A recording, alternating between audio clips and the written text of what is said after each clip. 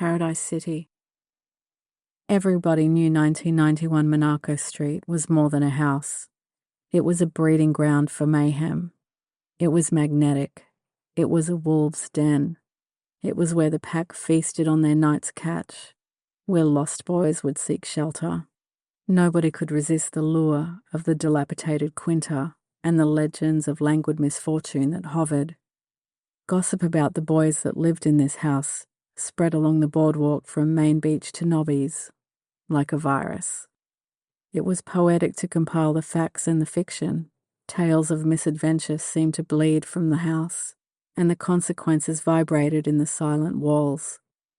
The reality, of course, was always less fantastic, but notable when recalled. There were always whispers. They sold weed, they surfed, they skated, they hitchhiked, they woke up lost, had mongrel dogs, smashed cars, wandered. They surfed every dawn. They surfed at night, pulled bongs for breakfast, robbed stores, stole cars.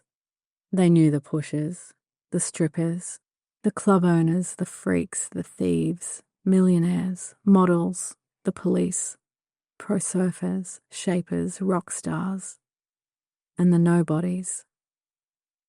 They were watched. They were chased. They smashed stuff. They burned stuff. They dumped stuff.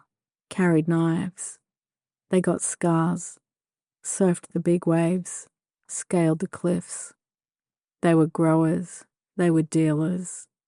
They were stoned, abandoned and feared, desperate for connection, for freedom, for family, for belonging. It was all true. Racer, the lankiest of them, was working on a surfboard blank in the makeshift shaping bay installed under the house in Monaco Street. His hand, white with fiberglass dust, carefully guided a rip of sandpaper along the length of the rails before caressing the pristine surface. His sinewy limbs were always the first thing noticed about him, and with his protective face mask, he looked like a praying mantis. Some would say he moved at the same speed. He would spend weeks shaping one surfboard, but this was nothing to do with his sloth-like pace. It was his strong work ethic. He was a born craftsman. One side of the workshop didn't have a wall and was exposed to the ignored side yard of the house. It was sealed with a sheet of clear plastic, taped to the house frame. The plastic sheeting could barely breathe under the film of fiberglass dust and the smell of resin that cut the air. It filtered the hot sunlight as it punched in from the west. The opposite wall of the shaping bay had the advantage of a solid wall, which connected it to the main house. The length of the wall was fixed with racks displaying a quiver of surfboard blanks hand-labelled with their future riders' names: Tora, Ollie, Skinny, Jay, Racer, Frankie, Muzzer, and Digger. Magazines were crudely dissected and stuck to the wall above the workbench. There were pictures of idolized bikini models and local girls who had made it to the hallowed pages of Penthouse. Wow, there were a few. Racer's favourite was Samantha, a brunette thin as a whip, with pert breasts, pierced nipples that grazed the sunlight, and a tumbling wave of ebony hair. In Racer's humble opinion, the best Penthouse page of her was the one where she was playing with a handheld shower nozzle on the back of a super yacht. The way she was captured guiding that water jet onto her pussy, like it was the best thing that ever happened to her, was pure art, and she understood art. Speaking of Samantha's pussy, rumour had it that she crashed her brand new Honda that she bought with her Penthouse money when her pussy got stuck under the brake pedal. Don't drive with cats, babe, Racer thought each time he gazed at her black curls. As engaging as the torn-out pages were, the pride of place on the shaping bay wall was reserved for feature articles about Tora Jones, ex-pro surfer and godhead of the house. The very youngest tenant of 1991 Monaco Street was Ollie. He was a runaway from DY in Sydney. He was no more than 15, but looked 11, with his flossy white hair sitting atop his olive-skinned frame like a ball of luminous silken thread. He was a sensitive child, until there was a surfboard under his arm. They said he was a mean surfer, ruthless on the waves, and had a hell of an appetite for winning. "Dude, racer, Tuna's here for his stuff," Ollie shouted from upstairs. "Hang on, man." Racer nodded already for Tuna's arrival. Racer finished, hung his face mask, and moved to the workbench that was completely covered in mismatched objects. It was a landing pad for things that had no place. Nobody knew why he was called Tuna. He was hard to find out on the streets, and when out in the surf, the others, even the wolves and hungry dogs, would give him all the waves he wanted, except for Tora. Tora didn't have to make room for anybody, and it was ironic that that's all he ever did.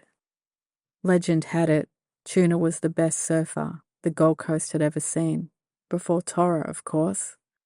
The girls would gush about Tuna like he was some kind of unicorn. His hair was unthinkably straight and golden.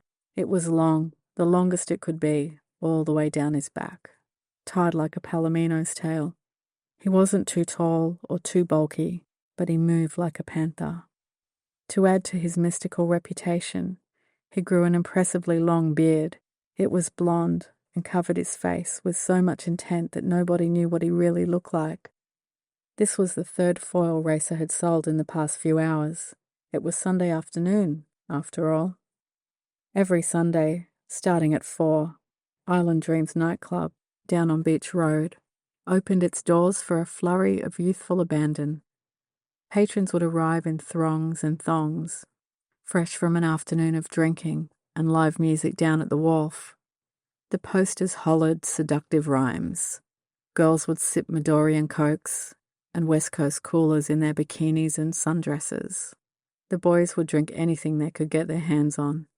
They were so ripped and on the prowl for something more, someone to hold, but not too much more, just enough to get them through the night. Some guys couldn't even wait to get their catch home, and they would only get as far as the soft, dark dunes. No need to complicate things. Racer stiffly opened the metal drawers that rested low under the heaving workbench. The squeaking rollers were grinding together with rust, unwilling to open without a scream. Racer pulled out a small brown paper bag bulging with the biggest asset in the house. He dipped his hand into the bag and extracted several small foil packages. He selected one and unwrapped it to survey its contents.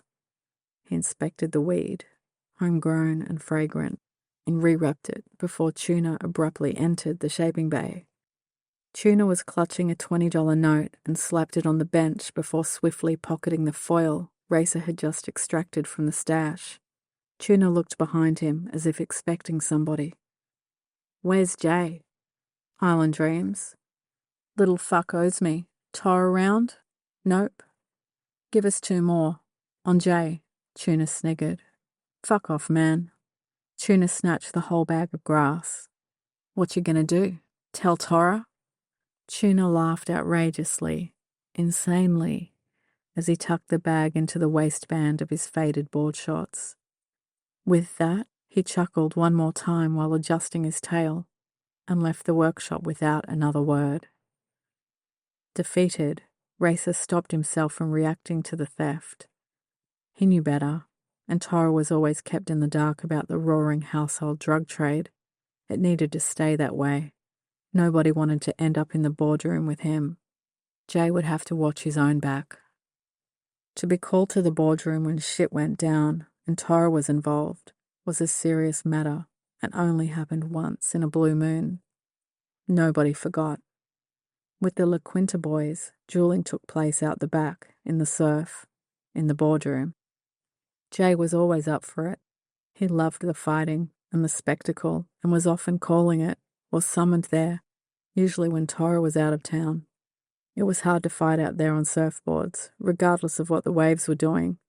It was a question of gravity and how much of a pounding one could take from fist and wave. The rules: no weapons, just your surfboard, no leg rope, and the best of 3 waves through first punch. Both parties always came back, but when Tora called it, without fail, something was broken at first strike: board, bone, tooth, reputation, pride. Tora was the tiger, unchallenged, unquestioned. Edie, ciao baby. Ash was early for her 1 o'clock appointment, tired and ruined like a forgotten teenage beauty queen. Her hair, decadently long and blonde with blanched strands of pink, once a shock of colour, had succumbed to the grief. Her eyes, so heavy and blue like a vintage doll, you would expect her to blink when tipped back and forth.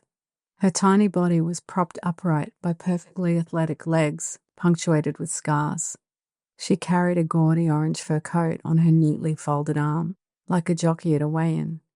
Edie found that coat for Ash while rummaging through a Paddington thrift store. So long ago, when she was still alive, before all of this, when orange was unobtrusive. The clinic waiting room was a shade of green never before imagined, and hopefully soon forgotten. The walls cast a colour that exuded doom for the ill to bask in. The fluorescent hover of light only gave way to the darkened corners, where the room's extremities quietly flaked and peeled. Ash expected the walls were aging in the most secret places, deliberately, as an act of awful self-preservation. In recent weeks, Ash had made a correlation between colour and truth. As the colour drained from her world, devastation set in. Dr. Lloyd was a strikingly bland character.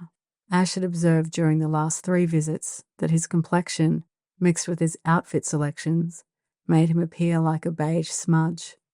The drone of his voice lived up to the expectations of the stale room. Words hit flatly against those green walls and slipped from Ash's memory. She was now fixed on the clock that was suspended like a halo above the doctor. At just 7 minutes past 1, Ash marvelled at the creep of time. It made her so tired. She was exhausted by the idea that there was another 7 minutes ahead. She searched the room, bleary-eyed, for something to look at, somewhere comfortable to rest her gaze. The high, narrow window brought no solace as it framed the dark clouds that marched toward the highlands from the sea. So for now, the crazed orange cuffs of her coat would do. There was nothing sympathetic about orange, and only seemed to stare back at Ash with overbearing intent. Dr. Lloyd was an old friend of her father, Henry Smith. They met in the university cafeteria during exam break, when Henry fainted after realizing he had a nosebleed. Henry had always been like a canary in a coal mine. This was consistently reflected in his reaction to life itself. "Living is not for the faint-hearted," Henry would say, amusing himself with the impression he was both humorous and philosophical. Unfortunately, being faint-hearted meant that he had neither of those fatherly attributes, and was known to faint often. The doctor pushed back in his chair and made his closing statement. He spoke in riddles for a long while, then sat forward, without the bother of standing up to indicate the session was over. Ash's face was invaded by a weak smile, made compulsory through the unseen forces of politeness. Otherwise void of emotion, she agreed with the doctor, closing her eyes and pausing with a slow inhalation before breathing out her words. "Yes, doctor, I will. In its time. A new path," she hoarsely recited. Dr. Lloyd removed his outrageously ugly glasses and suddenly rubbed his eyes as if a blast of sand had hit him. Ash was afraid the doctor would imminently show some emotion, which gave her an urgency to leave. She felt the weight of standing with a heavy heart and steadied herself by focusing on her ravaged Chuck Taylor All-Stars.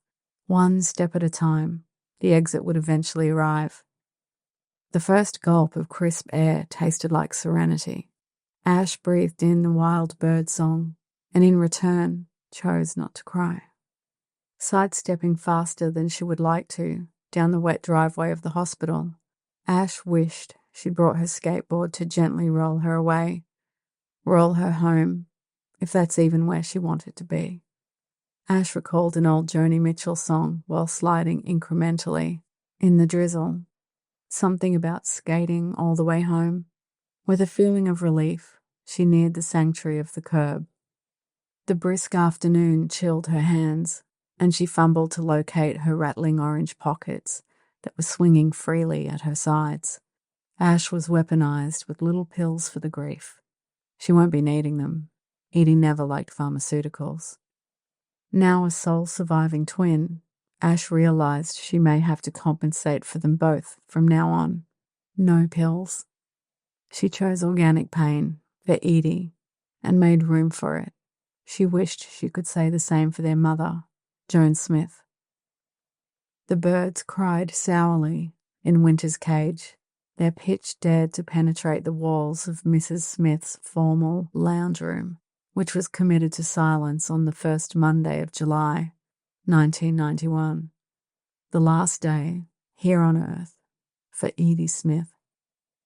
Daylight narrowly overstepped the boundary of the heavy floral drapes, interrupting the dim cloud of grief that had been carefully maintained by her mother ever since. The lounge room sat vacant, except for the relentless wall clock, persistent, like the birds. Nobody complained. Lined with richly flocked wallpaper and deeply coloured decor, the room set the stage for the tightly upholstered velvet couch. Golden and virgin, it was normally reserved for the parental intervention of the Smith twins. Overhead, and perhaps disproportionate to the room, hung a freshly framed photo of Edie in living colour. Beside it, a delicate crucifix, anguished and insignificant. A much smaller photo of Edie, with her identical twin sister, Ash Smith, sat on the walnut side table beside the telephone. Its receiver was off the hook, as it usually was of late, to maintain a sense of dark solitude. An arrangement of long-dead white roses with a sympathy card embedded sat to the side amongst a puddle of exhausted petals. The clock struck 2. The hour reverberated in the room without witness. Despite the careful perfection of this room, the door creaked as Mrs. Smith entered. Her high-heeled footsteps followed rhythmically and almost regretfully as the mourning woman wished for silence. She crossed the room and picked up the receiver to put it correctly on the phone. With the softest click, the Smith residence was reconnected and equipped for outpourings and the social logistics of bereavement. The Smith residence was the neatest on Bowery Street.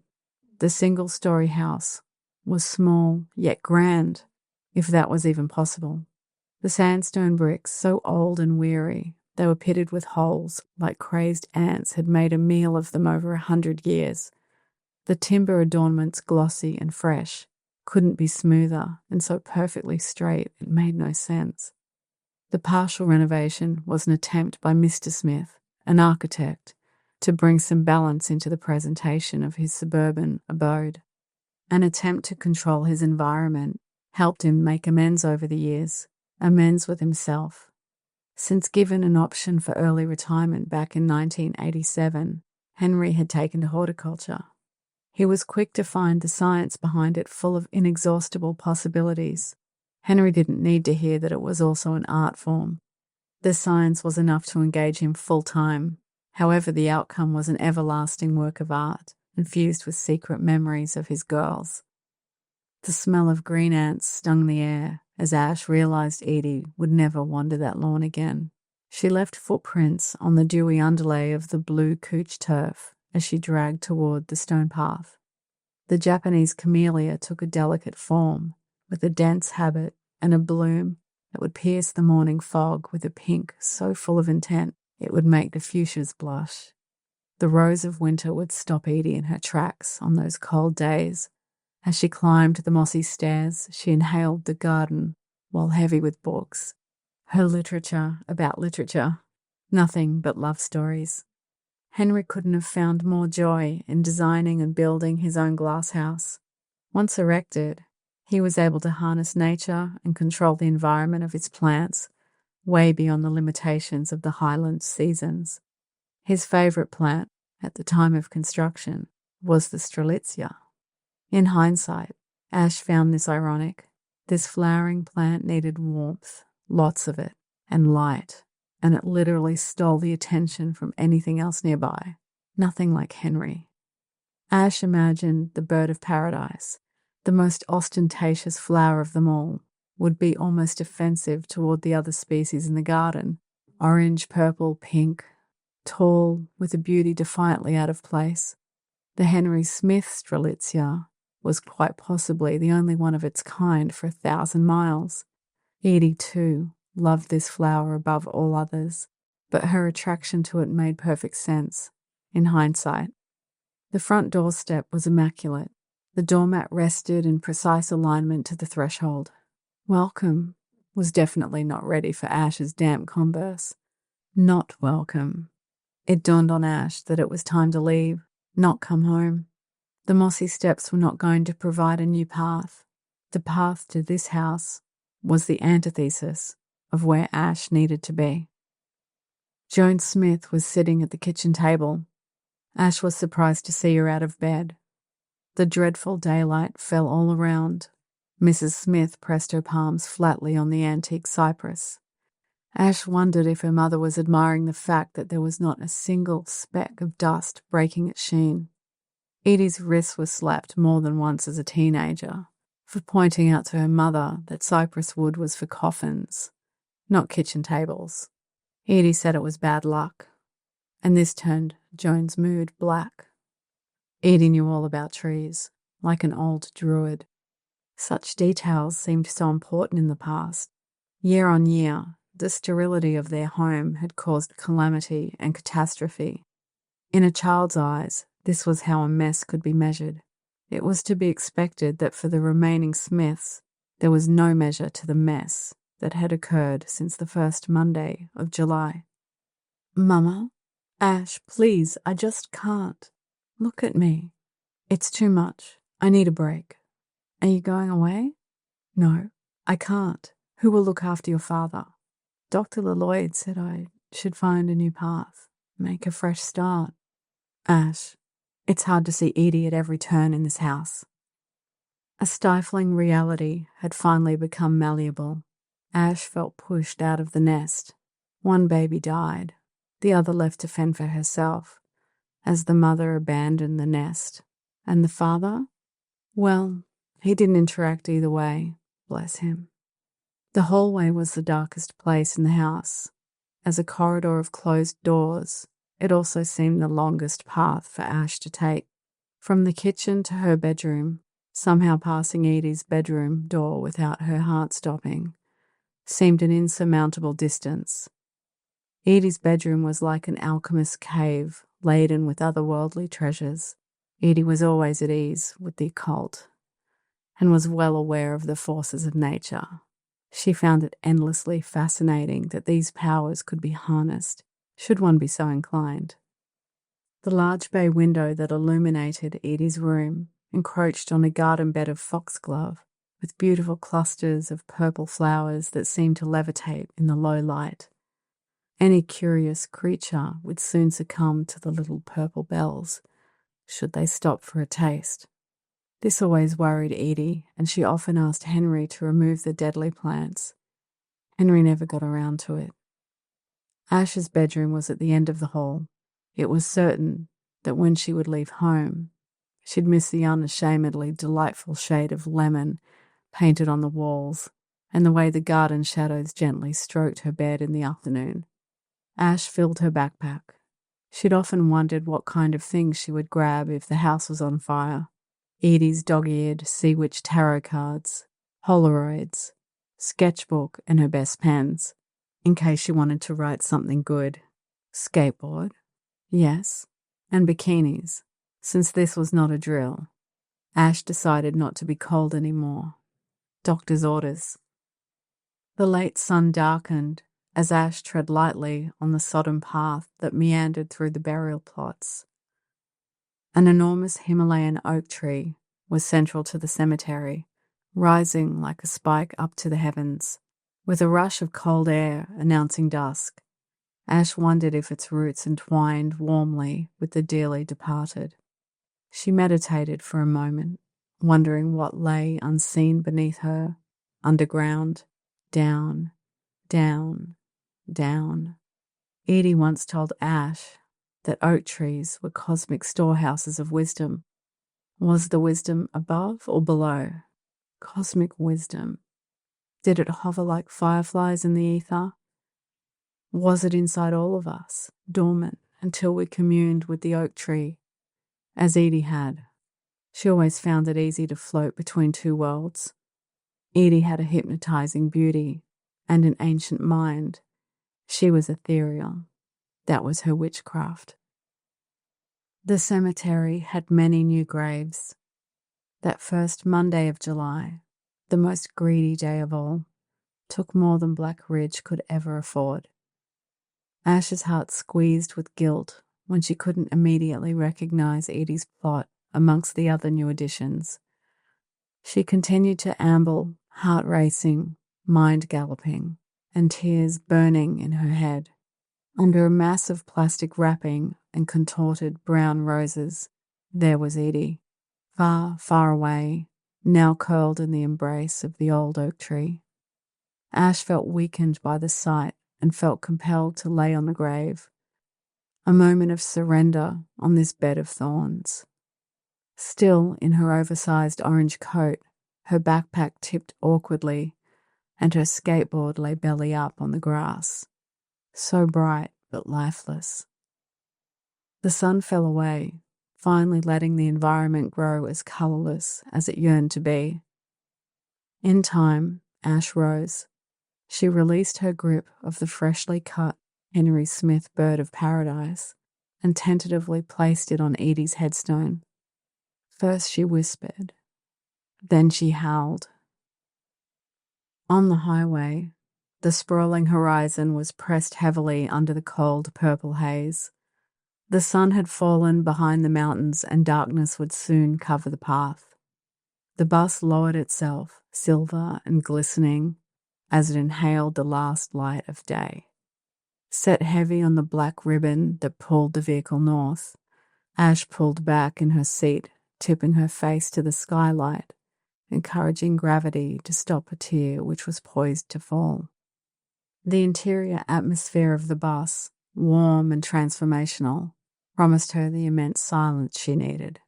The windows now only offered an internal reflection, framing a girl who refused to admit she was lost. The coach pushed into the night as if time and distance were one of the same and of no consequence. Just with her skateboard and backpack, Ash had flown the coupe, blindly and wildly, with a baseless trust that by forcing the hand of destiny would bring reward. As the bus heaved over a peak, the shimmering coastline was revealed. The coach felt like it had to walk down the mountainside, but the passengers didn't mind as they feasted on the horizon, drinking in the possibilities of the new day. A road sign peppered with bullet holes leaned into the undergrowth. Gold Coast, 40 kilometres.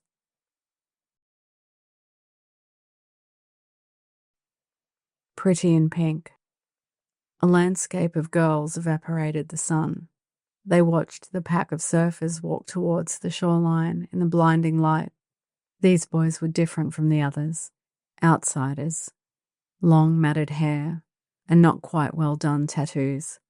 Their posture arched like hungry wolves as they scanned the heaving waves. Their sharp jawlines cut through the air ahead of them as they closed in on their lover, the sea, with wetsuits half on, like shed skin, dangling from their hips. They had narrowed their focus and chosen their prey. Impossibly tanned and lean, the 5 young men reached the frothing edge as she beckoned them in. The water retracted, leaving the sand gasping, and pockets of air escaped in small explosions around the surfers' feet. The wolves put their surfboards ever so gently on the white sand. They adjusted their armour without a sound and engaged. Out they paddled fiercely, like a flock of gulls closing in on a decanted fish, before escaping out of view under the pounding waves. The sea, now wanting to overthrow them, pushed back with every breath. before drawing them inside her. From the shore, it looked like a fight. From the water, it looked like love, as the surfers immersed their bodies forcefully into her curling embrace. One of the surfers broke away from the clutch. Jay was searching for more. There were days when the sea was not enough. She didn't throw him the challenges he craved. He liked it when she hit back forcefully, in unmeasured response to the rage he expected her to dissolve. With a clenched jaw and a fierce paddle, his spirit involuble, trapped in the confines of his body. Today, he felt explosive, invincible.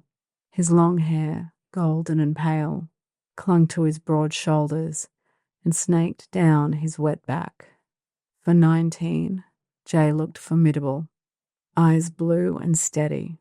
A heart-shaped mouth softened the blow of his triangular face, which reinforced his intimidating posture.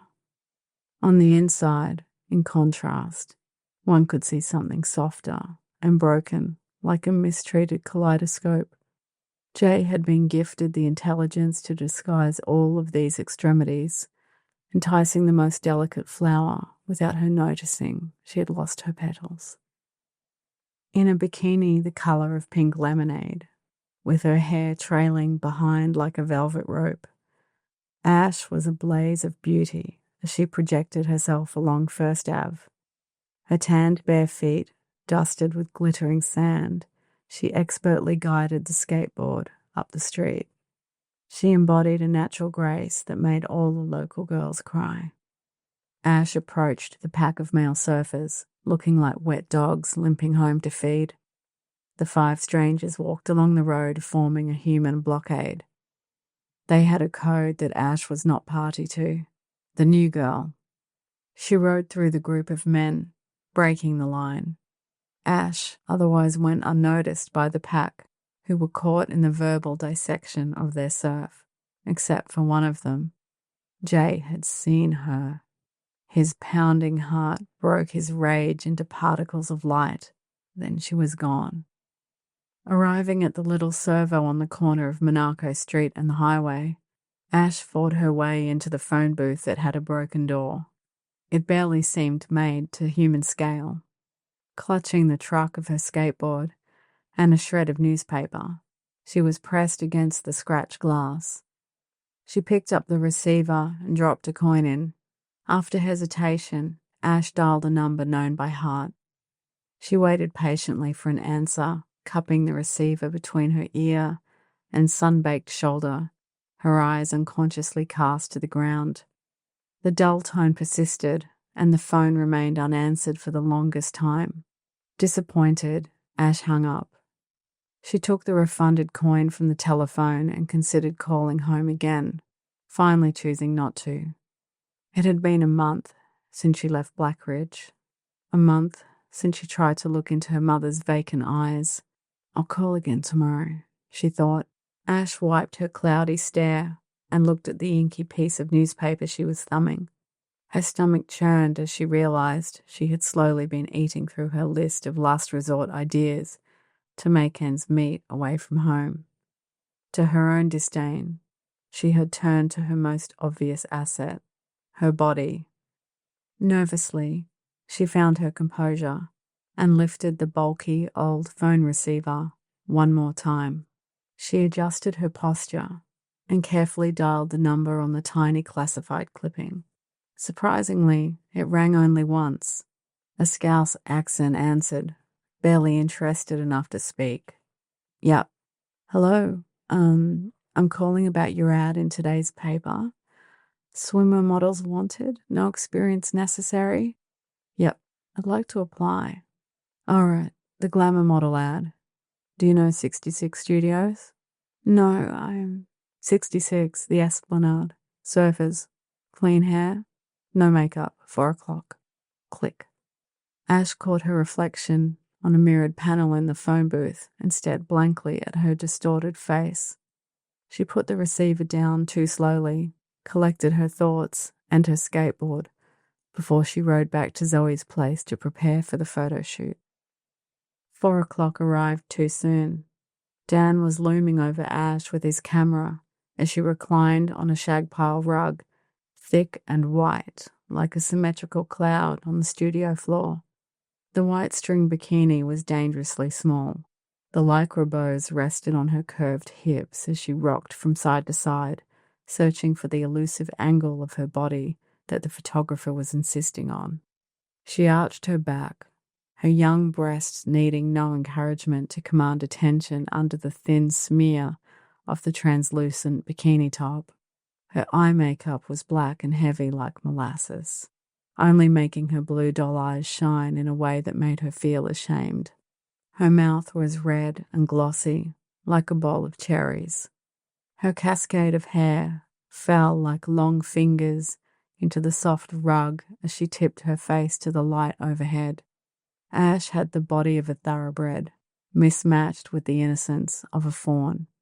She didn't know her power in a superficial world and continued to cower under the ravenous gaze of man. Through all of this, Dan finally concluded that Ash was too tense. In response, she awkwardly changed position under his impatient voice. She swung her hair and lifted one knee for a moment, flexing her left flank and causing the photographic assistant to look elsewhere.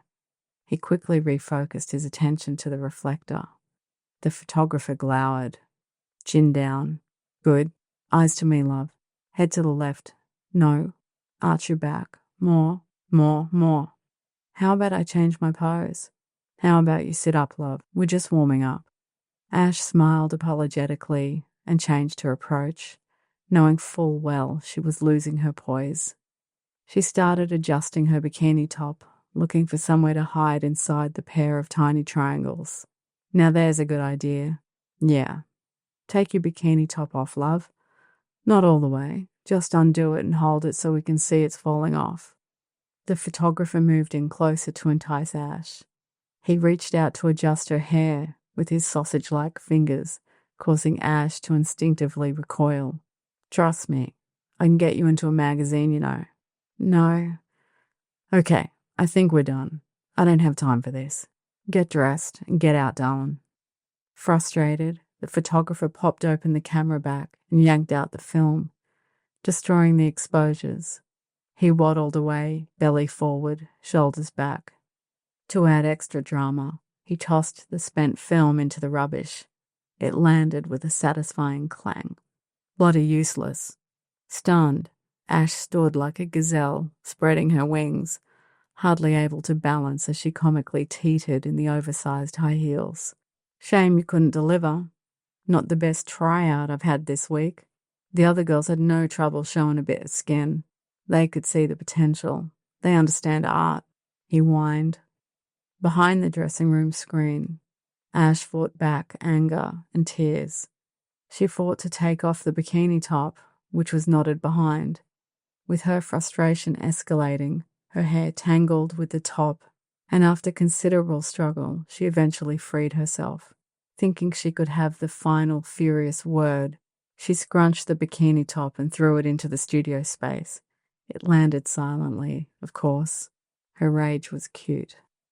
Once dressed in her clothes, she humbly stepped away from behind the screen and looked helplessly at the disheveled photographer. Sorry, darling. No pics, no pay. No, wait. I need the money. Please. I'm sorry. Ash picked up the thrown bikini and meekly handed it to him. He snatched it like a spoiled child. Not my problem. You got a lot to learn, Angel. Ash backed out the door onto the pavement. The sun was low and the palm tree shadows were creeping. Ash wanted to let go and just break down. She wiped her eyes and started walking. As she paced, she fixed her hair, removing the pigtails and ignoring a couple of guys who were taking a long look at her. She wiped the lipstick from her cherry mouth. Her panda eyes were growing darker as she strode forward. She wished she could vanish, like Edie. Ash stepped onto a Surfside bus, walked down the back and sat exactly in the middle. The sunlight pushed in and filled the empty seats. Meditatively, she enjoyed the warm light on her smudged face. She gazed out the window, watching lines of palms and lampposts rhythmically passed by. Beach Road, the driver called. Then the bus jerked to a halt. Ash clambered toward the exit. Come as you are. The nightclub entrance always looked strange in the late afternoon half-light. That moment when a wash of greyness takes hold, before the night, and covers the day's imperfections with a nervous sleight of hand.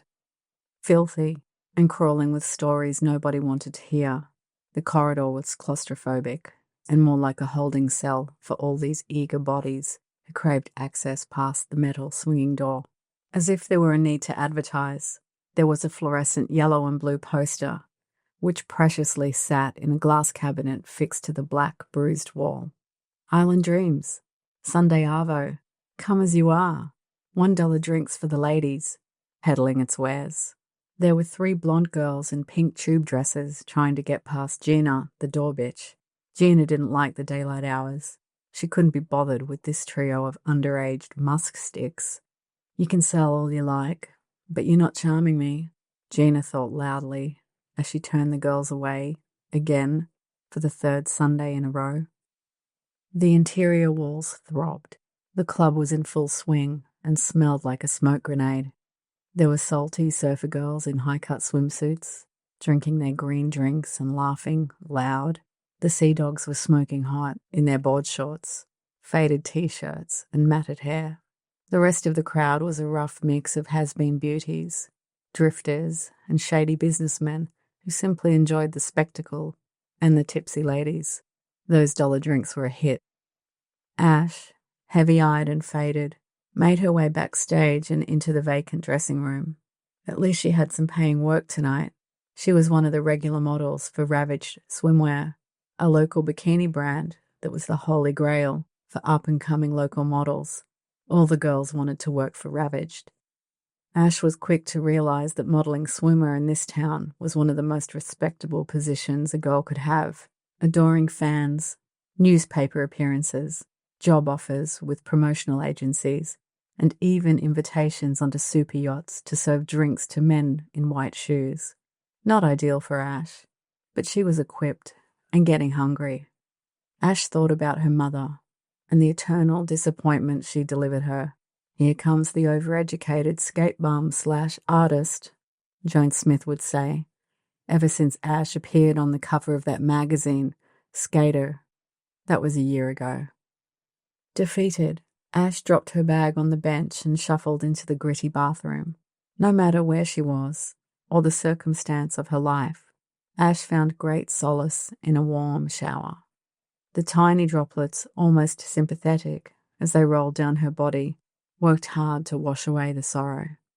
She ran the water hot, with a desire to cleanse it all away, expel Edie's death and the snowball that followed. Leaving home had been a split decision. She chose not to call it running away, but in reality, she knew that's exactly what she did. She ran away, thinking she could escape something insurmountable. Under the steaming bullets of water, the remaining black makeup ran down her face as she finally released the pain. With a surge of grief, a ball of lead seemed to leave her chest with a jolt. Was that my heart actually breaking? Ash started to sob. There was a wash of emotion, as if everything had hit her for the first time. She leaned against the back wall of the shower and sank down in despair, naked and shuddering with tears. Jay chose the staff-only entrance and swiftly entered the club. He knew Gina had grown weary of him long ago, since that night he punched the glass cabinet door to take down the poster. Best not to get into the reasons. The loud music was a force as Jay entered the club. Zoo People, the band on stage, was thrashing out a song ferociously. Johnny, the lead singer, looked like a misfit. He was Japanese and a serious-looking dude, tall and lean, with a dark demeanour. He glared at the audience as he growled into the microphone. He thumped with his voice as the tightly herded sheep slam-danced. Johnny Sato had lived on the Gold Coast for 10 years. He moved from Tokyo when his father bought a golf course in the early 80s. Johnny was used to being an outsider. Being an outsider amongst outsiders worked best for him. He lived to his own rhythm. God knows he could afford to. Johnny only spoke when he had to say something. He truly believed actions spoke louder than words, and was sure to live by this golden rule. Johnny was Tora Jones' best friend. Tora spent his formative years in Japan with his mother, Myrtle Jones, a highly respected news correspondent, before he returned to Australia at 20 years old. Johnny and Tora first met at Narita Airport. A flight delay before heading back to Australia was the conduit. Johnny had Tora upgraded to first class so they could continue their conversation across the Pacific. The pair drank Suntory and smiled all the way home. Jay worked himself into the motley crowd before he passed his housemate Ollie, who was with a mousy-looking girl called Emma. He'd made an early catch, although, in Jay's opinion, could have done better if he waited just a little longer. Emma looked like low-hanging fruit. "Hey, Tora here?" Jay inquired, trying to appear nonchalant. "Hey man, nah, he split. He's got that early flight. Today ripped." "Yeah, for sure." Deeper into the crowd, Jay felt assured he wouldn't be running into Tora tonight. He was used to avoiding consequences, ducking and weaving from forces greater than himself, just to buy another day. He'd learnt that from his dad. Ash emerged from the shower feeling more relaxed, less volcanic. She slowly dried herself off before taking on the arduous task of preparing her mane in time for the show. Swimwear parades were easy money, if one could stomach it. All Ash had to do was go out onto the stage a few times in a bikini, skip out, wave her arms, a little hop, a little twirl, wiggle her ass for a moment. When she felt the guys had screamed sufficiently, she pranced off the stage like a show pony with its tail high in the air. "Quit while you're hot and make room for the next girl," her boss chanted as she clapped her hands together as if explaining to infants. "Leave them salivating." Zoe was an original Ravaged model, a veteran. She looked like she had an American Southern drawl, but she didn't. Well endowed with curves to die for, her copper ponytail lingered around her pearl throat like feathers, and her glittered shoulders moved sensually as she murmured sweet sentiments. Her bright eyes, a luxurious shade of emerald, made her look like she was in a constant state of ecstasy. She had a pout that made all the local girls green with envy, and if they weren't destroyed already, an ass that could set off sirens. She was from Logan, and they all resented that. Ash was having a tangerine bikini top tied by Zoe, who was standing bare-breasted before the Hollywood mirrors. Showgirl erotica shone back as Ash glimpsed at their sizzling reflection. Since day one on the coast, Zoe had been Ash's rock. Ever helpful, she noticed Ash had been crying. She gently inquired as she adjusted Ash's bikini by pulling the Brazilian pants higher and narrower over the crest of her bottom. "Perfect. Are you nervous?" "I'm fine." Hiding her doubts, Ash stiffly smiled and applied her lip gloss again. "What happened today? How was the shoot? Did you find somewhere to stay?" "No, I didn't. I'm really sorry, Zoe. Can I spend one more night at your place?" "Oh, I don't think so. I don't know, Ash. Maggie's getting pretty anxious about extra people in her place. There's a hostel just up my street. Pretty sweet place, I think. They close early, though. Don't you miss that last bus?" Ash responded with a warm look, trying to appear understanding. She jumped subjects as she looked into Zoe's eyes, reflected in the mirror. "When do we get paid?" "End of the month." "Now, get out there and show 'em who's boss. Hey, you look great." Zoe tapped Ash's tangerine behind. The music changed to something more bouncy. Ash moved toward the side of the stage to wait for her cue. She adjusted her posture and further elongated her slender body for a moment. Johnny exited the stage and paused as he brushed past Ash in slow motion. Their eyes met. Johnny looked at her with an assessing gaze, expressionless. Ash was taken aback by his intense eyes, his face completely closed. He continued into the dressing room, soon followed by his drummer, who had a helmet of red hair and a body like a drought-stricken tree branch. "What do you mean I played too loud?" he cried, following Johnny through the dressing room with a contorted face. Johnny didn't turn to acknowledge him. Instead, he held up the drumsticks and snapped them like twigs. The stunned drummer, with his flailing arms, almost dove to the floor to retrieve his sticks. Johnny stood and watched, without amusement. Ash skipped onto the stage. She felt almost lifted by the roar of the crowd as she pranced on her toes under the spotlight. She couldn't see the whistling crowd for the brightness, nor the game show host-inspired DJ who loudly announced her appearance. "Introducing Ash, modeling this tiny bikini by Ravaged Swimwear. Thank you, Ash. Hope you're loving Surfers, because Surfers loves you," he blared. Jay was in the crowd, like a stone. He was mesmerized by the vision of her. The hypnotic sway of her body and the swing of her hair was enough to floor him. The guys around Jay were cheering while he was paralyzed. His guard was down, and his seawolf instincts were curled up tight in his heart as he rushed through tactics. Ash disappeared from the spotlight, and Zoe took it. Backstage, Ash prepared to leave the club. She undressed and put her new tangerine bikini in her shoulder bag. They were part of the payment. Foreign currency a month ago, she mused. She knew she had to hurry. That last bus had a reputation for running on its own ghost schedule. One night at the hostel wasn't going to kill her. Ash had made peace with the idea. Besides, she had a job trial tomorrow at Cult Kitchen, the most hip cafe on the coast, so onwards and upwards. Ash worked her way into the crowd to leave. Jay saw Ash making her way through the club, heading for the door, and soon she escaped his view. He was closed in by waves of dancing and drinking revelers. Jay started to push through with desperation to catch up to her.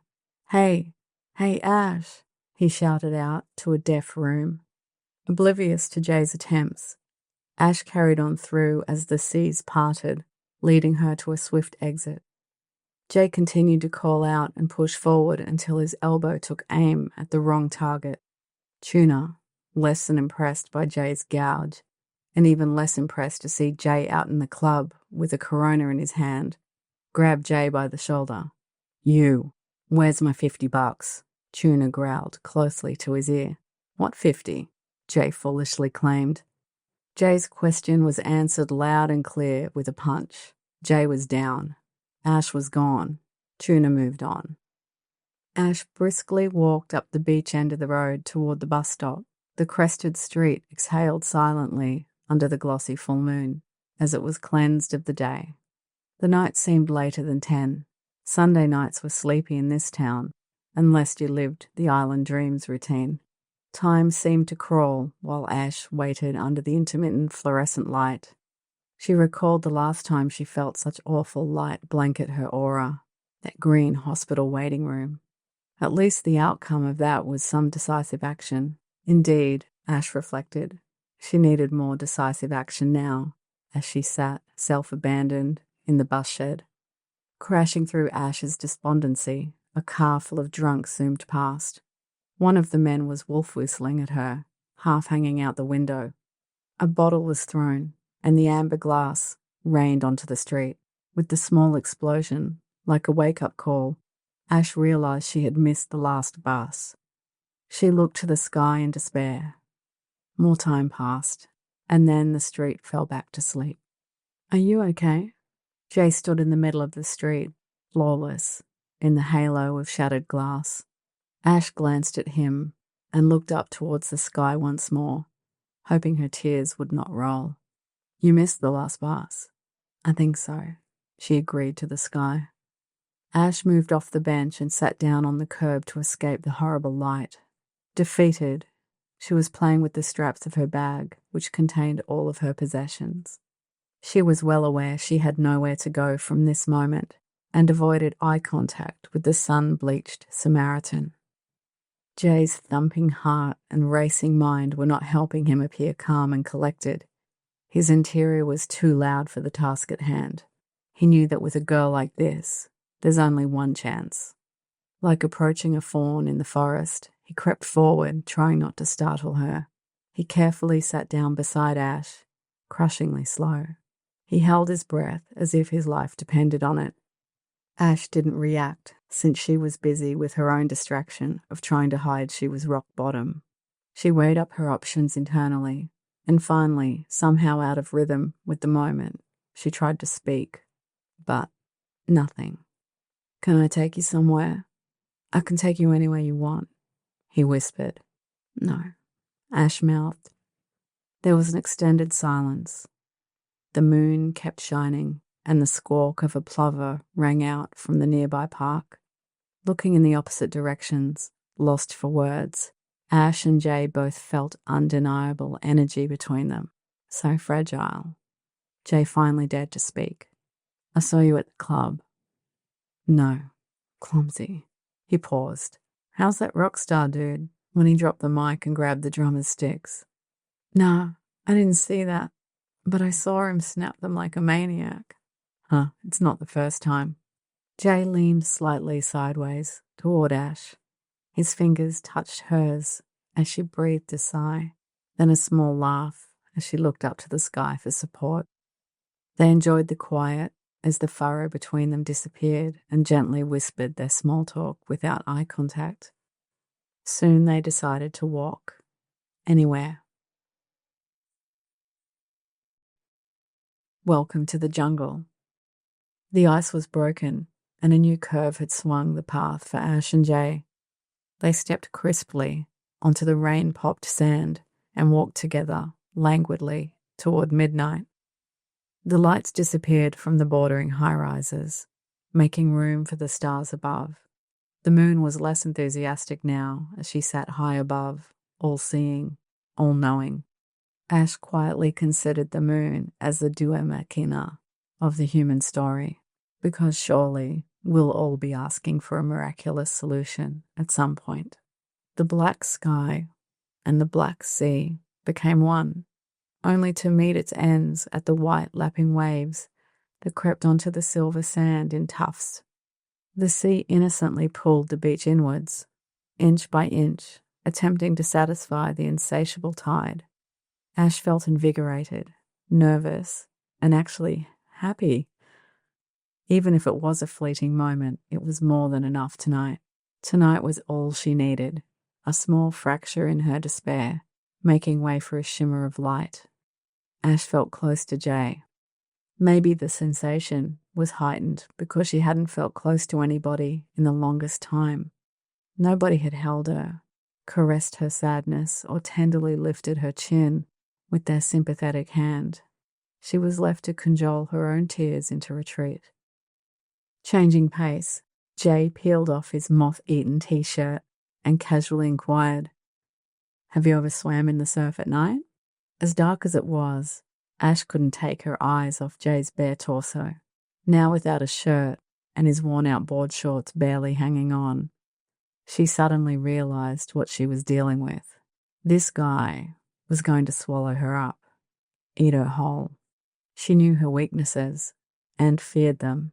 She also knew she had impulses when it came to boys like this. Ash looked at the tattoos that were engraved in smoky green on his perfectly rounded corners. "Oh my God, this one is just like a drawing I did. That's so weird." She dared to reach out and touch a tattoo on his shoulder. "You draw? Cool. Where you from?" Jay seemed a bit embarrassed. He paused to look closely at her face, and he tensed again as he remembered the little form that he was dealing with.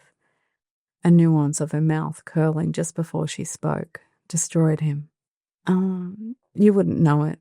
It's down south of Sydney, in the Southern Highlands. It's nothing like here. Black Ridge." "Geez, that's a big move," Jay gawked. "I suppose." Jay turned and started walking with Ash again. He momentarily forgot about his swim and discarded his tea 50 meters back as he immersed himself in her. "I've been here for as long as I can remember. We moved heaps, but always around here." "Why'd you move?" "Fresh start. What better place?" Ash swung her arms wide to the horizon of low towers that huddled behind the evening dunes. It's a hard place to leave. Without warning, Jay took off, running into the black waves and out of sight. Ash's smile faded after a few moments of not being able to see him. She started to walk closer to the shoreline with the cold froth bubbling and dragging beneath her feet. She could see nothing but white peaks intermittently catching the distant moonlight. Ash was panicked to the core. She was trembling. Jay had disappeared, and it felt like an eternity. She stood in the shallows, clutching her bag and scanning the darkness. She wanted to cry. She felt as though she had left her body, observing her panic, realizing it was a pure, irrational fear. Then she heard him, and all the blood returned to her face in a flush of warmth. Joy rose to her mouth. "You!" he cried loud enough for the whole beach. Ash turned to see Jay triumphantly running towards her, more visible the closer he got. She could see he was in his element, dripping and almost naked if it wasn't for those tattered board shorts that were ready to come right off. As Jay approached Ash, he could see she was upset. He was exhilarated, his body shimmered, and she reached out to touch his wet heart with her cold palm. "What's wrong?" he asked. Ash was unable to say anything reasonable to him, so she chose silence. Instead, she took hold of his wrist and guided him closer to her. Face to face, Jay caught his breath and held himself dangerously close to her body. She didn't retract. She stood firm, not cowering from the intensity of the moment. She wanted him. She took him and kissed him. Ash was no fawn. His heart-shaped mouth must have been the softest thing about him. This was the tenderness Ash craved. She kissed him decadently, like she'd known him forever, deeply and unreserved. He responded in a way that surged a blind force through her. Everything lit up for Ash as Jay let go of some precious restraint. The only obvious thing to do next, in Ash's racing mind, was to guide him down onto the sand before straddling his wet hips. When she could feel his pulsing body beneath her, she knew they shared undeniable chemistry.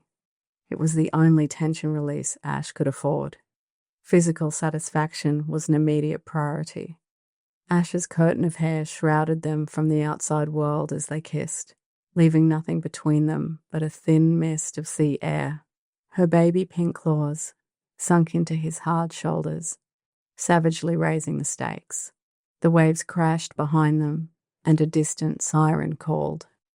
Ash gripped his body with all of hers, and he knew the hunt was over. A delicious struggle was to ensue. He wanted to take her home and feast forever. The darkness settled around them as the moment calmed. Jay put the brakes on and revisited his tactics to get home. Entwined on the sand, he warmly stroked her hair as she draped her body over his. "I lost my sister, and people keep telling me that life goes on. But for me, that's the saddest part. I know there is no happy ending because now my parents are stuck there. And so I'm in this stupid, shitty ending. I'm looking for my happy start." She placed a whispered kiss on his attentive ear. "I needed this move. It felt like my last chance." Jay closed his eyes in search of words. He felt empty of the kind of words she needed. He wanted to speak of love and sex and eternity. He wanted to speak the most beautiful words, but they escaped him. "I'm sorry." Jay wiped the hair that crossed her face. "I know it feels like you're never going to see the sunshine, ever again, but you will. And you will by spending time with people who care about you. I learnt this from living without my mum." Ash pulled herself upright, still pinning him with her slender bronze thighs. Her shirt, now wet from pressing onto his skin, clung to her. She looked into his eyes and tentatively shared a hopeful smile. "Yeah? Okay. Show me sunshine." Her voice barely audible over the sea. Jay had a devilish grin which gave Ash sparks. He hesitantly released his sensual grip of her sandy legs and raised himself onto his elbows, thinking. He looked over toward the distant beach car park. Let's go to my place. It's not that far. Ash accepted. It was a savior, at least for tonight. They walked through the deserted beachside car park outside the surf club. It was often full of holidaymakers, station wagons, and cars left there for a few days by residents of the crowded beach towers nearby. I know I parked my car around here somewhere. Jay scanned the sleepy car park. Ah, there she is. Jay approached the white Toyota Corolla with shopping trolley dents and a box of tissues on the back window. Just go round the other side. My door gets jammed. I'll just be a sec. The car door wasn't opening, and Jay calmly held Ash's gaze while his hands were doing all the work. After a few moments, Jay cracked open the door and jumped into the car hurriedly. There was more fidgeting before the engine kicked to life. A kitsch mirror ornament of a white rabbit lasted about 2 seconds before Jay pulled it down and thrust it under the driver's seat. Ash waited to be let into the passenger side, amused that he was so disorganized. Immediately, Ash realized Avalon was playing in soft, crumbling sound bites. She turned up the radio just a little. Wow. My sister loved this song so much, Ash beamed. Oh yeah. Jay had no idea what song this was.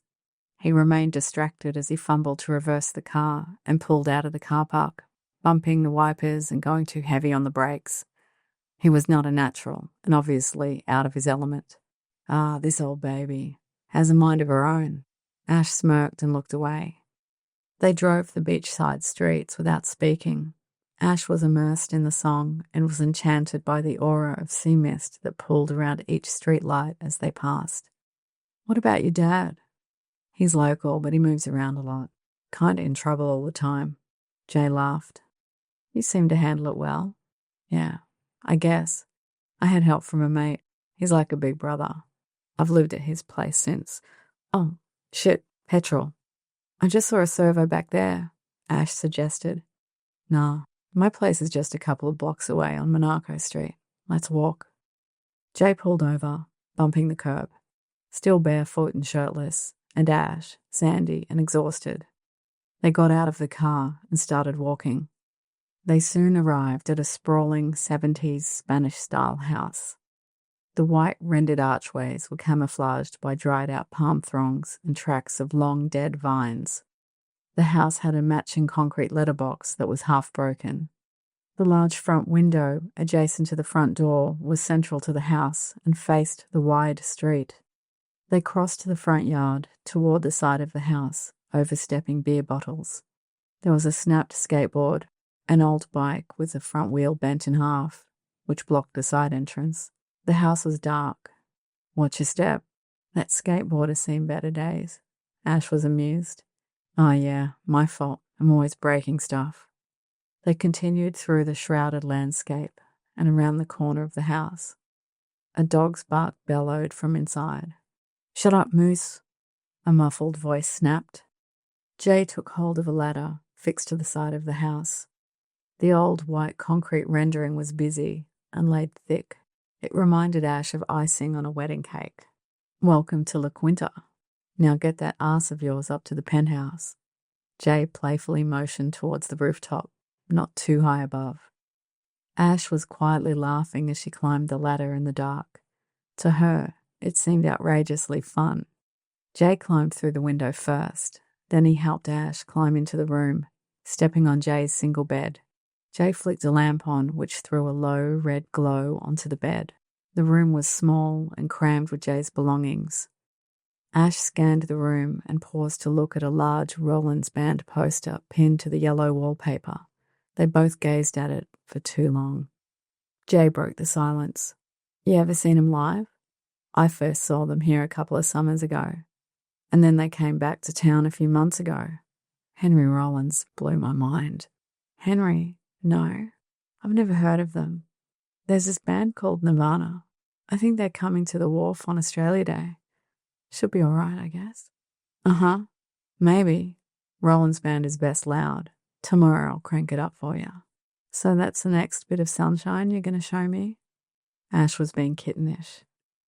Jay stepped closer to Ash and held both her hands tightly. No, this is. He moved in fast and passionately kissed her neck that glowed flamingo pink under the rose lamp. His wholesome kiss turned into a gentle bite. After a brief hesitation, Ash engaged and put her arms firmly around his broad, naked shoulders and tenderly kissed the salt from his warm skin. Jay reached down and pulled the sandy bedsheets back before he guided her with his mouth down onto the narrow bed. His weight pressed on every inch of her as she anticipated the next move. He grabbed the pillow from beneath her head and tossed it to the floor. Kneeling in between her legs, she gasped as he pulled her roughly toward him with strong and confident authority. After a few moments, Jay lifted the sheets over their heads, cocooning them for the first time. "You're so beautiful. I want to hold you tight forever," he barely whispered. She was now in his world, a cotton cave for two. He kissed her mouth, exploring with his hands the elegant stretch of her torso. He softly brushed her hair aside, and then her clothing. His mouth followed his decisive hands, and he feasted on Ash until the first bird announced the day, briskly and unapologetic. That was the last thing Ash remembered before she fell asleep in his grip.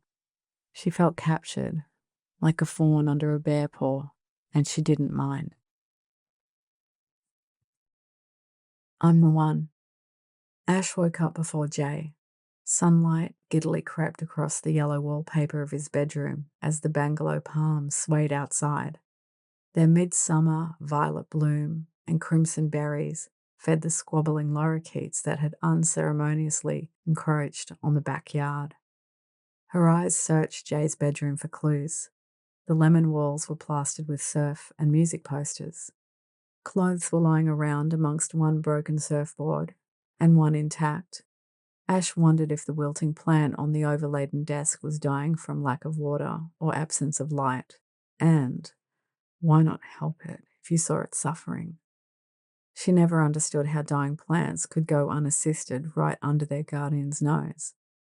Although small, it was to her a sign of poor character, capable of witnessing a slow death without intervention. Well, that's how it would be seen where she was from. She watched Jay's handsome face and flawless body breathe in the shared morning air. Ash slid out of bed like a sly cat, not wanting Jay to stir. The morning after is so confronting, she thought. Ash felt shy and wanted to avoid awkward chat. She really needed to find the bathroom without delay. She found her bikini and sundress and silently slipped into them without disturbing the atmosphere of the room. Carefully, she opened the bedroom door and crossed the threshold into a whole new world. She was inside La Quinta. The upstairs hallway was long and luminous. Most of the light was coming from a doorway opposite Jay's room. Ash stepped forward to see what lay ahead and paused to take in the new scene. The bedroom seemed unoccupied. Compared to Jay's quarters, the spacious room was impossibly organized and smelled like peeled mandarin. It was the enormous master bedroom of the old mansion, reclining in silence. Ash imagined that some time ago, the master bedroom would have exuded glamour, with new peach-coloured carpets so deep one may lose a pearl earring in it. The walls, masked with decadent silver geometric wallpaper, would have quaintly diffused the evening glow of a chandelier which dangled notoriously over the oval apricot and maple waterbed made for sex. La Quinta had become a tattered whore of a house. At 20 years old, she was filled with scads of orifices for young men's insatiable desires and was the shame of Monaco Street. Ash measured her quiet steps into the bedroom that was left humbly sparse by its tenant. The well-curated contents seemed oddly attuned to a parallel universe, one that had a sense of purity. Ash knew already that this room must be the sanctuary of the house, gated invisibly and left to absorb its own radiance. She wondered about its owner as she bravely sank into its confines.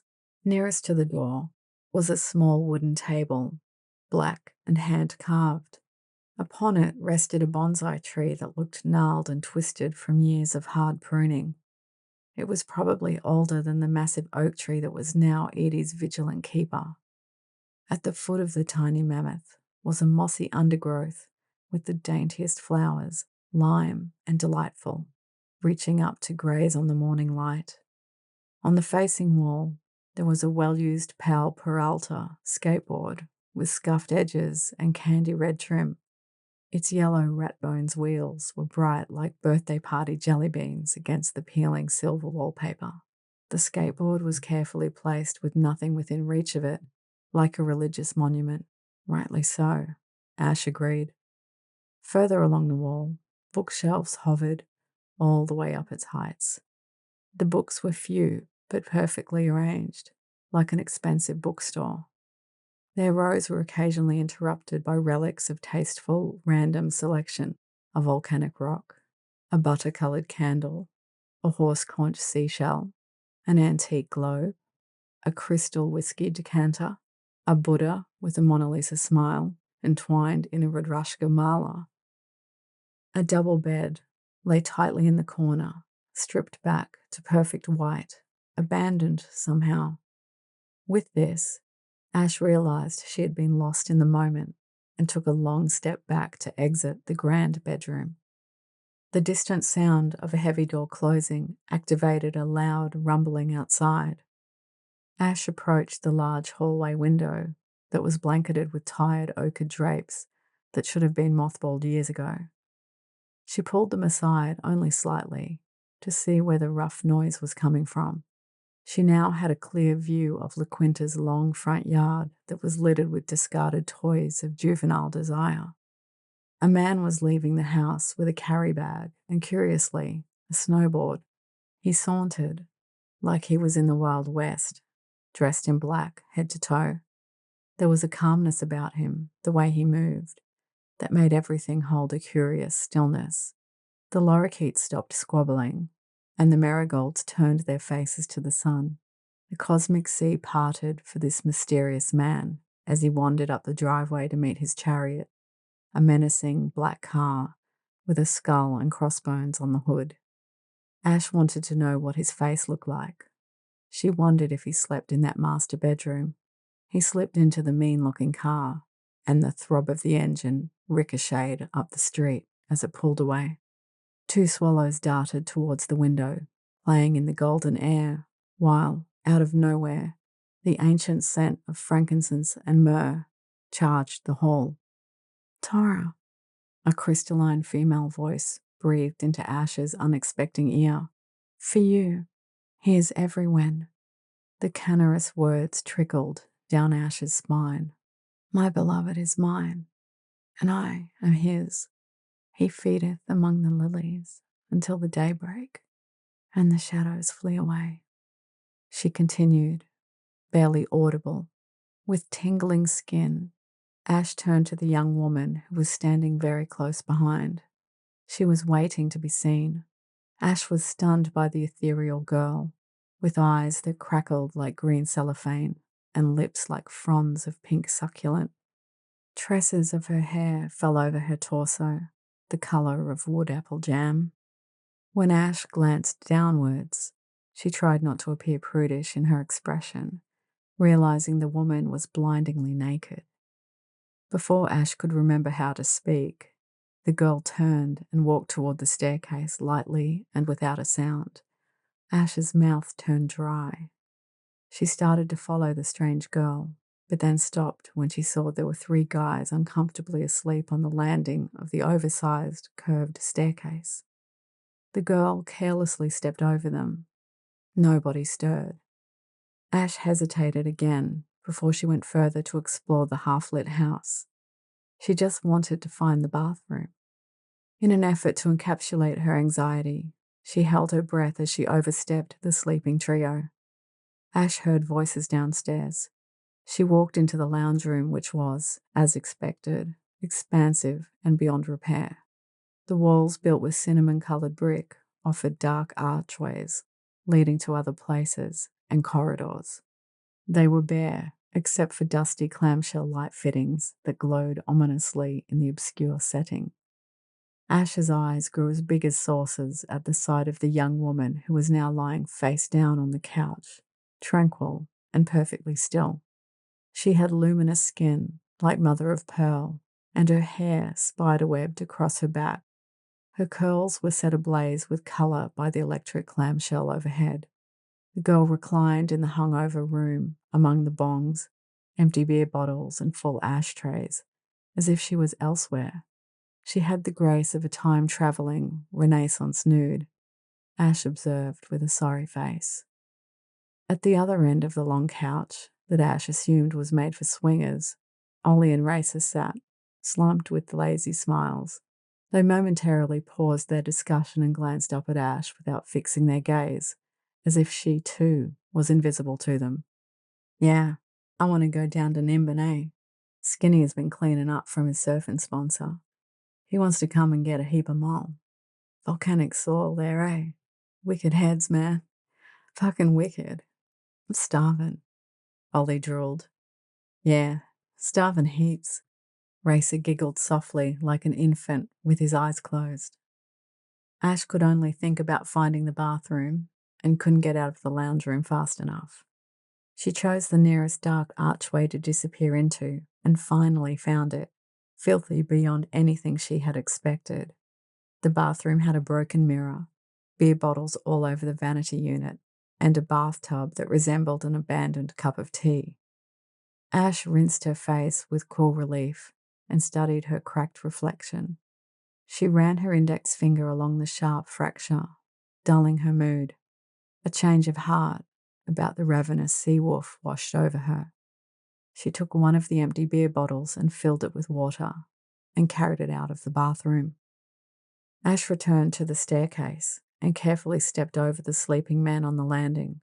She noticed that one had a blue swallow tattooed on each side of his neck, just like the pair that flew towards the hall window moments before, when the naked girl spoke her riddle. The sleepers didn't stir. Ash moved back through the house until she reached the vacant master bedroom. Kneeling down to look at the bonsai tree, Ash touched its leaves with fondness before pouring water lightly into its delicate soil. It reminded her of Edie somehow. Ash found it enchanting, how the sunlight caught the water droplets in miniature scale. The sun was high now, and she walked towards the window and gazed down on the disbanded front yard. She found herself reflecting on the man she saw out there earlier and turned to scan the room one last time. Ash picked up the skateboard and admired it, brashly giving it an expert spin in her hands and then gently putting it back before being distracted by the other artifacts. There were magazines piled on the floor under a cricket ball-sized quartz crystal. She picked it up and held it high in the sun's rays to see the coloured light refract inside. She closed her eyes as if to breathe in the room and the energy it seemed to give her. Ash looked down to see that one of the well-thumbed magazines, Skater, had her picture on the cover and was shyly amused. She replaced the crystal carefully back on top of her glossy, happy, one-dimensional face. Ash smirked when she realized she had touched everything within reach attentively, as if meeting a lover for the very first time. It was not in her nature to go into a stranger's bedroom, let alone start touching everything. She felt welcome. Ash tiptoed across the hall and entered Jay's room, which now had a block of daylight, threatening to wake him. She grabbed her bag, ready for a quick exit, and wrote a note using a page out of her worn sketchbook. "Thanks for the sunshine, X." Stealth, Ash glided up the hall with her cotton shoulder bag swaying. Her rose-petal toenails dug into the swirls of ancient aquamarine carpet as she swiftly approached the stairs that led to La Quinta's main entrance. And just like that, she was out.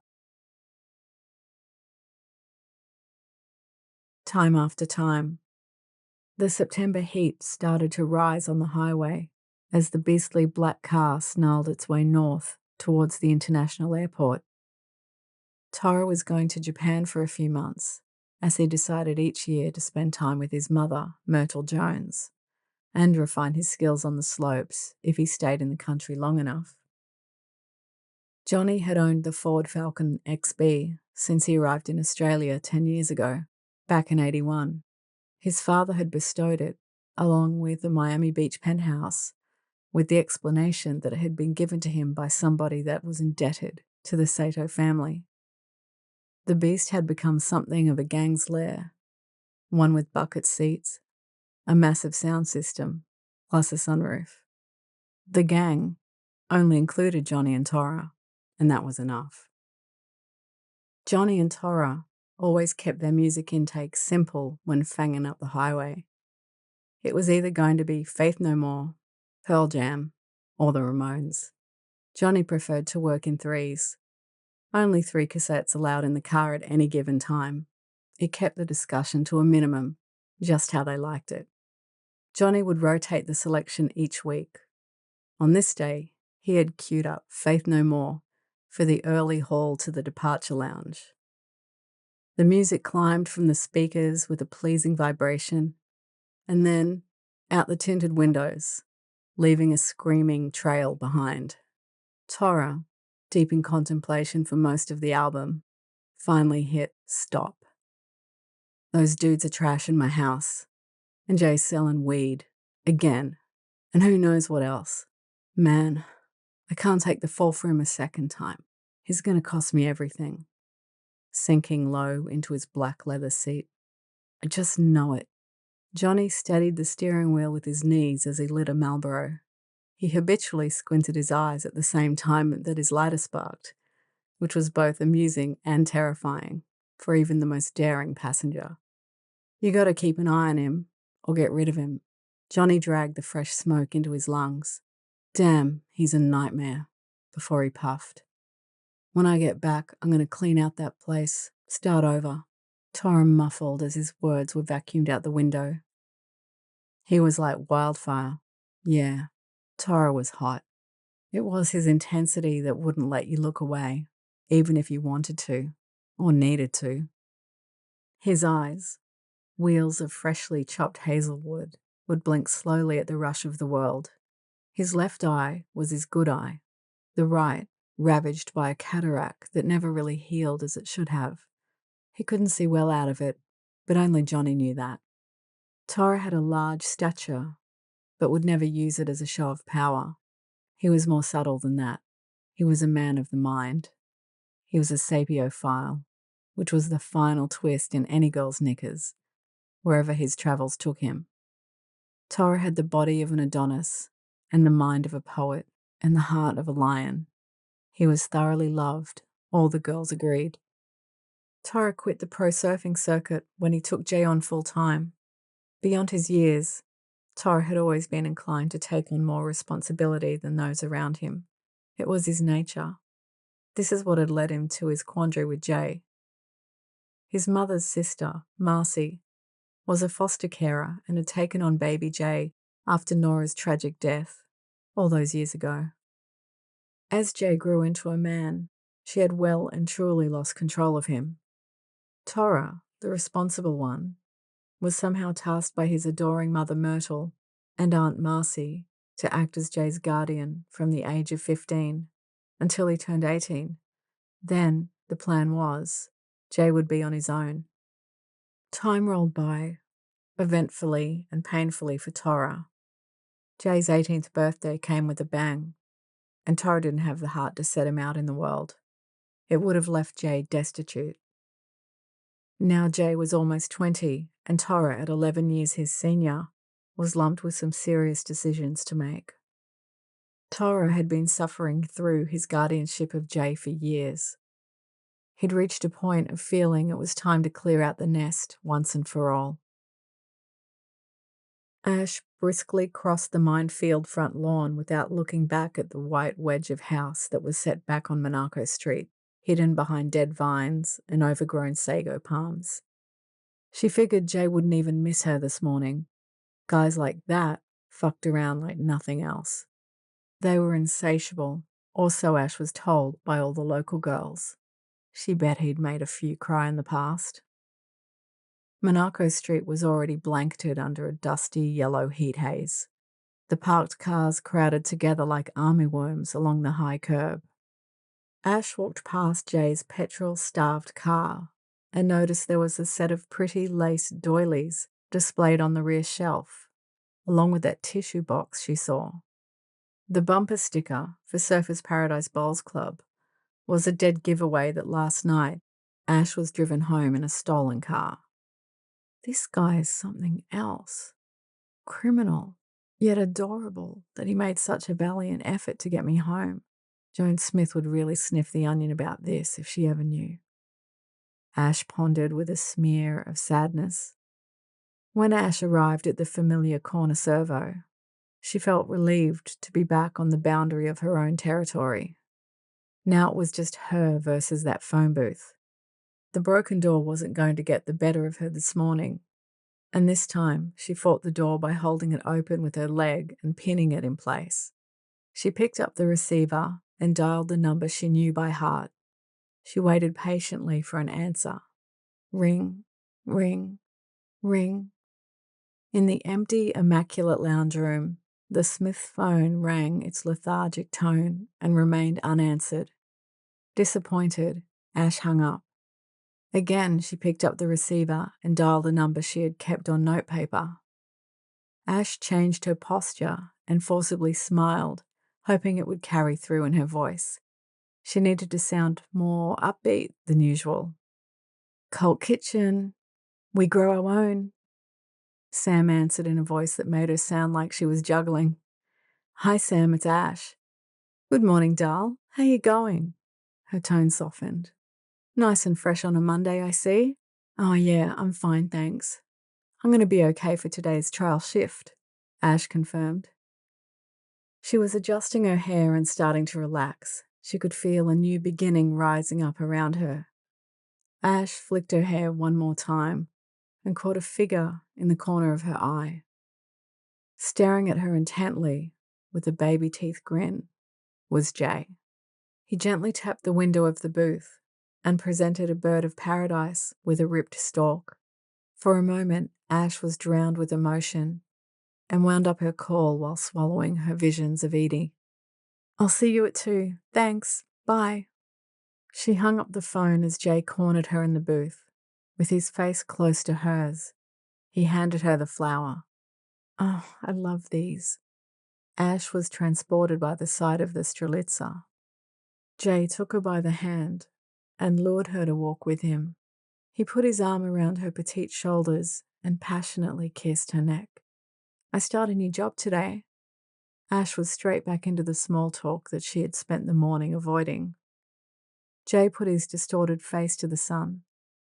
Let's go for a swim and hang out, he playfully suggested. Yeah, okay.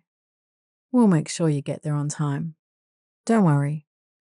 All right, let's go. Ash surrendered. Now, about this sunshine. Jay nuzzled into Ash as she returned a half smile, and they walked down the gentle slope of Monalco Street back to the house. When Ash and Jay arrived at the front yard, they were greeted by a large, rough-looking brindle staffy, a real coffee table of a dog. He was outside sunning himself until he saw the pair, and then, with a heartwarming effort, waddled to the curb while giving a yawned bark. Ash moved to meet the dog halfway, slightly bowing in anticipation of the encounter. Don't Moose will eat you up, Jay warned, half seriously. Oh, he's so sweet. Ash crouched down with the dog. Hi there, boy. Hey, Moose. Ash put her hand out to his muzzle, and it was reciprocated with a gently calculated lick. She started to pat the dog in long, affectionate strokes, with the response of a furiously wagging tail. Emma, a pasty-looking young woman, sheepishly surfaced from the house carrying her scuffed high heels from the night before. Her white dress fit like an elastic band and crept up her thighs with each step she took, requiring her to adjust it several times as she hastily crossed the wide yard. Ash flashed a smile at the girl as she passed, but the girl didn't respond with any happiness. She hurried to escape the La Quinta minefield, leaving nothing behind, not even a smile. Ash, how'd you do this? Moose is crazy for you. Jay marveled. That dog hated him. Come, I want to show you something inside. Ash followed Jay into the house. This time they used the front door. The sizable double entry was fixed in between two glass panels that were textured with what looked like the base of hundreds of amber beer bottles. She followed Jay through the cinnamon-bricked lounge room, which housed the enormous couch.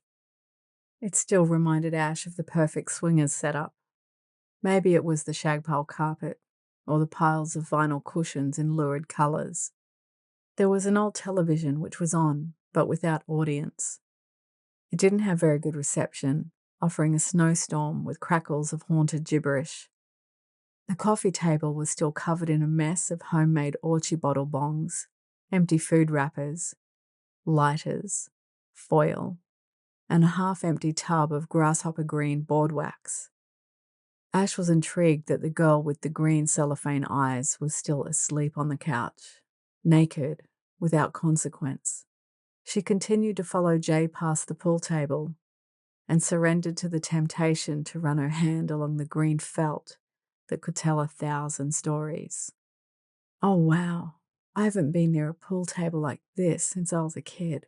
Do you play much? Yeah, but with Tor in the house, it's tough. He's a bit of a shark. Sometimes we turn it into a ping pong table. That's heaps fun. Before Ash could ask Jay who Tora was, Jay continued. Tora's been renting this place for years, but he's hardly ever here. Always in Japan. He always helps me out, even though I piss him off mostly. Are you related? Ash dug deeper. Nah, I've known him since I was a kid. My foster mum, Marcy, is his auntie, his mum's sister. He took me in when I was 15. He reflected. I guess I was a bit of a handful for her. They arrived at the back door, which was announced by a shimmering water reflection that danced up the kitchen wall toward the flake ceiling. Ash looked out the backyard to see a kidney-shaped in-ground swimming pool, glistening perfect blue. Jay stood beside Ash and took in the idyllic suburban view before he peeled off his shirt and somersaulted into the pool. He let himself sink to the bottom, and his golden hair looked like raw silk as it floated behind him. He seemed serene, Ash thought, and less like a sea wolf. A rush of bubbles surfaced as Jay pushed back towards the edge. He stood midway along the length of the pool and extended his hands out to Ash. She touched his hand, and he fiercely grabbed her arm and pulled her swiftly into the crystal water. Jump in, baby, he laughed, seasoned with sarcasm that seemed to come out of nowhere. Momentarily, Ash was underwater and panicked like she'd been hit with an icy jet from a hydrant. She was taken by surprise, and her body responded badly. She surfaced with an emptiness in her eyes. Closing off from Jay's sarcasm, Ash let the flower float from her, along with her rubber thongs. The bird of paradise stork floated face down without rescue. Jay realized Ash was hurt and moved towards her in the water. She seemed to have lost all her energy as she stood limply, fighting back the tears and then sudden rage, which she didn't know how to express. I haven't been in the water since, she gasped. I've been waiting for the time to be right. Not yet. It's not yet. Jay embraced Ash, but something felt cold about him this time. He rolled his eyes as she confided in him. Empathy didn't come naturally to Jay. He released his embrace and climbed out of the pool, leaving Ash to collect her floating thongs, but not the flower. Somebody was calling out, "You missed the early, you kook." Then a lean figure appeared, balancing on the threshold of the back door. Jay, want to come out now? It's the sweetest offshore. It was Skinny. He was the most prolific surfer in the house, and almost always in the water. When he wasn't in the water, he was eating something, anything. He really was skinny, with rough short hair that looked like it had been cut with a blunt knife. He had big teeth and a small, strained smile. He reminded Ash of an otter or a rabbit. He seemed kind, the way he acknowledged her with a nod. Maybe more of a rabbit. she thought. Come watch us. Jay turned to Ash, outrageously ignoring what had just taken place. Ash didn't feel like answering Jay and climbed out of the pool with effort. She stripped down to her bikini and hung her dress to dry over a faded deck chair. Skinny was staring at Ash while waiting for Jay's answer. Oi, Jay territorially barked at Skinny. Wait out the front. I'll go up and get my board, Jay commanded. Hey, Ash. I'm sorry. It was just a little fun to get the day going. You had your bikini under your dress, and I thought you'd be okay. Or else I wouldn't have done that to you. Sorry, babe. Ash was distracted as she slid on her wet thongs. Jay came up behind Ash, wrapping her in a large beach towel, and kissed her on the back of the neck. You look beautiful when you're wet, he whispered. And with that, she forgave him, letting it all go.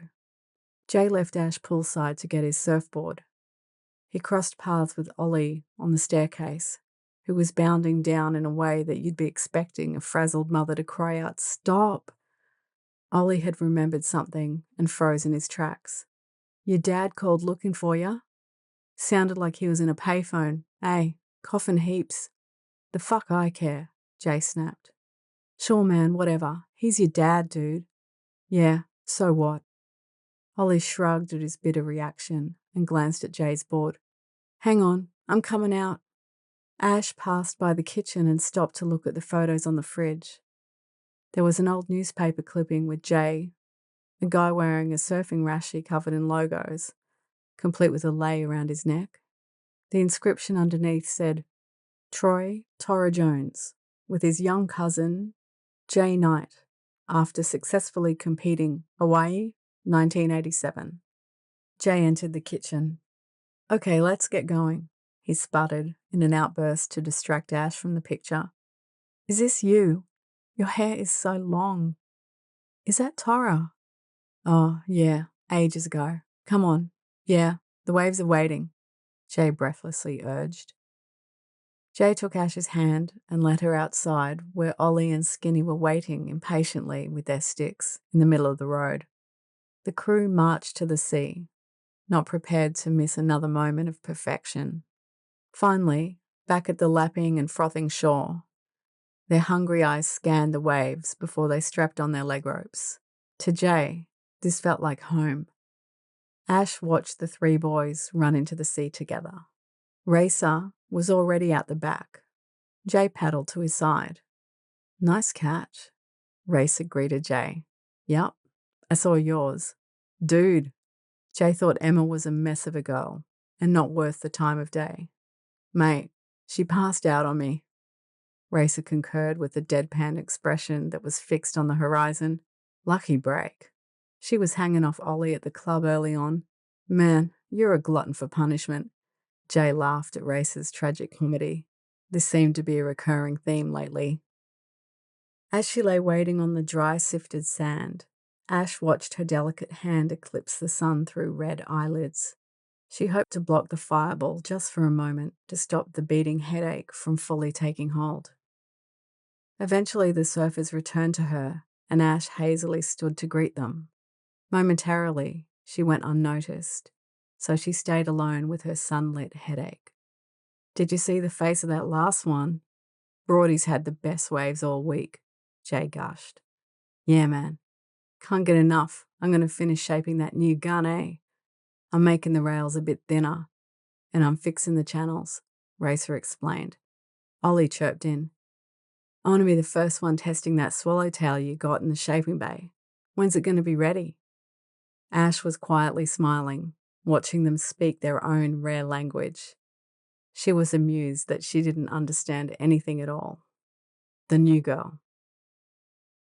Back at La Quinta, on that couch, all the guys and Ash were sinking into its lumpy brown velvet while mesmerized by the television. Jay was flicking through the 4 channels. Channel 7, Donald Trump pornographically guffawed on a Baroque golden bed, dressed in a white bathrobe.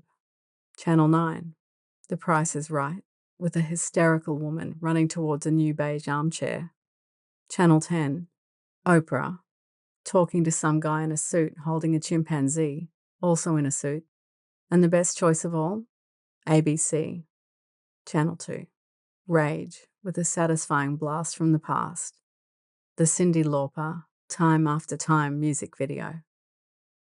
It struck Ash to see Cyndi curled in her silver caravan with her plastic dog, missing her mother and watching television in the woods before deciding to pack her things and go, leaving her boyfriend behind. Cyndi was miming the dialogue of an old film that Ash didn't recognize, but she did recognize the vase brimming with birds of paradise, front and center of the scene. Twice in a morning, Ash was shaken by symbols of Edie, as if her twin was reaching out to her. Ash didn't believe too much in signs, but Edie did. It'd be just her style. Skinny noisily finished pulling a cone from his orchie bottle, which saved Ash from bursting into tears of nostalgia and regret. I'm so hungry I could eat the crack of dawn," Skinny murmured, then coughed. Ollie, Jay, and Racer fell into exploding fits of laughter. Ash, much less amused, looked forward to going to her new job at Cult Kitchen, her ticket to a brand new life. "It's time to go to Old Man Chow's. Munchies," Jay declared. The guys lifted from the clutches of the brown couch and jackknifed themselves toward the front door. Jay grabbed a handful of coins which were scattered on the coffee table and let them clink into his board shorts pocket. Ash had to admit it was easy to get these guys out of the house. They went empty-handed. No shirts, no shoes, no keys, no money, just their waxy hair, lazy grins, and sculpted frames were enough to open most of the worthwhile doors in the neighborhood. "Come on, baby. I know you got to work soon. Let's go." Jay was trying to get Ash to stand up before the others lost momentum. "Yeah, I should get there early, I guess. I'll walk with you, then go straight to the cafe." Ash lifted herself and grabbed her bag. She was all set to leave that morning and that house behind. Old Man Chow appeared to be a stern, middle-aged Chinese grocery store owner. He looked ever tidy with his balding head neatly combed, a constant grey cardigan and a highly buttoned powder blue shirt. His pursed lips were a sign of his patience, or perhaps a ticking time bomb, which could soon let out a yell to evacuate his store. Upon further analysis, Ash realized Old Man Chow was much more benevolent than stern. As his eyes followed Skinny, zooming up and down the grocery store aisles on a pushy he had borrowed from outside, Old Man Chow's lips did not move, nor his face, just his piercing stare that was magnetized to the young man tearing up his serenity. Ash and Jay were at the checkout, oblivious to the unsettling scene. Jay counted out his coins for the 2 packs of Maggi 2-minute noodles. He was being purposefully slow with his small change, as if that was going to make a dent in Old Man Chow's inner fury. 47, 48. Ha. "We have it," Jay proudly reported. He motioned to high-five Ash, and she responded with mild confusion. Ash quickly turned to see Skinny flying past on his new pint-sized BMX bike, up the aisle and out the entryway, drinking from an enormous orange juice carton. "I need $1 for this, couldn't wait." Skinny's words zoomed by just before the juice started to gush down his pelican throat. "Sorry, mate, don't have it," Jay yelled without turning to see Skinny. Old Man Chow glared at Jay and Ash harder, as if that was even possible. With this, Ollie and Racer started skateboarding in the store on their newfound wheels. It was humorous and terrorizing at the same time. These guys could turn on all the charms of a homegrown 3-ring circus, and it was hard to tell if it was pure fun or simply criminal. $1. Yes, just give me a second. I think I have it." Ash couldn't take much more and was surrendering to her embarrassment. She fished around in her bag and found a $1 note for the simmering cashier. She placed it on the bench quickly and apologetically. "Okay, I think you go now. Yes, goodbye. Goodbye," Old Man Chow spat with a dismissing wave. Goodbye, goodbye, goodbye, Jay childishly mimicked. Ash blushed and took Jay by the hand to accelerate their welcomed departure. Jay was now laughing hysterically while holding Ash's hand and crossing the threshold back onto the pavement. Finally, Ash lit up and started to see the humour from the safety of outside. The four guys together were indeed a pretty funny sight. Their laughter was infectious. To close off the comedy act, as if an encore was necessary, Jay ran a short distance and did a flip on the sidewalk. Right, okay, step aside, Ash confidently ordered. Ash put her bag on the ground, took a few exaggerated steps backwards, and stood on her toes.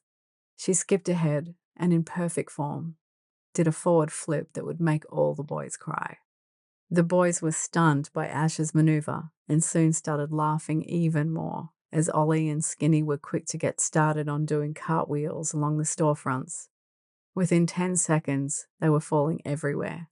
The fun just as quickly ended when Skinny ungracefully crashed into a cafe table, knocking it and its spent cappuccinos and muffins flying.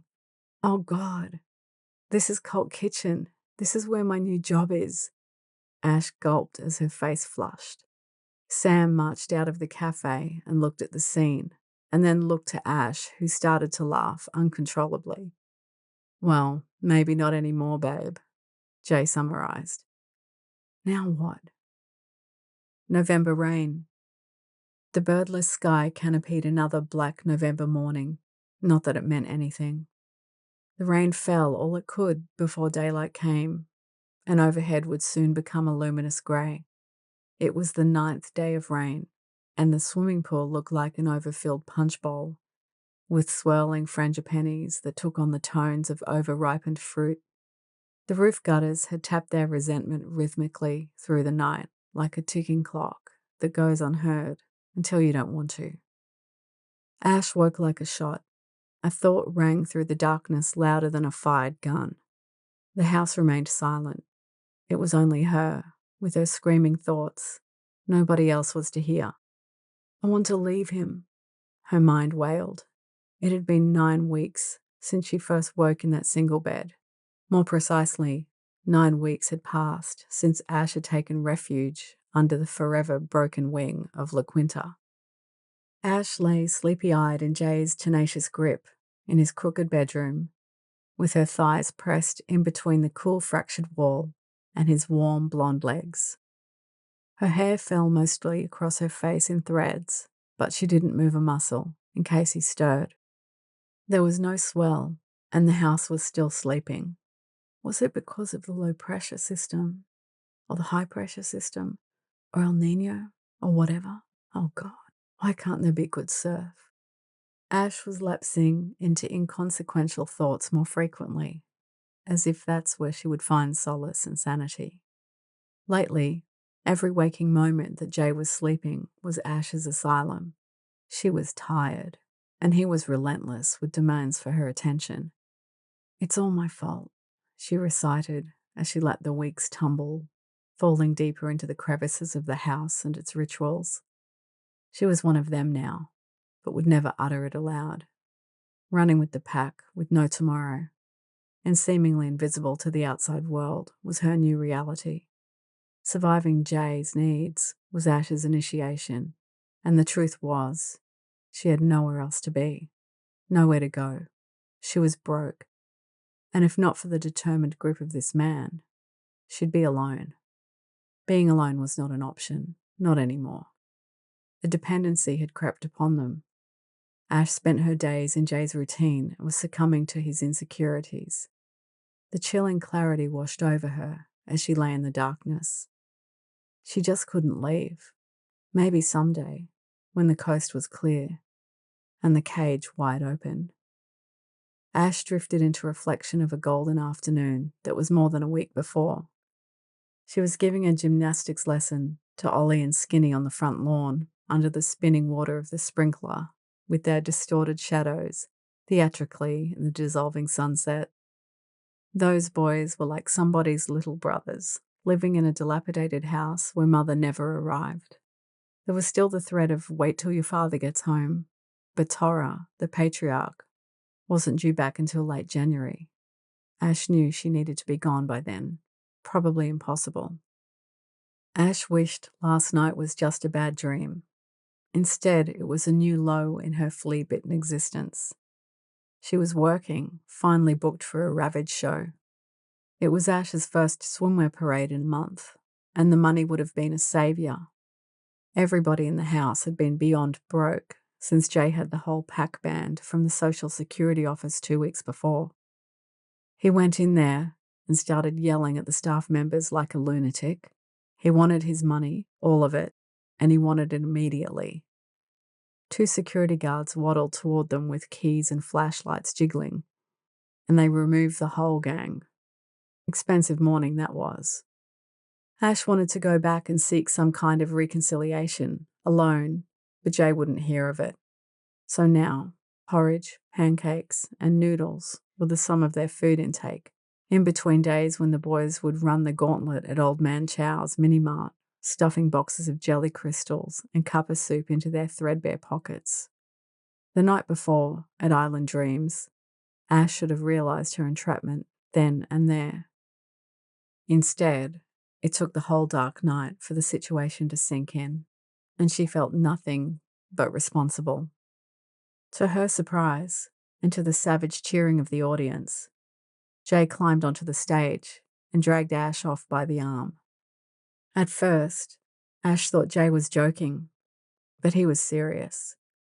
Blinded by jealousy to see his girl on stage, spinning in a vortex of pulsing light and tufts of glitter, he climbed up there like a big cat and ferociously took what was his, and nobody stopped him. A lover's quarrel, that's all. He pulled Ash all the way to the dressing room, commanded that she cover herself as he stuffed her things into her bag. He snarled that she had 30 seconds to get out of the club. It was time for him to take her home. He toweled her all the way to the exit, breathing down her neck and still clutching her arm. They pushed through the back door and out into the rain. Zoe had brought Ash's skateboard from her place. After a 2-month wait, Ash was finally reunited with her beloved board that seemed to emanate with colourful joy and memories of home. She couldn't wait to ride it, and Jane knew it. As he stormed up the wet street, he snatched the board from Ash's embrace and threw it into an alleyway industrial bin as punishment for embarrassing him. He demonstrated his heartless force, and she exposed the depths of her passivity. Beach Road to Monaco Street was an arduous walk in the rain. Ash trailed like a scolded puppy behind her master, bowing at his sharpened words. Jane now had the taste of blood, and Ash's confidence was battered. She shouldn't have been dressed like that in front of all those men. He was right. She was his girl now. How dare she? She berated herself. Ash could feel the licorice bruise on her arm, still rough with glitter and painful under her weight as it pressed the hard mattress. The ticking water droplets carried on until the encrusted fly screen dispassionately funneled in the new day. Birdsong twirled above the steep roof pitches of Monaco Street, and Ash grew anxious. That angelic face, asleep beside hers, with the heart-shaped mouth, would open its sapphire eyes at any moment, leaving Ash in anticipation of what would come forth, passion or poison. She had no appetite for either. Jay's slow breath quickened, and his arm wrapped around Ash tighter, like a python. "Hey, baby, I'm thirsty. What you got?" he murmured into the pillow. She sat up and flattened her palm on the window under the drape. There was a pleasure in touching the smooth glass that often gave a cool welcome on contact. She was tired of the rain, but knew she would wish for it again soon. She was not sure what to expect of the famously hot Queensland weather, since she had heard ominous tales of fire and wrath from the gaping jaws of her stoned housemates. Beautiful one day, apocalyptic the next, the boys would squawk in unison. Ash took the opportunity to finally pull her hair back into order, with a loose top knot that looked like an old ball of pink and gold yarn. She reached for one of Jay's t-shirts at the foot of the bed and was snapped back into position with the whip of his arm. I'm thirsty for you, baby. Where you going? I was going to go make you some coffee, she quietly assured him, hoping to get a free pass out of there. Before she knew it, Jay had her pinned underneath him, with her slender wrists clasped by his determined hand. He was ready for her. It wasn't a discussion. After a moment, his warm mouth was exploring her elongated neck as he pressed against her hips with his. As always, it only took a moment for Jay to overcome Ash, breaking her resistance. She gave way to his desires every time. It was just easier. Now the room was awake, and Jay wanted a coffee after all. Ash wandered down the hall, her eyes following her pink toes along the embossed swirls of the aquamarine carpet, like an easily distracted child, then down the twist of the sweeping staircase. The house was silent, except for the sound of Moose yawning and scratching feverishly from the front doormat where he preferred to sleep. Such a good dog. Ash stopped on the bottom step to take in what she saw. It was her, the girl with the green cellophane eyes, sitting upright on the arm of the brown couch. Her auburn hair fell all around her shoulders in waves. It covered most of her torso, all the way down to her waist. Her hands rested on her naked thighs. Perfectly still, she watched Ash in the morning silence. Beside the naked girl was another girl, planted on a lumpy cushion. She was dressed in shorts and a boy's t-shirt and was flicking through a copy of Surfing Life. Her legs were crossed and her toes curled less than an inch away from the strange naked girl. She had cropped brown hair like a pixie, a button nose, and her olive skin was sprinkled with chestnut freckles. She reminded Ash of a handsome teenage boy with long eyelashes and racehorse legs. Ash figured she must have come home with one of the guys last night. Who knew? There was always a new chick. Hey there, the boyish chick said, and immediately went back to her magazine. Ash returned a smile, but nothing more. The room felt askew. The emptiness was again filled when the naked girl spoke. I am the other one. The words dripped from her mouth so softly, they floated to Ash in an echo across the sparse lounge room. Ash felt the rush of a cold chill run up her arm, leaving a trail of goosebumps. The naked girl blinked heavily, as if underwater, like a siren. I'm Ash. Awkwardly, and too late. Ash half raised a hand in greeting and felt perhaps more naked than the auburn-haired girl. Ash could have heard a pin drop in the seconds that followed. Nothing was happening. The naked girl continued to stare at Ash, studying her. Ash could do nothing but look away and busy herself with her need to go into the kitchen. The other what? Ash wondered as she finally left the staircase. Trying to normalize the scene, she raised her hand again. See you later, Ash said with little effort.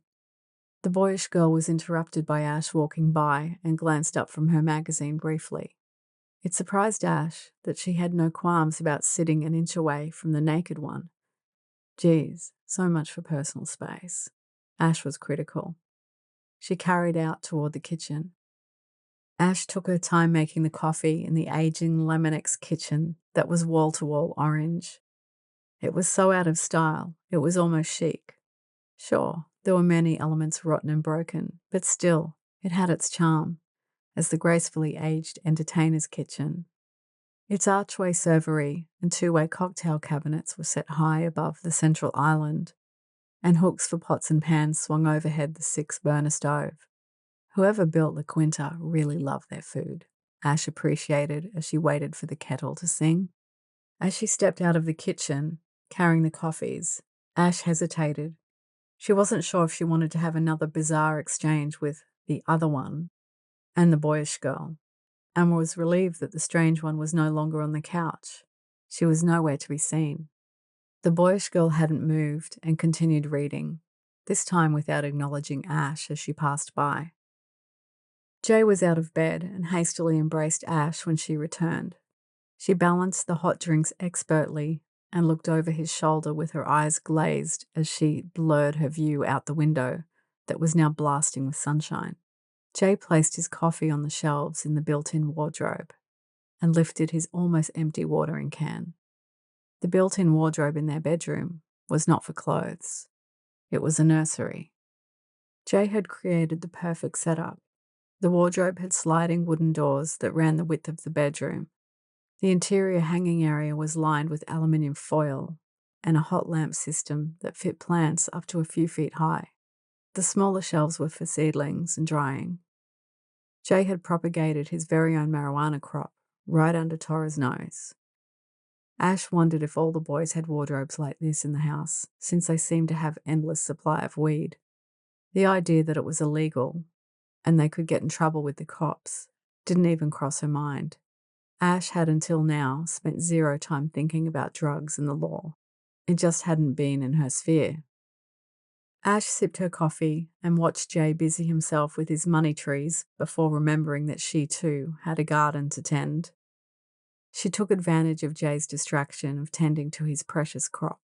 She crossed the hall with a glass of water left from the night before and delicately trickled it down the gnarled, tiny trunk of the bonsai tree in Tora's bedroom.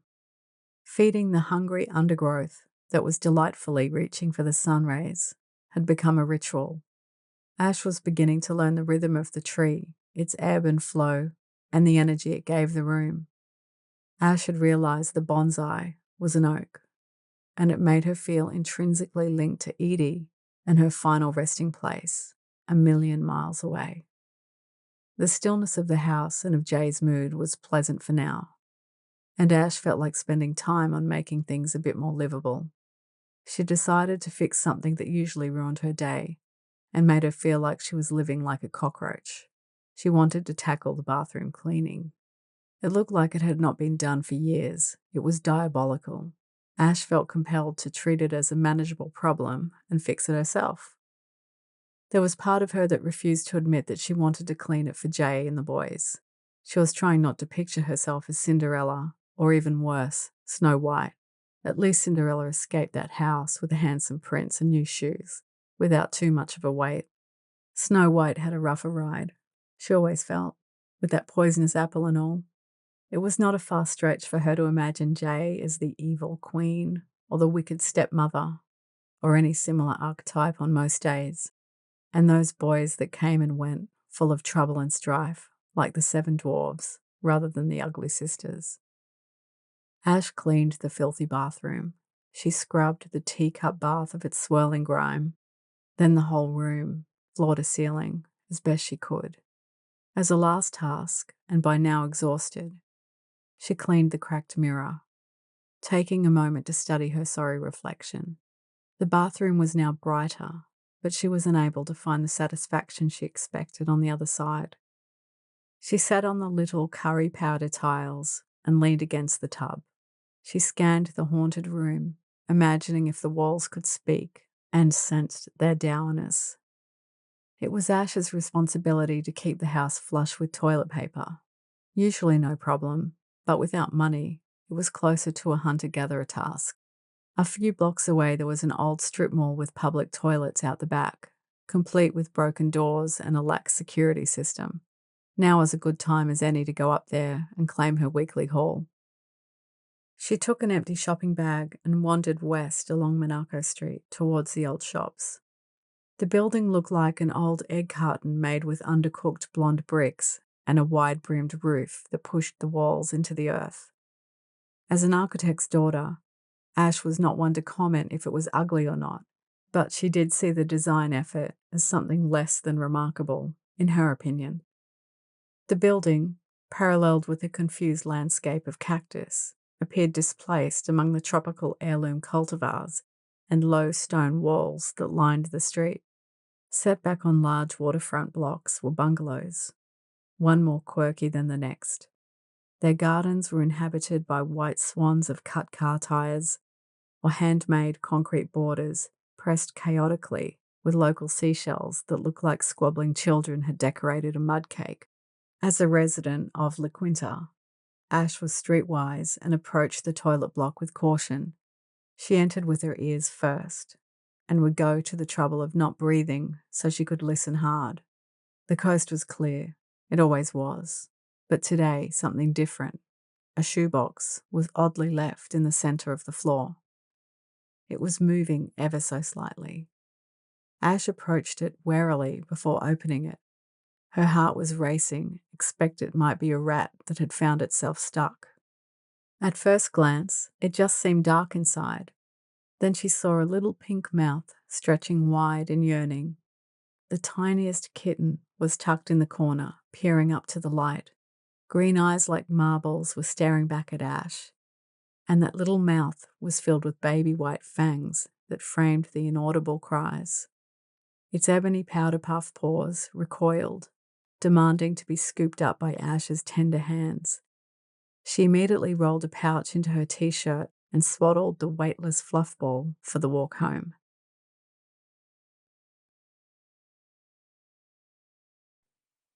This year's girl.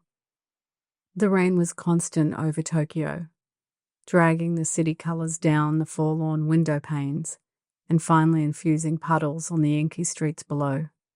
It looked so beautiful through the sheer drapes as the eclectic glow of light whispered into the room. Asuka wished she could hear the rain's melancholy as she waited for Tora on the 22nd floor.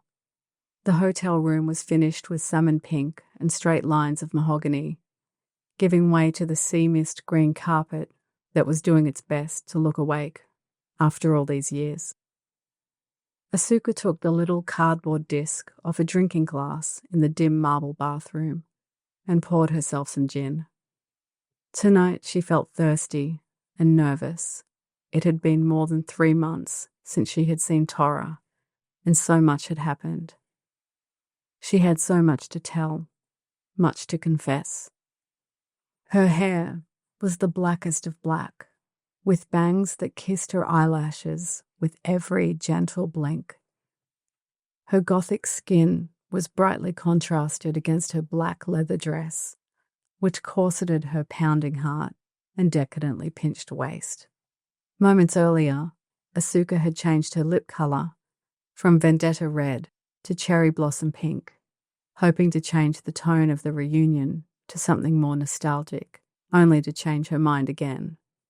It would be the vendetta red that Tora tasted tonight. She had decided for him. Asuka was pure of heart, yet a selfish lover. She was trapped in the throes of a demanding career in Osaka, working for a cosmetics company, and feared she had left it all too late. At 31, she had become insatiable. And most recently, her need to feel sexually desired had overwhelmed her life. She was a beautiful woman and had made a career of it, travelling the world as a fashion model, untouchable by all, except for Tora. But that was years ago. Her affair with Tora had been erratic and passionate, encased with a sense of tragedy that drifted through their memories like French perfume. She adored him when she was with him. He found her impossible to hold down and felt lucky to have her at all. He called her his koi. In the early years, he wanted her to move to Australia with him. This idea was far from Asuka's ambitions, and she routinely and flatly refused his proposals. Tora carried on loving her, following her, meeting her whenever she made herself available from one hotel room to the next, all over Japan. He made her feel like a woman, which Asuka thought sounded like a cliché, except it was true. His hands would bridge her tiny waist, and she would feel engulfed by passion when he kissed her with all his love. He overwhelmed her physically, and she relished, feeling like a naked porcelain doll in his clutches. He was dominant when she needed to feel fragile. Like a woman should, she believed. Her power over him had been immense, ever since that first time they met in a photographic studio. He had just won his first surfing title, and she, her first Vogue spread. 7 long years later, and here they stood, face to face, in the doorway of room number 2207 of the downtown Tokyo Marriott. Tora wondered why her lips were such an ominous red. He wasn't sure if he could kiss them. Asuka fell into his gaze immediately and found all she could do was reach out her hand and softly touch his hip. He looked different tonight, tired. Her nervousness echoed. Asuka. No sound came. Hello, my koi, he finally said aloud. She found herself silent and returned a Japanese smile. He knew then he could not kiss her and that she was no longer his. Her hand dropped from his waist and he closed the door behind him. It's after midnight. Are you all right? I was lonely. I needed to see you before I leave. Her eyes changed colour. I thought you were here all week. Tora was disappointed. I have to fly to Paris in the morning. I'm leaving Japan. I'll be gone a long time. Tora crossed the room, entranced by the glow of the window and the refraction his impaired vision gifted him in this moment. The rain systematically swirled the colours left to right, up and down. He always felt confused when he was with her. Tora never understood love, if that's what it was, or wasn't. When she looked at him with those teary black eyes, his heart would be stabbed with a feeling of loss. That feeling of loss was all he knew now when it came to women. He reached out to touch the window, wishing he could be back out there in the rain. He found he often wanted to turn back time. This was an unsettling idea for a man that used to live without regrets. Before I go, I wanted to tell you something. Everything. She sighed. Tora turned to Asuka and stepped closer to her. He gently cupped her face in his hands.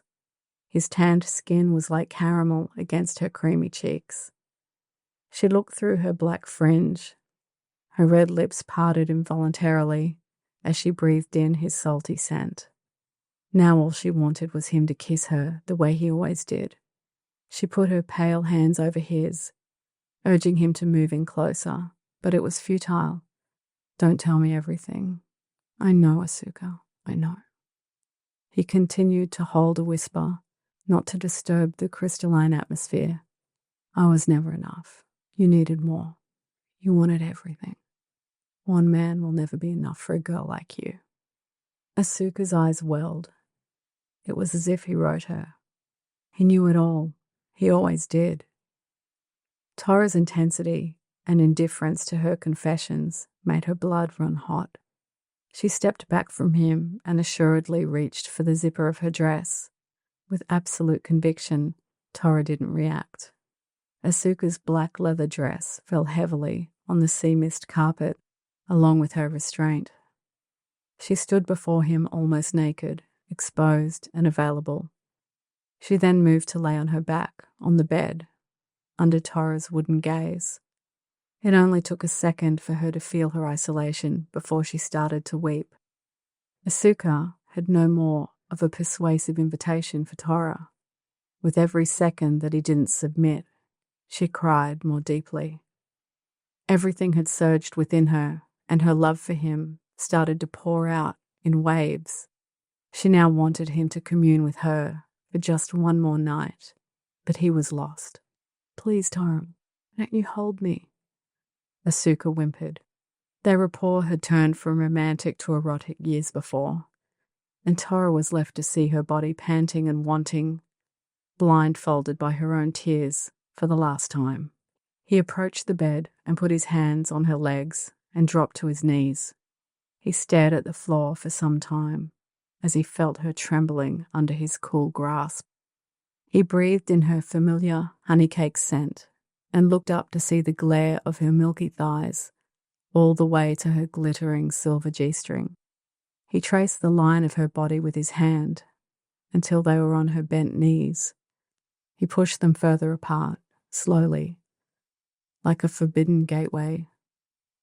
He slid one hand along the inside of her thigh and gently guided the silver thread of her underwear aside. He kissed her legs and then licked her lavishly, only once, before rising to his feet. I loved you, Asuka. You taught me many things about the heart. You spoke to me in so many ways. You were like a wild animal to me, one I could never catch. And you still elude me. I remember when we met, you told me I could never possess you because your name meant tomorrow, and tomorrow never came. Tora paused and created distance between them. Do you remember the first place I kissed you? My pussy, Asuka elegantly whispered, with her wet eyes tightly closed. Tora moved towards the door and half opened it. I'll miss you, he professed. The door closed, and they were both freed. I want to be sedated. The long day was finally caving in. The sky looked like an exhausted candle as the obstinate flame licked the horizon. Ash watched the day's death through the bedroom window. She had spent countless hours in that room by now, being the last half of January. She could hear the tin roof crackle and ping in the heat outside.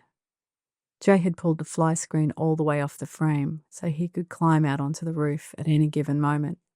The rooftop had become somewhat of a private balcony, extending the bedroom onto the corrugated platform. By mid-morning, La Quinta's burnt orange top usually felt like it might buckle with heat exhaustion. Jay would sit with his legs dangling over the gutter, flicking cigarette butts down into the jungled palm grove. He smoked now, ever since that Christmas party on Seagull Ave.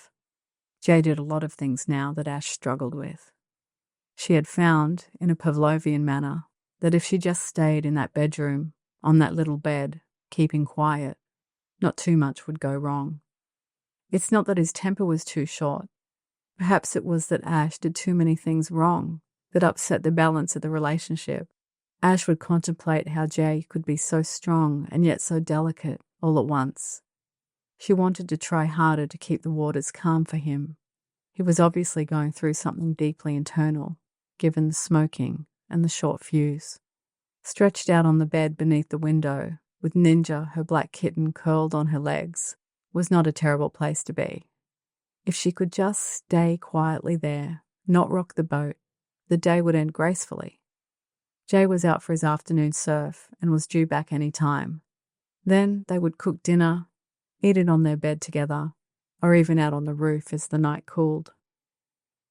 It had been ages since Ash had the peace of mind to draw. It was her true passion, and she was once prolific. She'd once hoped to make it her life. Drawing, with moments of overlapping poetry, would bring richness to her creative expression and would help extract her fears and desires. In the old world, she would sit out in Henry's garden under the weeping willow that was all the way down the back and daydream with her mind wide open like a sunflower. Edie was the real writer, though, so Ash never pursued it with any honesty. Ash had kept a Tupperware container tucked under the bed. It was full of her drawings and poetry, as well as Polaroids, mostly of her and Edie. It was central to her house fire stash that she had initially packed before leaving Black Ridge. Ash spread the contents out onto the bed and studied what she had with admiration. She decided to stick a few of her best photos and drawings onto the bedroom wall. La Quinta shuddered when the front door slammed, and Ash's smile fell. Jay's pounding footsteps drew near. There he was, with savage red eyes glowering and his salty chest heaving as his shoulders rose. His hair clung to him like a wet stole. He didn't speak for some time, and Ash knew that her next move had to be well measured. If she asked him if he was okay or what was wrong too soon, he would explode in a fury. If she left it too long, there would be a cascade of consequences. Ash set the kitten aside and sat up more attentively to face him as he sat on the edge of the bed with his head in his hands.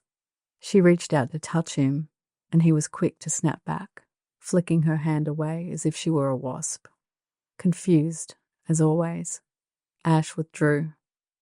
Broke my fucking board. That fucking gook dropped in on me. I'm going to smash him. So loudly and deeply, he frightened her. Who, baby? Where's the board? Maybe I can find a way to get it fixed. Wrong answer. Jay stood up from the bed roughly, pushing it hard against the wall and clenching his fists white.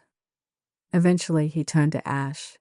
He came in close over her with a burning stare and lowered his face to hers. She was not sure what to do next. How was she meant to react? What was her facial expression supposed to be? Stay blank. Don't move. She voicelessly guided herself. It was fucking Johnny, And no, you can't fix it. What, huh? How you gonna do that? He carried on, poking a finger at her temple. Are you dumb? He turned again to leave the room, but stopped and punched the wall beside the door with his right hand, leaving an impression, another fracture in Ash's eggshell universe. Jay dropped his chin and turned back to Ash for another round. He approached the bed and with one swoop, collected and scrunched several of her drawings that were on the bed in front of her. As a last word, he took the picture of her and Edie she had just stuck to the wall and flicked it onto the floor. No hanging fucking photos. So fucking selfish. I'm going out. You're such a bitch, Ash. Never wanting to help me when I really need it. You don't give a fuck about me or anybody else. No wonder your mother can't stand the sight of you. Jay grabbed a t-shirt from a fresh pile Ash had washed earlier that day. I don't know when I'll bother coming back. But don't you fucking leave this room. You hear me? He raised his hand to Ash's cheek and then stopped before hitting her. He finally exited the house with another shuddering slam. Ash was grateful that he didn't hit her. He hardly ever hit her. The playroom was pumping harder than usual for a Tuesday. The Ramones were in town, and this was the first gig Jay had been to in weeks. There'd been a buzz on the street about it for ages. He couldn't get there soon enough and hitched a ride straight up the highway from surfers with a bunch of kooks. It was always a challenge to get into the club before dark, since Jay was banned for life last summer. But when he was wired like this, he found solutions and backdoors. Jay had so much angst to release that the mosh pit alone wasn't going to cut it. There were no big waves to pound him. That angry sea was nowhere, so he sought the next best thing. He was looking for Maddie. He wanted to fuck. Hard. That's all. Maddie was his girl for that. And damn, he loved that ripe ass. Maddie loved Jay. She first met him at La Quinta almost 2 years before, when the boys threw a pool party on New Year's Eve. She was there with Tuna and some guys from Palmy. The party was outrageous, and predictably, the cops came well before midnight after one of the guys had almost drowned, and another one lost an eye when his head hit the edge of the pool while taking a running leap onto a surfboard. Maddie never really got to speak to Jay that night, not because of the mayhem, but because he was with his girl, Nebraska Parks. Jay called her Nina, and she was American. She had a coven of qualities and was some kind of exchange student that never left. That was her intention. She was so beautiful that nobody ever spoke to her. She was hard to look at. She was a trap because he couldn't look away. And that's just what the girls were saying, let alone the boys in the den with them. Jay may have been a wolf, but Nebraska, clever, slender, quick, and venturous, was a fox. Nebraska had Jay under her thumb. Jay wanted her to have his babies and get married, but Nebraska was too wild. She was with Jay 10 months, living with the pack, and was overdue to return across the Pacific to her home in Santa Rosa. The Queen of Monaco Street, they used to call her, that summer. She seemed above everything, and with a green-eyed glance, Jay would drop to his knees for her. One night, the lovebirds had a big fight outside on the street. It turned out Jay wanted Nebraska to take morphine that he'd stolen from his dad, and she refused. Things escalated, and he struck her, leaving a bruise on her face. Nobody could believe Jay would do that to his queen. She ran into the sea, and he followed her. They were gone the longest time on the beach, in the rain, and then they came back, and he was holding her chilled, pale hand lovingly. All of this was just before Jay's 18th birthday, which was the night Nebraska left the party and went surfing with Jay, along with a bottle of tequila. She never returned. Jay came home alone after a drunken search, hysterical. Tora went out looking for Nebraska and was gone hours before he raised the alarm. Her body couldn't be found. After that night, Jay stayed in his bedroom for almost 2 months. When he finally came out, he didn't speak. He just mumbled Henry Rollins' lyrics to himself, interspersed with tortured yells. He surfed until dark, searching for her and his own soul, everyone thought. Maddie was voluptuous. She was also blonde, which helped her cause. Her cause being, she was on a hedonistic pursuit. All those boys wanting to pound her made her feel pretty. And there was no other way for her to ever feel pretty, surrounded by sofa chicks and glamour models. This was the Gold Coast after all. Beauty was the currency habitually traded, above board and without remorse. She worked with what she had, which included a little freckle above her lip, like a movie star, and brown eyes that gave nothing too much away, although she wished they were blue. She had a tendency not to wear underwear, and advertised it to any skeg that may have wondered what was up that micro-skirt of hers. All the girls called her the town bike. It was hard to find a guy who hadn't ridden her. Maddie had an infectious laugh and could hold a drink, especially bourbon. Most boys couldn't say no to Maddie, and Maddie never said no to Jay. To her, he was a dream, way out of her league. But when he wanted her, she felt rich beyond any currency. It was almost midnight, and Ash had resigned to waiting up for Jay, right there in the bedroom like he told her to. She figured it was worth it. She didn't want to fight anymore. Hunger wasn't going to take over, and it wasn't worth going to the kitchen anyway. There wasn't much left to eat, and the last time Ash opened the oven, a rat ran out, much to the hysteria of Ollie and Skinny. They chased it, scampering up the halls like blind dogs. They really were useless hunters. The rat still lurked in the house, somewhere, and those boys were still talking about it. Out on the roof, there was an elegant stillness as Ash looked to the billion-year-old stars. "You're made of stardust," Henry used to always remind his twin daughters with every tear and scratched knee, sealed with an Eskimo kiss. He would light their way with his fables of old.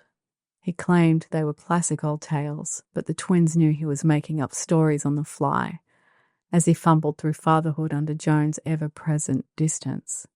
Ash crouched like a bird on the edge of the roof. She stared into the palm grove, with its silhouette arching towards her, black as a cloud of bats. It made a perfect backdrop for the sparklers she found earlier that day in her firebox. She lit the first one and felt satisfied as the flame took hold and ignited with flash. She watched the mesmerizing drag of color of the fiery sparks left across the Milky Way as she cupped the galaxy in her hand. She found herself smiling at the spectacle of light she had created. The sparkles and the rest of the universe reflected in her moist eyes as she sat meditatively and watched the remains burn down to a charred stalk. She was alone again, waiting for him. Dawn arrived. A murder of crows moaned hungrily overhead, and Jay looked like a cadaver lying covered in dried blood on a Chevron Island garden bed. But he wasn't dead. He was without his shirt and shoes, sprawled and still drunk. Jay had been in a dogfight, that's for sure. His volleys were on the other side of the enormous iron gates that sealed the circular driveway of a sleeping mansion. His shirt was hanging like a ripped flag of surrender from the manicured pandanus across the cul-de-sac. There were elliptical black skid marks on the street, and it looked like a rain of broken glass had showered on the somnolent bitumen. Jay was in the wrong neighbourhood.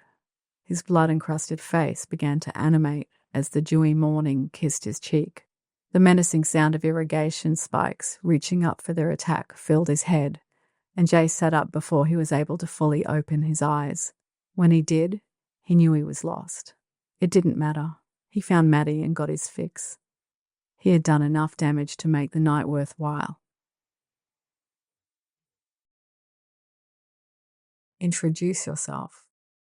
It was Australia Day, and Joan Smith was turning 50.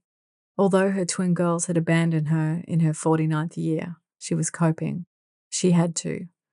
Otherwise, there'd be nobody to look after their father, Henry Smith. Well, that's what she based her dignity on, being the eternal carer for a man, in actual fact, perfectly capable.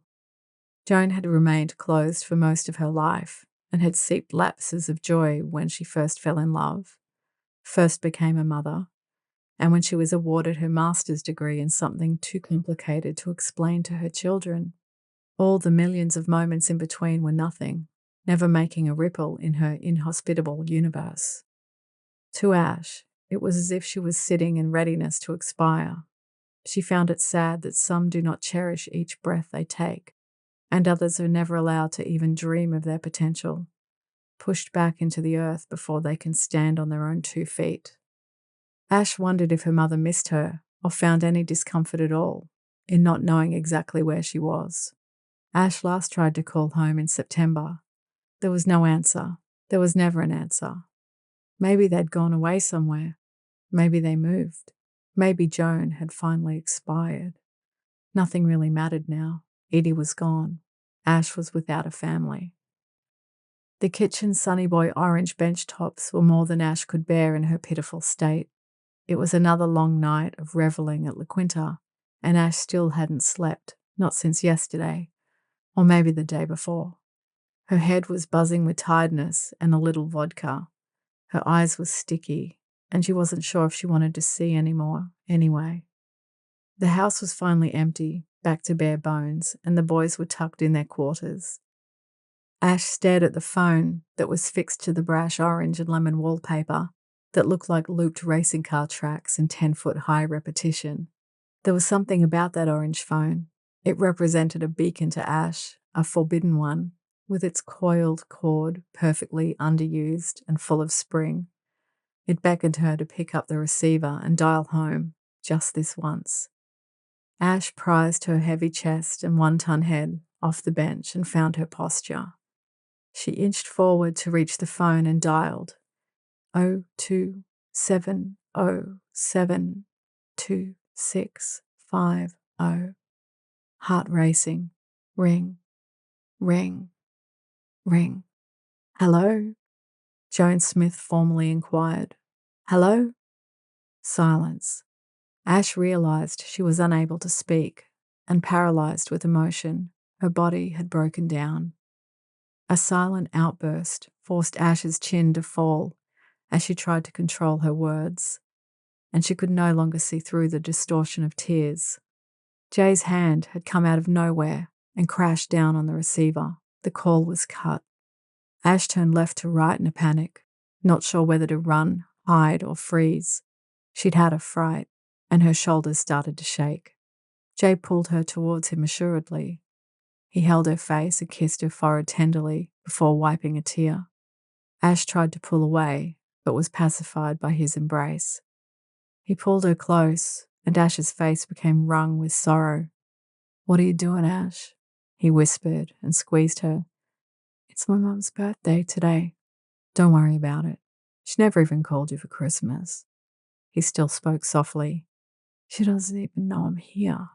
Ash muttered into Jay's smooth arm. Sure she does. We sent her a card, don't you remember? He was grasping at straws now. Come to bed. You're just tired. You need a long rest. He was close to convincing her to let go of home. You'll need to sleep before we go to Fisho's, Savo. Nirvana. Remember, babe? We'll hitch down there and jump the fence, he chortled, trying to lift her. You gotta be awake for that. It was early afternoon, and Ash felt physically refreshed after a few hours' sleep under Jay's grip and the purring ninja.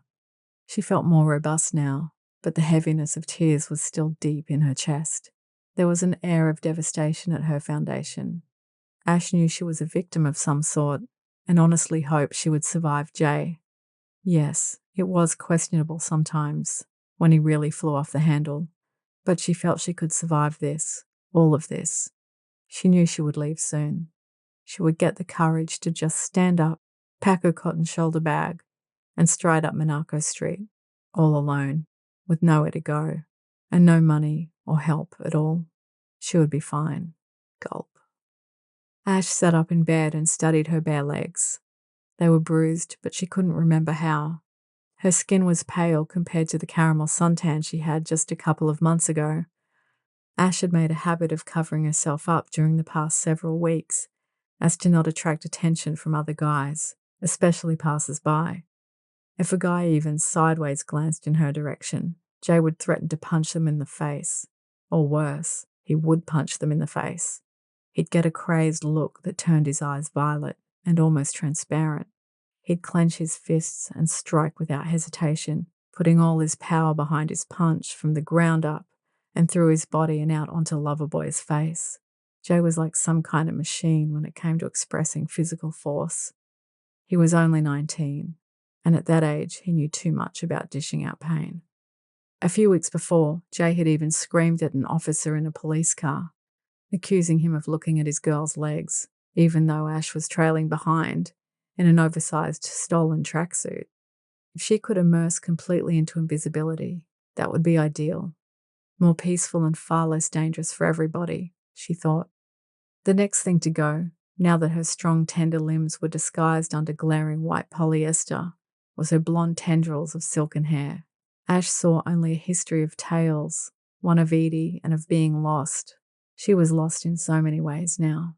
Her hair used to make her feel like it was part of her personal heritage and bond her with her twin, a sign of well-being and also the first thing newcomers would notice about her and Edie, since they made sure they kept their hair the same length, always. It was glorious once. Ash found a big old pair of black sewing scissors in the shaping bay. Racer was handy like that. He always had the right tool for the job. Ash stood before her cracked amber reflection in the half-lit bathroom and measured a 3-finger span below her shoulders. She grabbed a waist-length handful and bluntly carved and chopped until that golden fleece of hers had dropped, followed by a well of silver tears.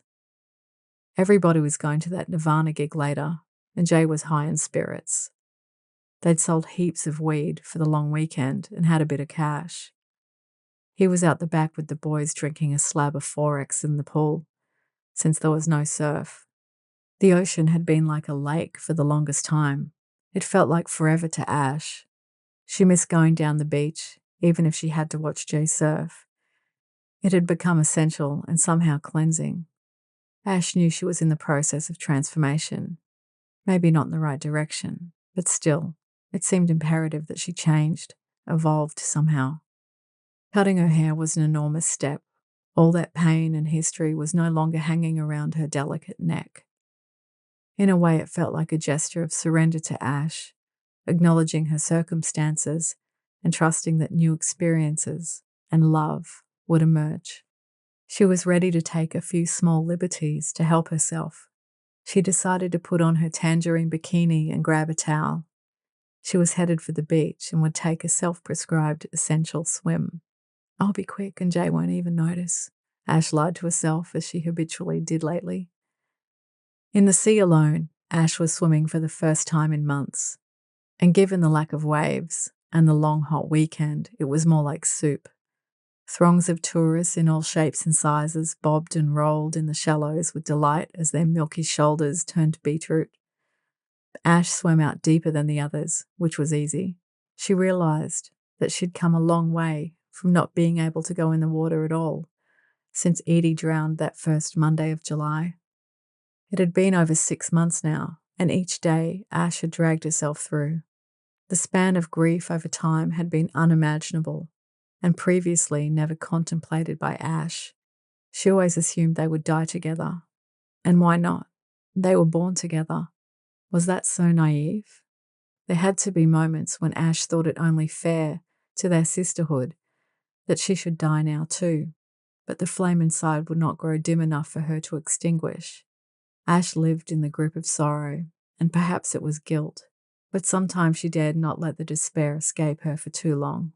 A penance of sorts, leaving her to touch emotional extremities from one moment to the next. She was way out now, in over her head, and far enough away from the other beachgoers to take off her top and swim with a sense of freedom, which was to her one of the most pleasurable things in life. Fully submerged and almost naked, enjoying the dappled sunlight that warmed the Pacific pond, was healing. She swam further and further out, letting the slack tide pull her, drifting this way and that. Days like this are 1 in 1,000, Ash thought with a smile. The scorching heat was tamed by the blue wash of clear water. Fish were abound, and Ash could see the sandy bottom, combed by the constant motion of the sea as the earth inhaled and exhaled, assuredly and without a care. Far beneath her, Ash saw something shiny as it caught the sun. She swallowed a lungful of summer air and pushed down to the ocean floor with her bikini top loose around her neck. Letting the salt sting her eyes, She retrieved the sparkling treasure.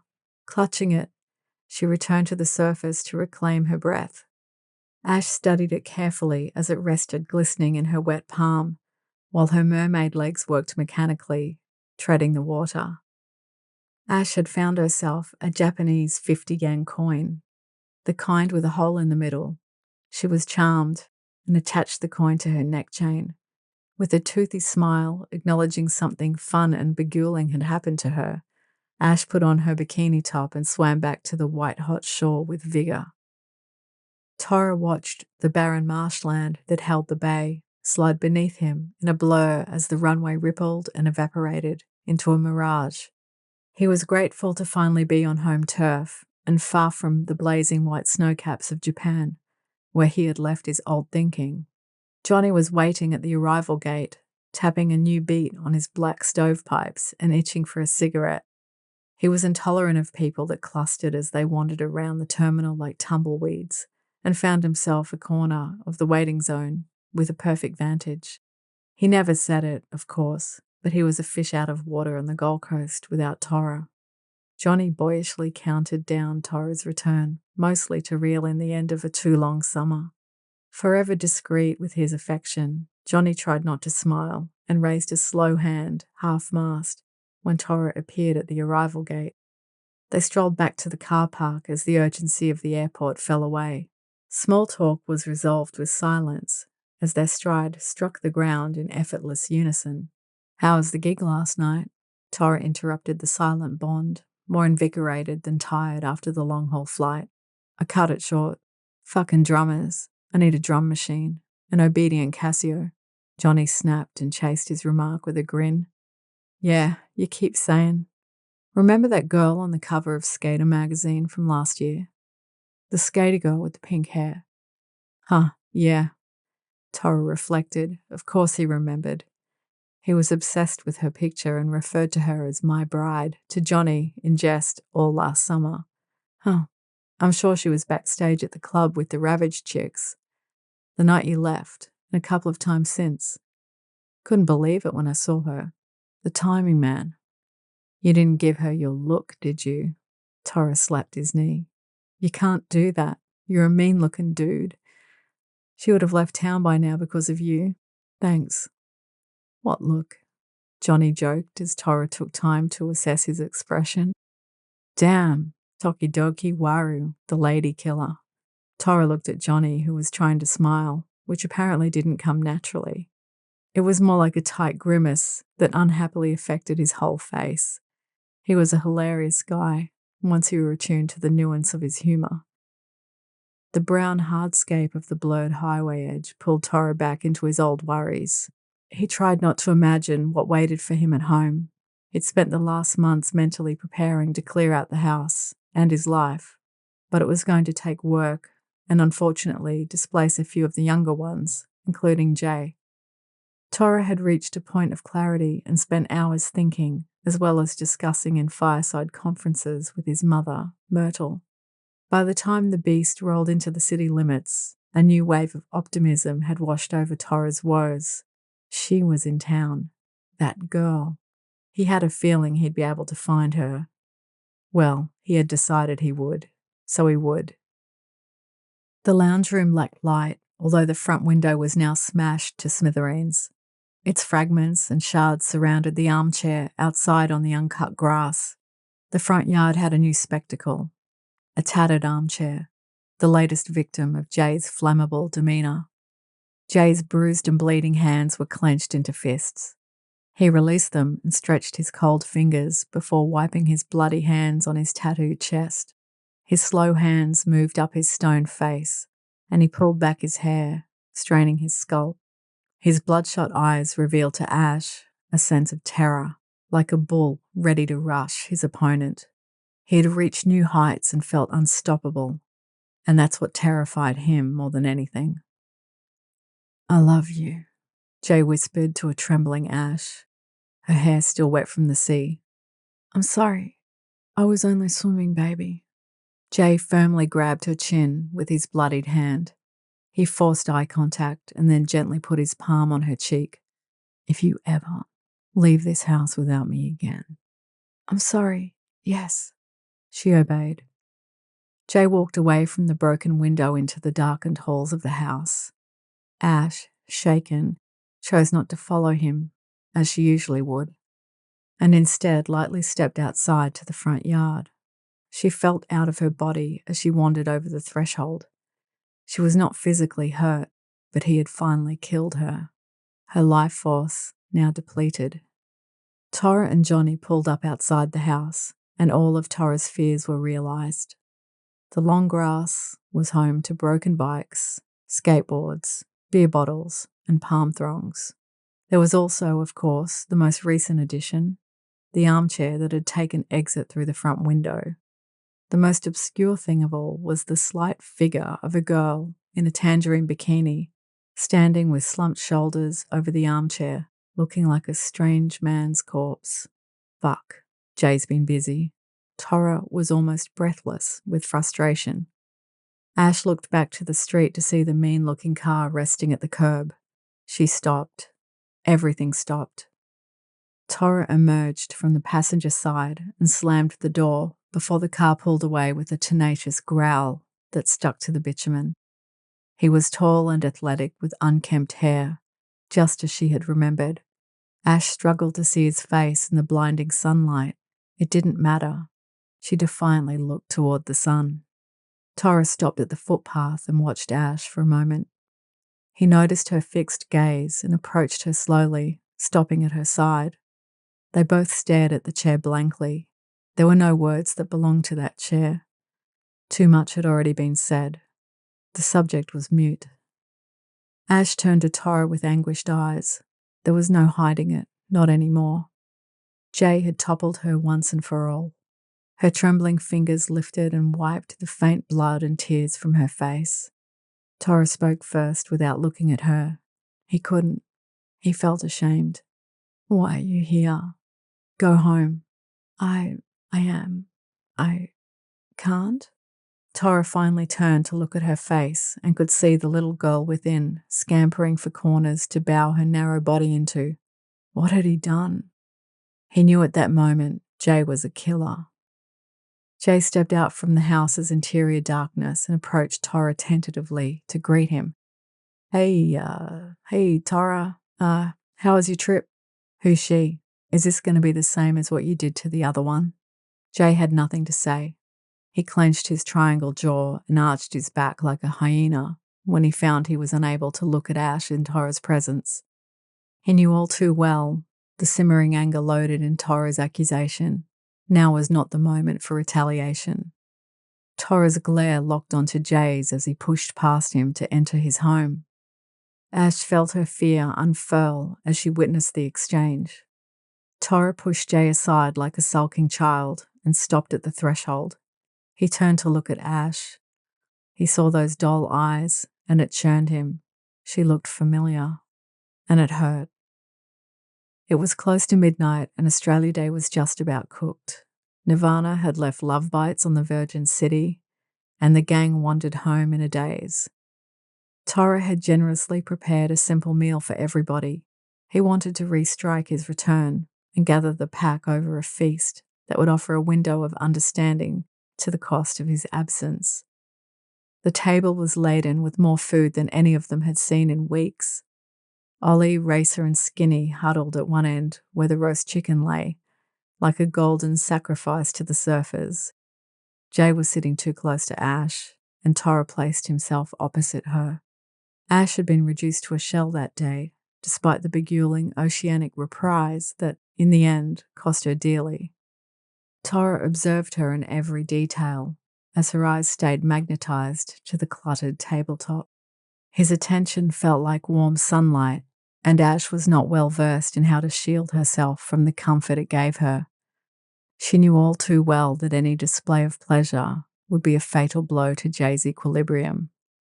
It was a relief that, by this stage, Skinny and Ollie were eating the chicken like pigs, forcing Ash to watch the spectacle while trying to suppress her nervous laughter. She quickly reined herself in and again sat meekly, trying to shrink under the table, looking for the next distraction. Ash took a sip of beer from her chipped blue mug. Tara watched her mouth draw in the amber. His heart raced as she spilt a little. She involuntarily licked the escaped beer from her bottom lip, catching the rest on her chin with her slender, unloved hand. "Where do you live, Ash?" Tara tried to sound detached as Ash licked her lips once more. "Well, I live here now." Ash was unsure of the right answer, given the stiff greeting she had witnessed outside earlier, and looked to Jay for guidance. "But I'm from the Southern Highlands. I grew up there, in the snowy mountains. I just arrived on the coast a few months ago." "And how's that going?" Tara, perturbed as his fears of Ash's entrapment were confirmed. Ash tried to speak, but Jay cut her off. "She loves it. We haven't really gotten out there yet. Just the beach and..." In turn, Tara cuts Jay off, in quiet defense of Ash. "You surf?" "No, not yet. I mostly watch Jay surf when I'm down the beach. He's so good." "Uh-huh." Tara grunted under his breath and finished his beer with one gulp. "I'm good on a skateboard, though. I used to compete before." Ash drifted away from her sentence, and Jay, stunned at this new information that Ash was a professional skateboarder, left him annoyed. Ollie started giggling, lighting up the table with his beaming smile, elated and leaving no room for tension. While Jay was looking to his comrades, Tara made contact with Ash. All at once he remembered Ash from the magazine cover. It was her.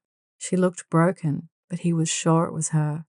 She had helplessly wandered into La Quinta, bewitched by Jay.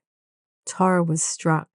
Ash forcibly shifted from his trance and kept her eyes down as she stared again at her chipped blue mug. "I've got a pal Peralta," Tara almost stammered. "If you want to use it, whenever you want." He held his breath. "Thanks, man, but I don't think she's into it these days. She hasn't skated since she's been here." Jay, back in the conversation, broke the spell. Ash shrunk further into her restrained posture, trying to camouflage her sadness as she reflected on her lost skateboard and the undeniable excitement Tara's look generated at her core, only to add to her confusion. "How was Japan?" Jay forced the subject to change. "Great." Tara was bored with this. "Tara's a hyperbaric welder," Jay continued. That's underwater welding, right? My dad told me about it when I was a kid. He was designing a bridge and trying to explain everything to me technically. So sweet, now that I think about it." Ash wandered backwards in time and lower into her seat. "Not anymore. I bet you're missing the mountains." Tara was right there with her, unconsciously lowering to her level. Ash bowed her head in response, with a smile of assent. Tara cleared his throat and abruptly stood to leave the table with his finished plate. "We'll clear this later," he announced, as if dismissing the boys from the dining room. He disappeared into the flame-orange kitchen. Ash, Jay, and the three boys sat poolside under the moonlight. Ollie was curled asleep in the deck chair like a puppy. "Looks like it's time to get ripped. Who's up for it?" Jay said in a low voice as he lit up a joint he had been working on for the past several minutes. "Fuck yeah, sweet." Racer was in. "Yeah, bring it on." Skinny was in. Ollie semi-consciously raised a hand. He was in too. "That's a trifecta." Jay laughed. "Let's go do this in the lounge. These chairs suck." All the guys traipsed inside. Even Ollie managed to get up off the old deck chair and go in. He'd always follow a joint, like a carrot on a stick. Much to her relief, Ash was left alone by the pool. Just her and the yawning moon. The night was still and humid. It was filled with the scent of frangipani tree by the pool.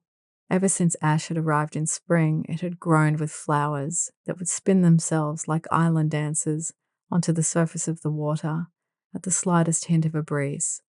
Ash lifted her sundress and slowly stepped into the dark, leafy water.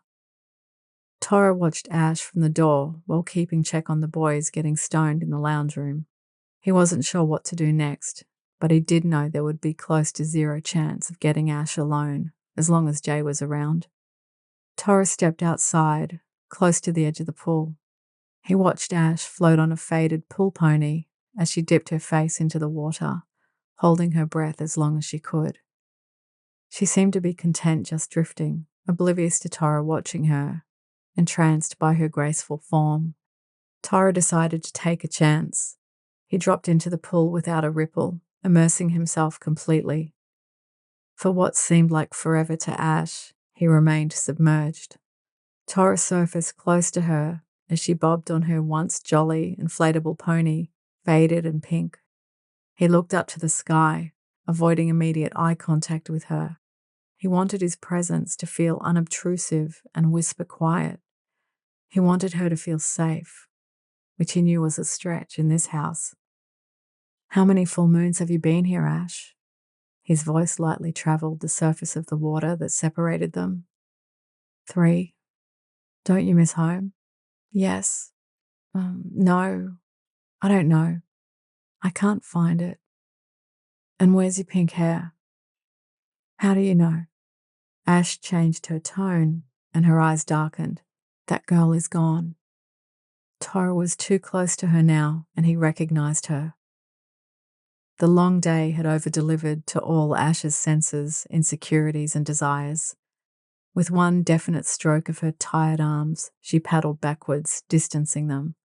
Before Tora could say anything, Ash glanced away to see Jay watching them. She slid off the pool pony and swam to the edge, and Jay disappeared back into the house. Ash walked back inside, dripping wet, without turning back. Tora glided his hand along the surface of the water, tracking the rippled moonlight, and then he sank.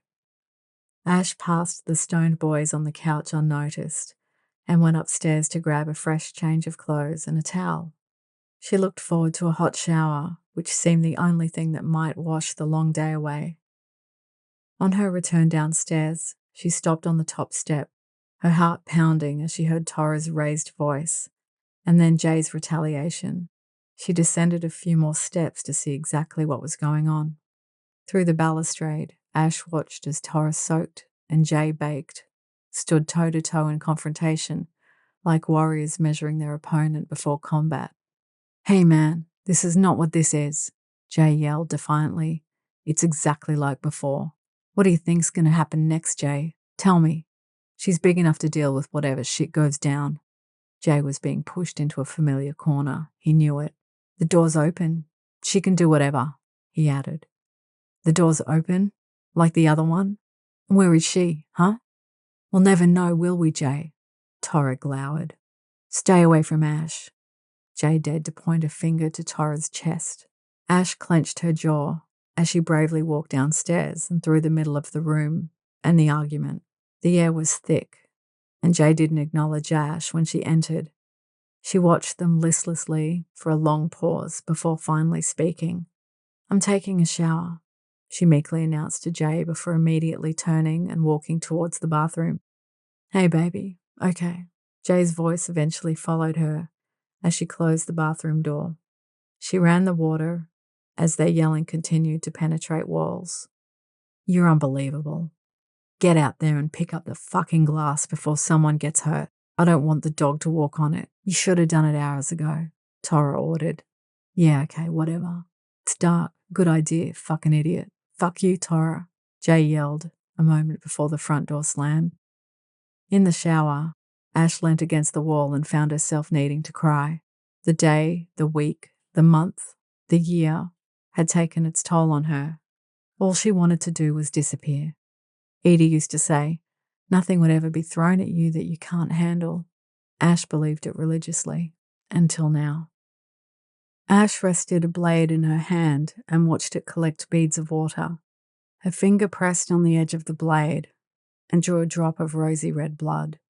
The color struck her as it contrasted her lily palm, and she waited until all the blood washed away. Ash knew she couldn't do it. She knew she didn't want to hurt herself. She wasn't ready to die. She put the blade on the shower shelf and took off her bikini. She concentrated on changing her thoughts by tipping her head back and closing her eyes, letting the water roll bead by bead down the length of her warming body. Without permission, she was already thinking of him. She was finally able to put a face to the name and that handsome dark figure she had been wondering about since she first set foot in La Quinta. It felt awkward and wrong. But Ash had justified that it was all right to follow her impulses, since the only privacy she had left was in her imagination, and Jay couldn't take that from her. She felt like she had known Torah as long as she had known Jay. They all spoke of him often, and it sounded like he had given each of them a solid foundation to work from when they were most in need, especially Jay. Ash felt goosebumps rise across her breasts as the water suddenly cooled. She kept her eyes closed and let her imagination wander for a stolen moment. She wondered what it would be like to paddle in the golden surf with Torah.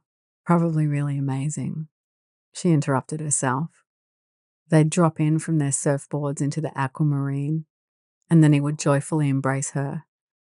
Everything would slow down as they kissed. Then Ash would playfully swim away, looking up to see the underside of their two surfboards drifting side by side in the deep. The refracting sun would touch their skin in warm wings of light. Ash was jolted to reality with an abrupt knock on the bathroom door. She ignored it until she heard Torah's loud whisper, "Ash, let me in, quick." Torah pleaded apologetically, "I'm sorry, I need a chance to talk to you, alone." "No, are you kidding?" A brisk bang, and the bathroom door opened, and just as quickly, it closed again. Torah had boldly pushed the door open and entered Ash's steamy sanctuary. Ash couldn't believe his audacity. Her mouth open with surprise, she instinctively tried to cover herself, even though she was behind the opaque shower door. He sat on the edge of the tub, beside the shower. "You don't belong here," he started. "Jay's done this before. It's never going to stop." Ash was bemused as he settled into his monologue. "But maybe he just needs more love," she said with softness. "I've been trying for a long time, Ash. He's never going to give you all of him. He's broken." Torah stalled. "He lost her, his first love," and continued after a long echoed pause, "in the surf. A year ago. They went at night. They'd been drinking. He came home alone. Nobody will ever know what really happened out there. She's gone. Nebraska's dead." Ash's heart sank into the grim reality of what Torah was carefully explaining. "You gotta go soon. It'd be wrong for me to let this slide. Jay has a history. I'll pave the way, make you some room. You gotta free yourself, Ash. Go home." He stood and moved back to the door. "Please," he added. Torah left the bathroom with a quiet click. Ash paused with a guttural, "Oh God," before turning off the faucet. She stepped out of the shower and tightly wrapped herself in a towel. When Ash opened the bathroom door, she was taken aback to see Jay standing at the threshold, waiting for her like a snarling, hungry dog. "We're out of here in a few days," he growled. "For good. Make sure you're ready." Ash, red-eyed and exhausted by the episodic day, nodded to him in acceptance. She courageously pushed past Jay, and he grabbed her. She defiantly pulled away from him and walked up the hallway to their bedroom. She'd pay for that.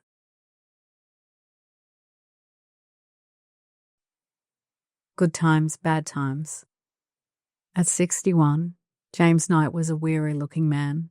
He wore his hair long and wiry, like frayed steel wool. It stiffly landed just past his shoulders in a trio of rusted colours. James imagined his long, wild hair made him appear more attuned to his youthful lust for life. Oh, if only they knew, these young fools, what a wild one I was. I could ride all night long, he would recite to himself as he walked, limping slightly, through the throngs of stripped bare women on the boardwalk. But James had lost the battle with gravity and struggled to accept it each time he caught his reflection, always surprised that he did not look as young as he felt. A man of small stature, James now stood as tall as his spine would allow, extending his bare chest as he faced his empty bed in the decrepit, sparse room that was lit by one omnipresent bulb. A purple glow pulsed from the neon sign outside the Palm Beach Lodge, like a butcher's light. The noisy hum of intermittent traffic just below the window weighed on the mood, and James deeply inhaled the fumed air. He strolled to the old freestanding oak wardrobe and pulled the doors wide open, releasing the stench of mothballs an overzealous landlord had planted. James made his selection earlier in the afternoon, and now it was time to get ready for his night of nights. He carefully laid out a suit of deep purple on the crooked mustard bedspread and smoothed it over, stroking it like a magical Persian cat. The fabric looked like real velvet and had an aura all of its own. It was his only suit, and fortunately, it was also James's lucky suit. He added a matching shirt to his outfit that was the color of pink fairy floss. He stood back to admire the grand ensemble before him, as he had time and time before. James paused and endured a few guttural coughs before he buttoned his shirt, tied back his hair, and checked his crooked, eggshell smile in the book-sized mirror on the wall. It was routine for James to sing to himself as he prepared to go out, occasionally bopping his head and mumbling the words of some of the greatest rock songs he thought were ever made. Da, da, da, loving you, baby, he sang, with the tempo of a lullaby in his husky voice. Now all set to hit the streets, James killed the light, coughed once or twice, and reached for his dice keyring. He quietly hoped that when he returned he would be a changed man, that tonight would be the night, someone his boy could be proud of. Jay had been a tough kid to please since James got out a few years back. The real reason Jay harbored issues with his father was plain to see. Jay's mother passed away from a heroin overdose when he was 4. Jay stayed by his dead mother's side for 3 days before wandering out onto the front yard, to the neighbours' horror. Nobody was there for Nora in the end, only baby Jay. Nora was all but a child herself when Jay was born. At only 16 and a runaway, she drifted into the wrong man's arms and then quietly passed away. It didn't help that James was convicted of robbery when Jay was just a powder blue bundle. They sent James off to Long Bay for 13 years. Maybe he could have saved Nora, but a man's got to eat, as James would always say. Down at the Golden Nugget Bar, James felt like a king. He'd been a VIP member for 6 months, and ever since he had a flurry of small wins. James had a certain way about him, the way he moved. He had a strut and walked to a beat nobody else could hear, but he also had a limp. The combination made him appear frail somehow, but in his mind, he was fierce. Walking along an aisle of poker machines, chanting and beckoning, James was strutting and singing as his eyes darted from one machine to the next. "Who's going to be the lucky lady tonight?" James murmured. A young couple passed by, and the man awkwardly bumped into James. He immediately turned to apologize. James paused and then turned with a deliberate smile, showing all those eggshell teeth, and started singing again, only louder, before he pushed the man as hard as he could. James continued on his way. Nobody was going to ruin his night. James was half sitting on a bar stool at a poker machine, fully engaged in his gambling, which was only interrupted by painful coughing. People were all around. Men had smartly combed their hair and added belts to their knee-length tailored shorts, and the ladies were excited to be out in their fruity summer frocks and bouncy fresh perms. James looked from another time and place with his purple lounge suit. As he fed tokens into the machine, he continued singing that Kiss song that he'd been playing in his head all day. "And tonight," he crooned. He paused to get another handful from his plastic cup and fed a token into the Game King. He continued singing. Of course, without warning, all bells and whistles were set off and raised the roof. All the lights flashed like sirens in Hell's Kitchen. James had finally won the Golden Nugget jackpot. 40 grand. "I knew you'd put out for me, baby." James cheered before he excitedly kissed the poker machine. Maureen Barber, a rotund drinks waitress who had worked at the Golden Nugget Bar since James moved to the Gold Coast, was passing during the excitement. James looked at her in disbelief to share his incredible moment. $40,000, Mr. Knight. After all these years. Congratulations, she cheerfully gushed. "Thanks, darling. Come on, give the winner a kiss," he said hurriedly, lapping up the excitement. James embraced Maureen, who was a few inches taller than him and more abundant in every way. He kissed her, grabbing her around the waist as much as he could manage, until she started to squeal with delight. "Mr. Knight." "Ha-ha, my lady. It's time to celebrate, shall we? Will you be my lady tonight?" "Oh, yes." James started to slow dance in a dome of rainbow light as a small crowd formed around him on the psychedelic carpet. He felt special, like a messiah. He did enjoy an audience. The Surfers Paradise coastline stretched thinly under the skin-coloured sky. Lights softly glowed in the distance, hovering within the dark band of concrete blocks. James' withered face, framed with his now greasy hair, rested meditatively as he reflected on the cool sand. He'd seen a thing or two in his time.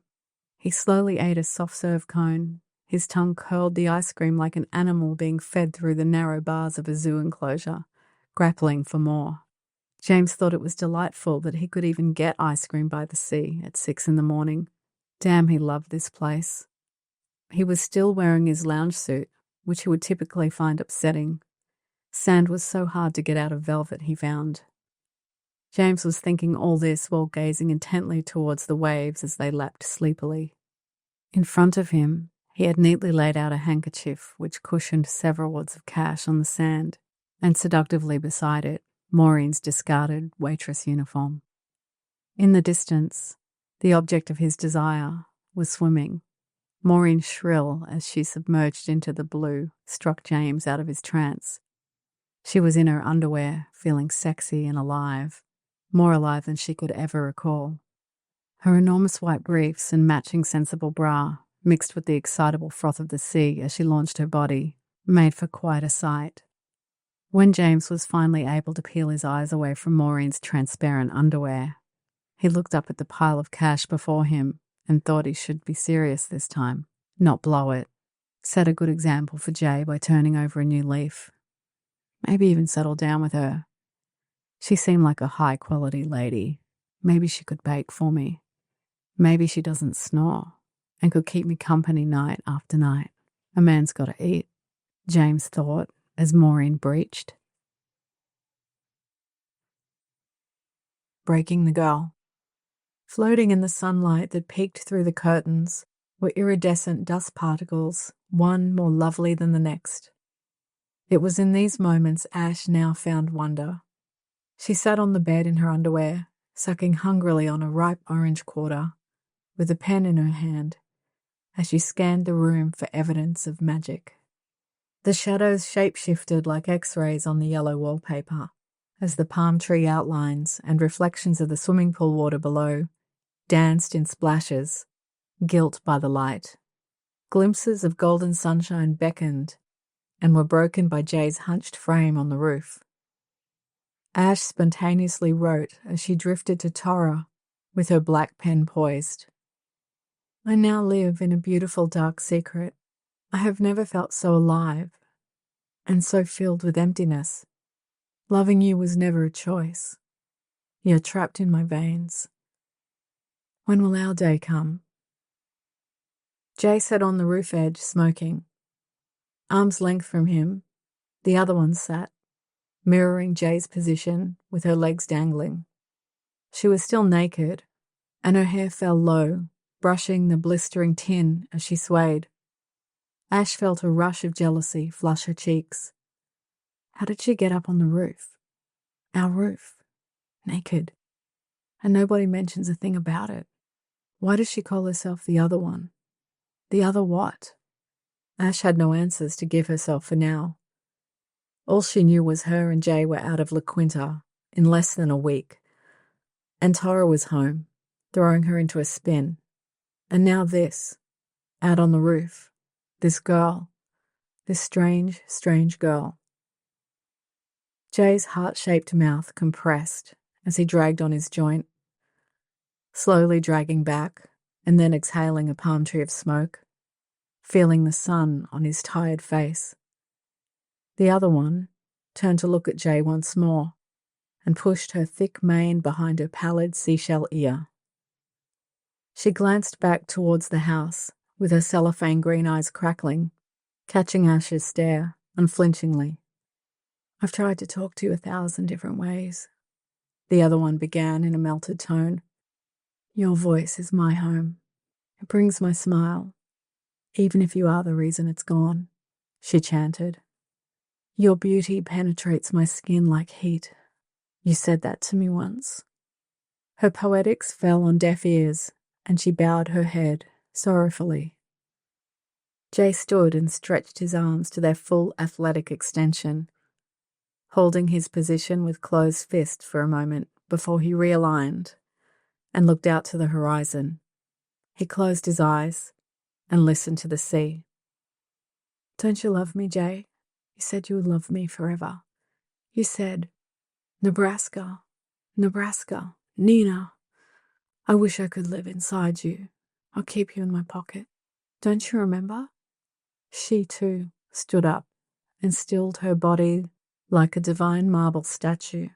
Only her hair gave way to the breeze that was collecting the afternoon. There she was, like a deity, immortal, Nebraska Parks, a high priestess, the other one, next to Jay on that hot tin roof. Jay, oblivious to the presence of his one great love, turned away and flicked the remainder of his joint into the looming palm grove. Nebraska, devastated by her predicament, took one step forward, then another, dropping off the rooftop in silent protest and out of Ash's sight. "No!" Ash caught herself shouting in reflex. "No what? Will you shut up, Ash? Never any peace." Jay snapped at volume. The window next to the bed was open wide, and Jay climbed back into his cave. He stood over Ash on the bed and stared at her without emotion. Ash tried to hide her anxiety and gave a meek smile as she slid her notebook beneath her. "Why are you so pale? Are you sick?" Jay asked coldly, with his eyes almost aqua in the light. "I'm fine," Ash assured him. "Where were you before, when I was with Racer in the shaping bay?" he flatly asked. "Here." "I know you were here. Where in the house?" "While I was downstairs," he pressed. "I took a shower," Ash whispered. "And where else? Don't you lie to me, you stupid bitch," he murmured without blinking. Jay's fury quickly escalated, and he dropped to his knees, straddling Ash. He watched her for a moment as she looked back to him, trying to imagine why he couldn't see Nebraska, nor sense her, or maybe he could sense her subconsciously, and that's why he was so angry all the time. Ash was not about to solve the mystery. Jay gripped his hands around Ash's throat and pinned her to the bed, just enough to scare her and let her fight for air for a moment. Ash felt her throat close for the first time in her life and was gasping with futility. She overthrew her instincts. She knew better than to fight back. So it's true. He loved Nebraska so much he couldn't stand her being alive. He had to possess her so wholly and absolutely that death was the only place for her safekeeping. Was this how the mind of a killer worked? Ash let her thoughts smash through her mind as she took what might have been her last moments. At least she would be with Edie now, and she had just seen a ghost. Ash hoped she would have ethereal beauty, like Nebraska, in the afterlife, and she drifted. No more of him, understand? No more. He menaced in a low growl to her breathless face as he shook Ash's weakened body further into the bed. Ash closed her eyes. She was ready to go. There was a peaceful smile resting on her face, and Jay realized he had gone too far. He released his hold on her throat. In silence, and without the usual dramatic performance, he left the room, leaving his girl in shock. The room felt still. She was still alive. The kitten was still sleeping in the corner on a pile of magazines, and the magpies were still chortling. Ash had a second chance. She shot up to her feet, scared and enraged, and without hesitation, briskly started to pack her cotton bag before hiding it under the bed. She was ready to go. Ash heard Jay pacing back up the hall towards her. She leapt back onto the bed and found her composure. She was used to it by now. Ash realized she was in a compromised position, but wanted out. She decided to continue complying with Jay while she worked towards her own freedom. She was vulnerable still, with no money at all, and under complete control for 24 hours a day. For now, grave danger was her lot, but her eyes were wide open to his manipulation. "I'm sorry, baby. I'm so sorry. Hold me. I'm so tired. I love you. And can you forgive me, baby?" Jay begged with his softest voice. He gently put his hands on hers and drew her in and kissed her as soft as a dusted marshmallow. "All the guys are downstairs. Tara rented a video. Point Break or something. The movie's going to start in a minute. Let's go down and watch it. Spend some time together. You can rest." Ash nodded blankly and followed him lethargically as he led her by the hand. Johnny Utah and Bodie were about to smash into Anthony Kiedis and friends at the beach shower. Ollie was full of fight sounds, and Jay laughed so hard he grabbed Racer's shoulder and told him to watch. Tara was half asleep, and Skinny crunched feverishly on salt and vinegar chips. The fight reminded Ollie to pass on an essential message to Jay. "Oh, Johnny's looking for you. That prick can wait, eh? He dropped in on me yesterday. I should have smashed him. I fucking hate that guy," Jay cursed. Right on cue, an invasive chime blared through the room. The doorbell rang. The doorbell? Who knew they had a doorbell? Ash marveled. "Who is it?" Tara grumbled. "Fuck you," the outside voice called. Tara smiled. The stone triplets giggled in unison like animated hamsters that had just fallen off their wheel in a huddle. "Better get you $50, Skinny muttered to Jay. "Fuck you," Jay called as he reached for the remote control and stopped the film in frustration. The front door opened. Johnny had shown up to pay the boys a visit. He let himself in and stood in front of the television. He looked at Jay, arms crossed. He rocked back on his heels with a hard tilt. His black wraparound sunglasses and cleft chin gave him a menacing ambience. "That's Detective Fuck You to you, you prick," he said as he looked over to the smashed window that was sealed with plastic sheeting and gaffer tape. Johnny moved from the television and walked past the couch, clipping Jay on the back of the head, before sitting down hard and too close next to him. Johnny was intimidating to all the guys and remained unchallenged. He gestured his hand in front of Jay to pay up the money he owed. Ash shuffled over and then finally stood up, looking for any reason to leave that cramped couch, exactly as Johnny had intended. "Babe, I'll go and make a coffee." She stumbled with her excuse. "Yeah, whatever. I don't want one, so whatever," Jay quipped. As Ash left the room, Tara threw a look to Johnny, who responded with a subtle nod. Johnny was going to hold the space for now. It was his pleasure and duty to keep Jay occupied, so Tara could talk to Ash. Ash mindlessly stared at the steam rising from the kettle, daydreaming of the outside world, one without Jay.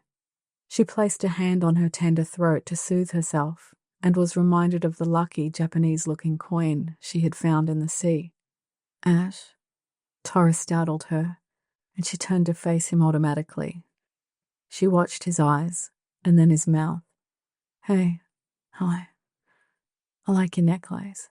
Is that 50 yet?" He had never had so much trouble saying the most simple things. "Can you meet me tonight, by the pool? At 9? I'll be there. I'll wait. Jay won't be around. Don't worry about that. I'll make sure he's distracted." Ash paused and took a moment to process his questions. There seemed so many. She wasn't fully paying attention either, so she made him wait, painfully so, while considering what to answer. It was an eternity for Tara. She delivered a slight curve in her smile and tilted her head before shyly looking down to her bare feet. That's the only answer he needed. His heart was doing flips. She was magic. like nothing else in the world. Toro returned to Point Break with a persistent grin. He felt like doing a high kick, like Bodhi, but instead resumed his nap on the couch in the interest of passing time as the afternoon inched closer to evening. The film was over. Ash and Jay sat out on the roof in the tropical canopy of the backyard. The sunset had delivered mosquitoes, and Ash was being eaten alive. As Jay spoke, she scratched her skin to the point of drawing blood. She wished he would notice her sometimes, in the right way. Dad called. He won again at the pokies. 40 grand. He'll probably lose it all by next week. That's what usually happens. That's a lot of money. Wow. He's given me his car. I haven't seen him in ages. That's so cool. We're going to pick it up later from his place. Tonight. Oh, baby. How about we go tomorrow morning? I'm so tired. Nah, we're going at 8. End of story. Ash rested her mouth on her stinging knee. She bit down to distract herself from her burning skin.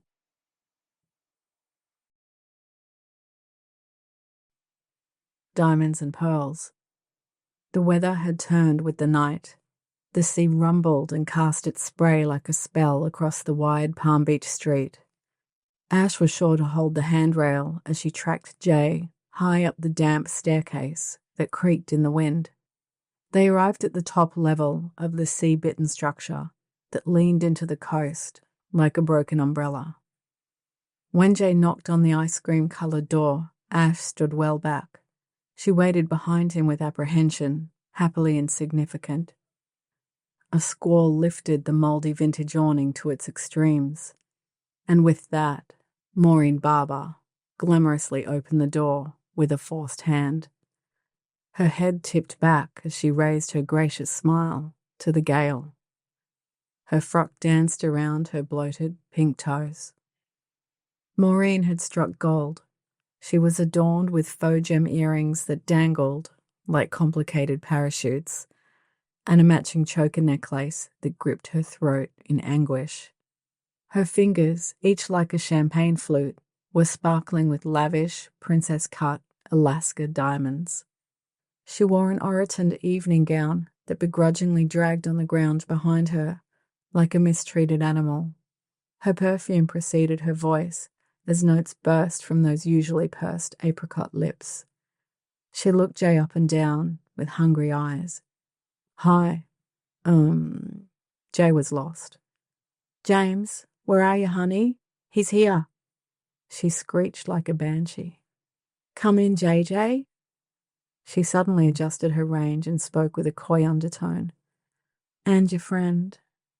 Ash and Jay crossed the threshold, escaping the temper of the weather. They stepped into the solemn flat. Inside was like a bare cupboard, humid and sleepy-eyed. The unit looked as if nobody lived there. The 40s kitchen was quaint, even though it had a few broken panels that made the apartment look as though it had missing teeth. A pulsing glow crept in from the neon outside and consumed the bare floors in a wash of violet, just how James liked it. James entered the kitchen, grinning and barefoot. He carried himself proudly with a slight limp. His energy was sapped, and his blinking eyes pushed away folds of creased skin, crisped in the sun for perhaps 60 summers or more. His chest wheezed under his wife-beater. A deep cough stopped him at the threshold of the bedroom, and he clutched the door frame as the wind whipped the rooftop. He refocused before he spoke. Hello, I'm James, and who might this be? He formally extended his hand with the slightest bow. He was charmed. Hi, I'm Ash. Nice to meet you. Enchanté. He smiled with just the left of his mouth, showing his gap-toothed charisma in just one breath. Ash, can I call you Ashley? It's one of my favorite names.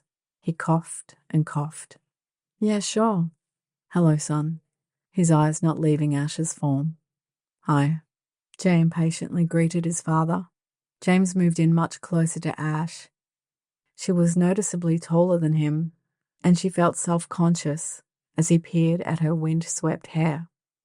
Ash blushed as James reached out with 2 crooked fingers and collected a strand that kissed her shoulder. "Your hair is so golden," he hummed. "Ah, thanks. It gets a lot of sun," Ash cheerfully replied to ease the tension vibrating from Jay. "I bet it smells like coconut," James continued, and gently let go of Ash's hair. "Dad, don't do this," Jay sighed, working hard to control his volcano. "What? I like to say what I think. It's not a crime. Is it, darling?" His eyes fixed on Jay's girl. "No," she said brightly in a tone that would never appease the room. Maureen had seen enough. She waddled to her man and wrapped a tall arm around his slight shoulders. She hung off him like a cheap fur until James stepped forward to escape her grip. He buried his hand into his tattered trouser pocket and produced a car key with a dice key ring, then held it dangling in the air like a carrot. "Honey, Jamie baby, hold me." Maureen drifted into a purr. James, trying to ignore his girl, pushed her away, but she was stubborn like that, and he felt like he was moving a fridge.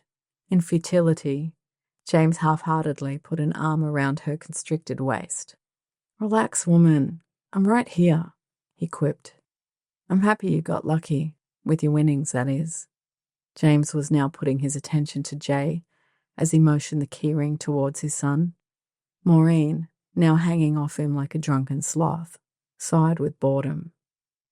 "JJ, this is your big start, son. Don't blow it. Go get a job. Build a life with your girl. The car is a real beauty. The ladies love it." He winked. "Wow. I'm sure I will." Jay was trying not to sound underwhelmed by his father's advice. "It's getting late. We haven't eaten yet." "I'm okay if you want to stay a while," Ash unskillfully interrupted. Jay glared at Ash, and she shrank her posture, realizing her error. "Yeah, come on. Stay. Maureen will cook us a hell of a pie. She makes pies." No, we gotta go." Jay was firm. "It's been good to see you, son. Maybe you can stop by again. Now you've got a car." "Yeah, all right. Bye, James." He agreed to keep civility. Jay stuffed the keys into his jeans pocket and descended the stairs, fighting the dark, howling wind with Ash in tow. Well, that was fun. Couple of freaks. Jay was drained. His family. Well, I didn't get to choose. I don't have a family. The couple arrived at a row of narrow garages. Number 3 was open, and Jay approached, brimming with caution and doubt. The tail of the car protruded, just shy of the garage boundary, giving away its colossal scale. It fit in the garage like a bright basketball shoe in a too small box.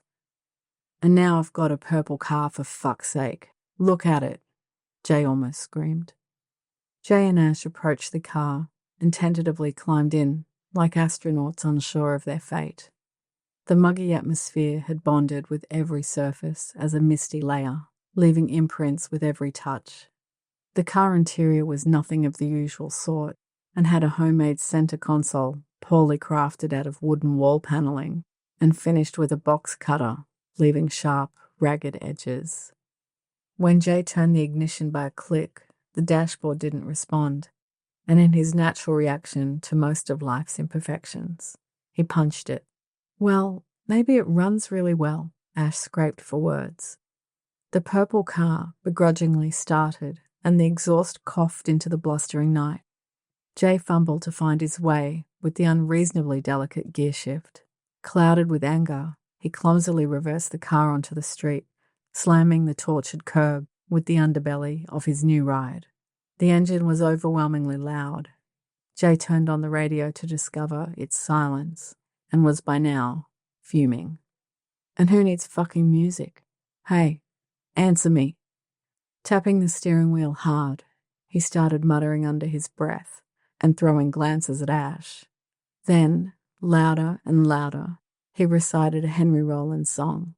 As the new car hurled up the beachside highway, Ash watched him, pretending to be interested, to avoid a fight. She looked at the clock. 9:44. She imagined Tora lying by the pool, looking up at the clouded moon, waiting for her. Ash tipped her head back in disappointment and glanced to the side mirror, only to see police lights flashing.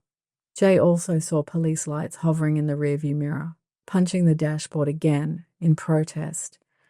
He started turning the wheel to pull over. Now what? What the fuck? Come on. There's nowhere here to pull over. Jay didn't want any trouble from the cops. Not tonight. He pulled over at the nearest point on the median strip, which unfortunately grew into a steep slope of concrete. The purple car advanced along the median strip and came to a halt, tipping sideways in a ridiculous manner. The car rested on the steep footing, and all was still. Jay killed the engine. Cars zoomed by, tooting and honking, as the officer's boots approached Jay's window. When Jay saw the policeman's feet, he wound down the window forcibly. The officer crouched down and bent his neck sideways to see into the tilted car window. Jay, red-eyed and clenching his jaw with rage, was face to face with the law. Driver's license? Jay stiffened his body like a board and dug into his back pocket. He pulled out his license and handed it upwards through the window. Mr. Knight. Yes, a fine spot you have there on Monaco Street Canal. It's all right. Aren't you a slippery fellow? This purple beauty has almost $2,000 worth of traffic violations pinned to her. Fuck. He struck the dashboard again, sealing his bruise. You took a real gamble driving this car out tonight. Looking for trouble, no doubt. Get out of the car, Mr. Knight. Jay undid his seatbelt and tried to open the door, but it hit the sloped pavement and could not open. Jay slammed the car ceiling with an urgent growl, like a trapped animal. The officer stepped back, amused. Jay climbed out through the window and tumbled onto the street, over-dramatizing the situation, like he was 4. Eventually, the purple car was towed away. 11 o'clock. Ash followed Jay as he stormed back to Monaco Street. The wind died down, and midnight welcomed them home. Ash lay awake in bed with Jay in her arms as he slept heavily on her chest. She looked out at the night sky with Sonda. A warm, melodic voice called under the bedroom door. Music had begun to play softly. It drifted from Tora's room to Ash's cut-open heart, Pearl Jam, Oceans. Ash started to weep. She knew the words, all of them. She knew what they meant, and the intention of every breath, in between every word. Tora could not have called out louder words of longing on this night, and played the song for her twice. Ash closed her eyes and fell asleep under a sheet of salted tears. Jay woke first and tenderly watched Ash sleep for a moment. He knew he could never make her happy. Girls like her were always difficult. He wished he didn't love her so much. Reminding himself of this set him off center. He felt disturbed and got out of bed roughly, no longer wanting to be close to her. He opened the wardrobe to tend to his crop, his garden, as he preferred to call it. Your Ramon's tea is still downstairs. I'll go get it. Ash was suddenly awake and spoke into the pillow. Why do you fucking forget everything? Make me a coffee. He couldn't help it. The demonic Cupid wants a coffee. Ash bitterly mouthed as she resisted to rise. Ash climbed out of bed with the weight of the world and sleepily left the bedroom dressed in just her underwear and a t-shirt. Stumbling into the kitchen, she could see only one thing, Tora's shirtless form as he washed dishes in the hot morning light. His muscular back was covered with a Japanese tattoo. The tiger's red mouth snarled, which lit its fierce hazel eyes. It seemed ready to pounce amongst luxurious green bamboo and golden rays that extended across his broad shoulders, with a front paw in a blue stream that curled around the small of his back in intricate shades. She paused. She had no choice. It was hard to move away, not backwards or forwards, from the honesty of her feelings. The soap bubbles gently bounced around his arms, like spherical rainbows filled with hope. Ash was stone, mesmerized. It seemed so long since she last saw something as beautiful. Tora threw a knife in the air and skillfully caught it, like an erotically charged circus act. It was all in slow motion. Longingly, she held the silent space before she announced her presence. "Hi," she mentioned, soft and light as a feather. "Morning," without fully turning around to look at her. "I'm going to make a coffee. Want one?" Her voice cracked. Tora shook his head and continued the dishes in silence. Ash started the kettle, which was already full, and leaned her back against the kitchen counter as she adjusted her bed hair, holding it up high and rearranging it. At that moment, Tora turned to Ash. Her beauty crushed his long-rehearsed sentence to nothing. It dissipated into clouds. He was insignificant in her sublime radiance. "I waited," he said, unable to look into the sunlight of her. Tora approached Ash, carefully, painfully without touching. "Why do you stay?" he continued to whisper to her milky feet. Ash, open-mouthed and breathless, had nothing for Tora, and her arms dropped to her side. Her fingers sought refuge in the fumbled hem of her inside-out t-shirt. She bowed her head with melancholy. "I couldn't," she stammered. "Ash!" Jay's jolt from upstairs brutally sliced the exchange, bringing a dreaded silence. Ash looked up to Tora, but he'd chosen to walk away. She turned to the coffee cup as the kettle sung its high pitch, which she let wail for the longest, loudest time. Her hands shaking, Ash carried the rippling drink back to the bedroom, slow as a funeral procession. There she remained for the day, while Jay went out searching for a new place to live, somewhere just for two. Blood, sugar, sex, magic. The bonfire raged. A yard of girls with giggling silhouettes encircled the dancing flames with hollow eyes. They closed in on the heady boys who clutched their beer with anticipation. It had been a while since there was a party at La Quinta. The pretty Monaco Street dollhouses closed their shutters and braced for a storm. Johnny slouched next to Tora. He sank into his heat-flaked leather jacket as his long legs stretched forward from the too small sun chair. All the others were barely dressed. Nebraska lay naked on the hammock, asleep in the frolicking shadows, and ignored by the party. Ash and Jay gazed at the orange fire, shoulder to shoulder, as it lit the pleasure-seekers' faces like Halloween. Across the flames, Ash watched a young woman stare at Jay intently. She sat with her thick legs relaxed, in a miniskirt that stopped not too far below her waist. The voluptuous blonde girl noticed that Ash was all eyes. She stood up, turned her back to the bonfire, and bent over with a heavy lean of her hips, collecting a cider from the esky. Maddie hoped Jay was also watching, since she was naked under that miniskirt. She knew he'd enjoy that.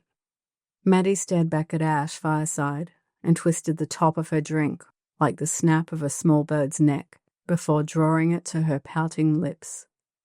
She circled the fire as Racer threw a dead tree onto the ravenous pyre, sending a flurry of sparks to the clouds. Maddie approached Jay with bold-faced lust, leaving Ash a phantom in her own story. "I didn't know you'd be here tonight," Maddie smoldered as she closed in and put her hands on his tan-lined hips, drawing him in. Jay looked stunned by her brashness. "Want to go for a walk?" she said. "Nah. Who the fuck are you?" Jay slurred. "Come on, JJ," Maddie purred. She reached to kiss him before Jay eased her away, trying to make light of the situation in front of Ash by rolling his eyes and laughing in a too high pitch. Tara watched from across the yard as deceit unfolded all around Ash. He knew Jay cheated on Ash with that girl. It's what he did. Ash now knew it too, and looked to Tara before backing away from the inferno, away from Jay. Ash walked up the dizzying staircase and followed the aquamarine carpet to their bedroom. She collapsed in a heap on the disheveled bed. Her melon-pink dress smelled like charcoal and wanton desire. Ash hated parties. She breathed in the stillness of the room. Outside, voices and music escalated into a rumble, bouncing from the sleepy canal rooftops. Jay's bedroom door closed behind Tora, clasping in the slow darkness. Ash sat up, wanting to conceal her wretched face, and covered her eyes with smoky fingers. Tora moved in carefully, gently holding her wrists, exposing her rawness. Ash followed his gesture, lifting from the bed in that dulled room, that cave, that cage. The charged silence was held by Tora for as long as he could bear to look into her withering eyes, and soon enough he extinguished her tears with his soft presence. His gentle breath warmed her blonde crown. "I just need to clear my head," she tried to speak, but her voice petered. Then he held a finger to her lips. "Follow me," he hushed.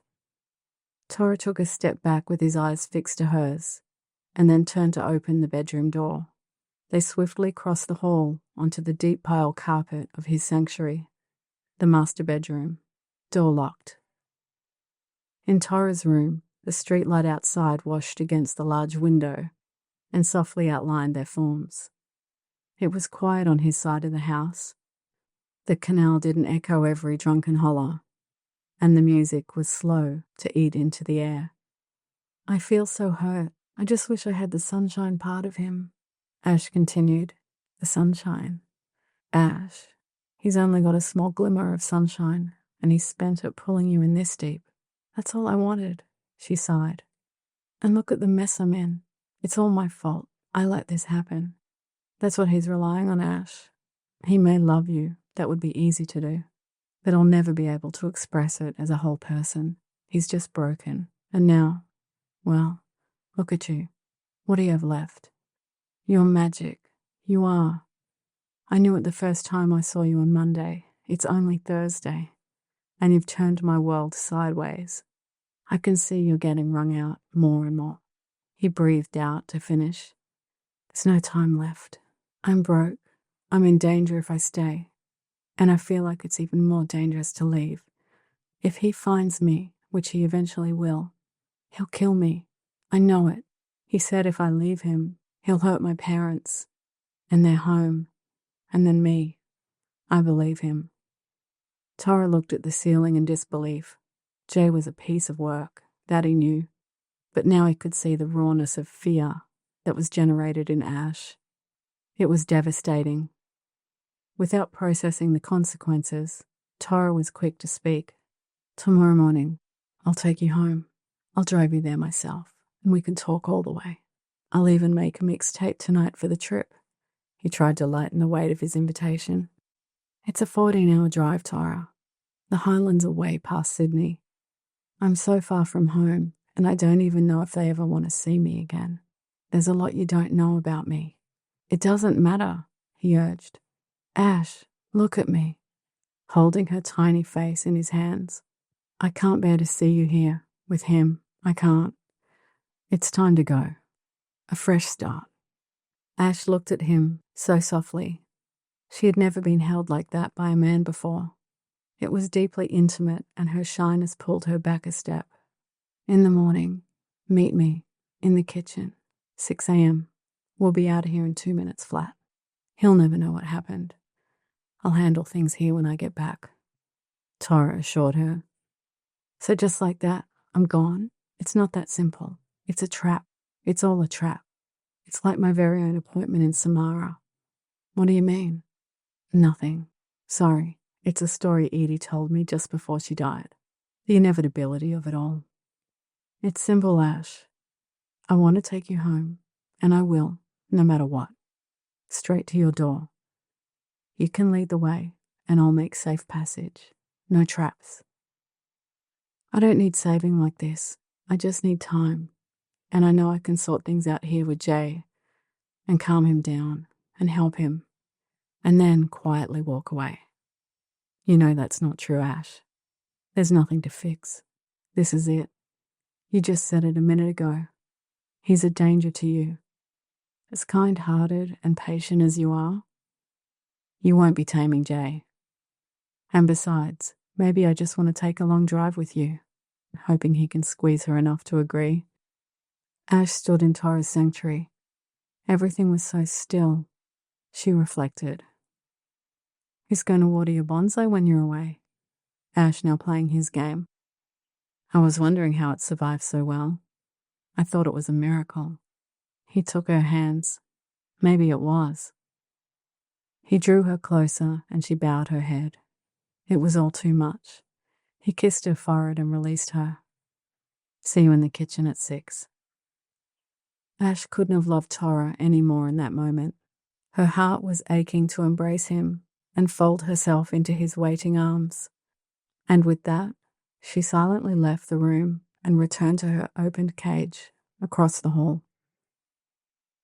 The party was long over, and Jay walked with Ollie down Monaco Street under the low streetlights towards the Egg Carton strip mall. By now it was 2 a.m, and not a soul in sight. They walked past the bakery that had flamboyant birthday cakes proudly displayed in the window, like a sugar-coated parade of hats on race day. I'm starving. Shut up, man. Ollie took a staggered leap and slammed his shoulder into the bakery window, in a drunken attempt to smash through it. Ollie, fucking stop it, Jay pleaded. Ollie punched the window in frustration and bent over laughing at the futility of his robbery attempt. Then, to add humour, he did it once more, and to his shock and then delight, the window shattered.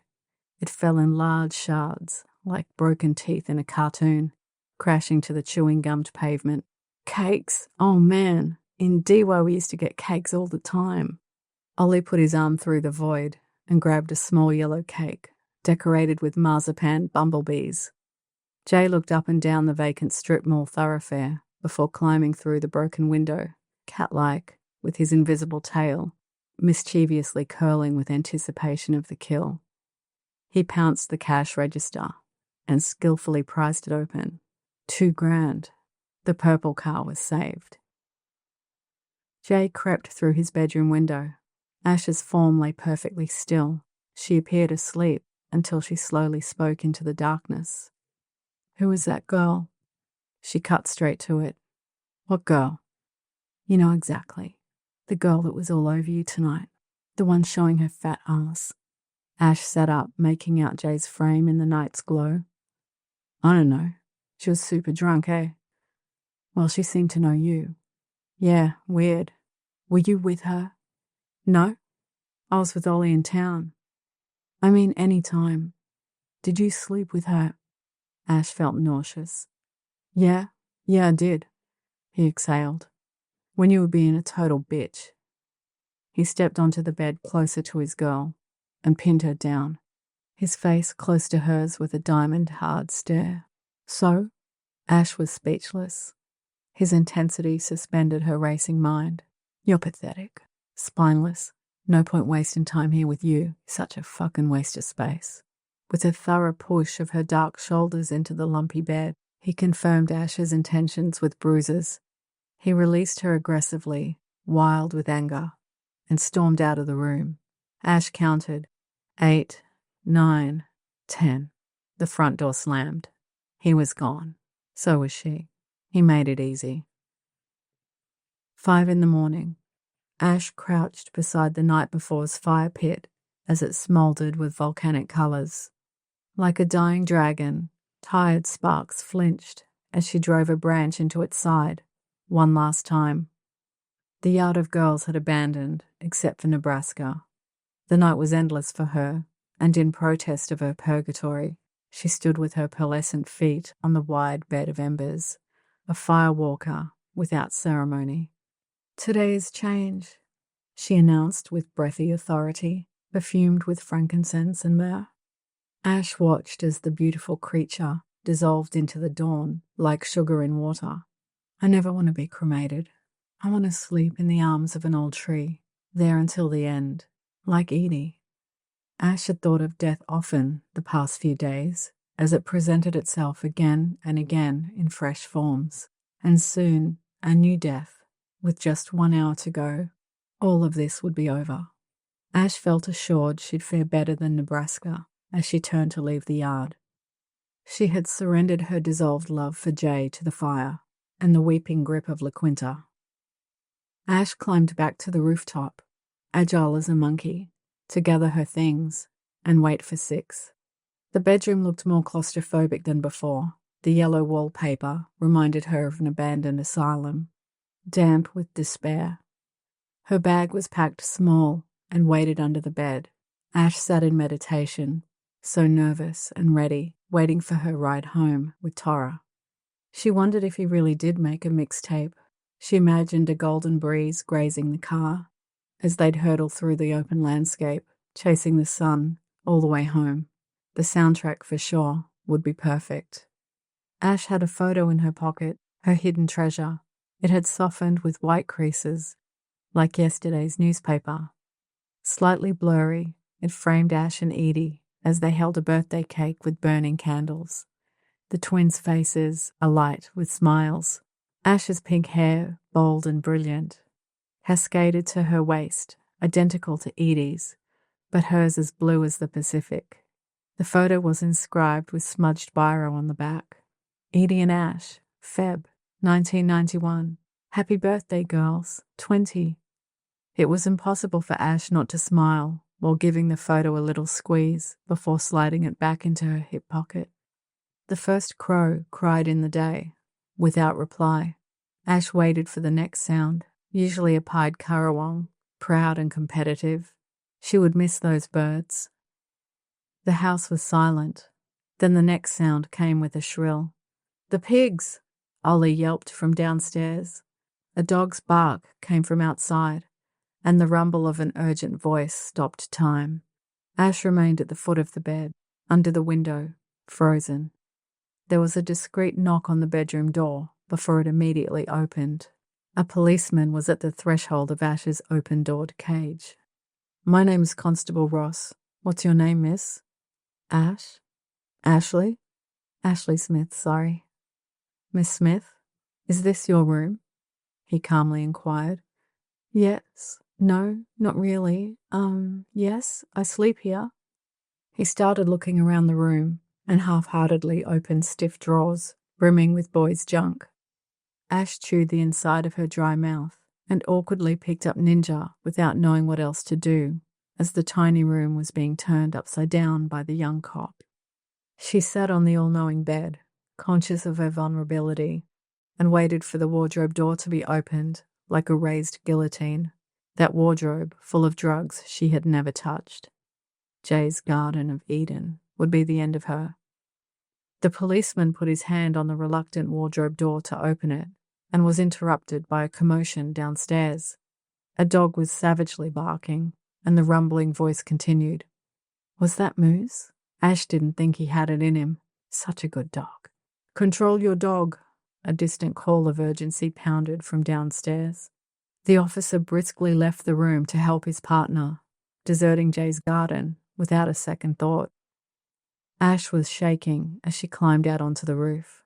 LaQuinta grew silent once again, and not a soul stirred for the longest time. Ash perched on the edge and observed the rooftops of the dollhouses as they sighed with relief now that order was restored. They're gone. I'm sorry about before. I think about losing you, and I just can't stand it. I love you so much, you know? Jay's voice crackled thinly and crawled down her back. I know you do, Ash spoke with dullness. The silent air was polluted with Ash's fresh resentment. The tainted morning held its breath as Ash's eyes darkened and sunk back into their hollows. Close one, eh? Jay smiled. Ash nodded with distress, eyes closed and hands shaking as she clutched her knees. Tora was less lucky. They busted him. They took him away. I guess they found his stash. I didn't know he kept drugs here. She broke her breath. Neither did he. Jay left Ash with those 3 words and climbed back inside her cage, beckoning her. Ash stood at the edge of the roof and looked to the distant gravel below. She wondered if she should free fall like Nebraska, but instead collapsed back on her haunches under the swaying palm throngs, losing her will but not her balance. Wish you were here. The view stretched from the white-out wilderness of the western horizon, in the form of a sleeping woman, all the way to the east, reaching out to nowhere, depending which way Johnny turned his cheek. On this day, the mountainous woman drew the cusp of a storm tight to her pagan shoulder. His bedroom could have been a cell, except for the panoramic view, a hollow hearth, padded with a bare mattress, positioned on the floor with plush symmetry, a tan cashmere blanket paired with an egg-white feather pillow, beaten into the shape of a fortune cookie, sometimes a candle laced with spice, sometimes a six-string, or the bones of an orphan seashell. Next to the unplugged telephone, his Biogram 6000 sank into the deep pile, turning "Wish You Were Here" with tortuous clarity. The needle dragged through the song, leaving scratches on Johnny's thoughts. Most mornings were the same now, and Johnny Hansuki Sato thought of his isolation and the hatred he harbored.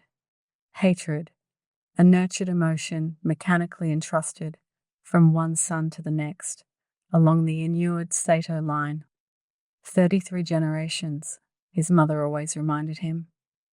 The song persisted solemnly as Johnny lifted from his mattress to join the strange parade outside. The penthouse was lit with crisp morning, and the sea breeze clipped the shutters with the scent of a mariner's catch. The distant gulls squabbled to an escalated pitch that hovered above the eaves, and the green sunlight broke as Johnny squinted into the flame of his exhausted lighter, hoping for a cigarette. It was time to ask for his father's help. The discussion would be tense. That was guaranteed. Johnny did not disturb his father for much at all, because nothing was without consequence when it came to family. But Tora needed to get out of that hellhole. He'd been locked up at Boggo Road for over 80 days. Time was up. He felt it, cold in his bones. Noon came and went. Johnny prepared to visit his father by appointment at his cove home, where mangroves were replaced with blonde champagne and yachts tethered to their grinning, drunken masters. There were no mosquitoes there anymore, and nobody thought about it. The house was an immense block of blue glass and stainless steel rigging, a wedge of shine that sliced its space on the crescent and overhung the canal with authority. Italian marble dolphins danced upon their tails and rolling metallic spheres under a spray of crystalline water. Blinding white river stones bridged the expanse between an amphitheatre of turf and the front entrance of the house. Johnny parked the beast on the street. She leaked oil, and the last time that happened, Johnny had to turn the dozens of stained white orbs over to conceal the damage before his father noticed. Johnny stood tall and correct when announcing his arrival with a deliberate push of the electronic doorbell. He had already been cleared by security at the Cove Estate entrance, and it was these formalities he despised most.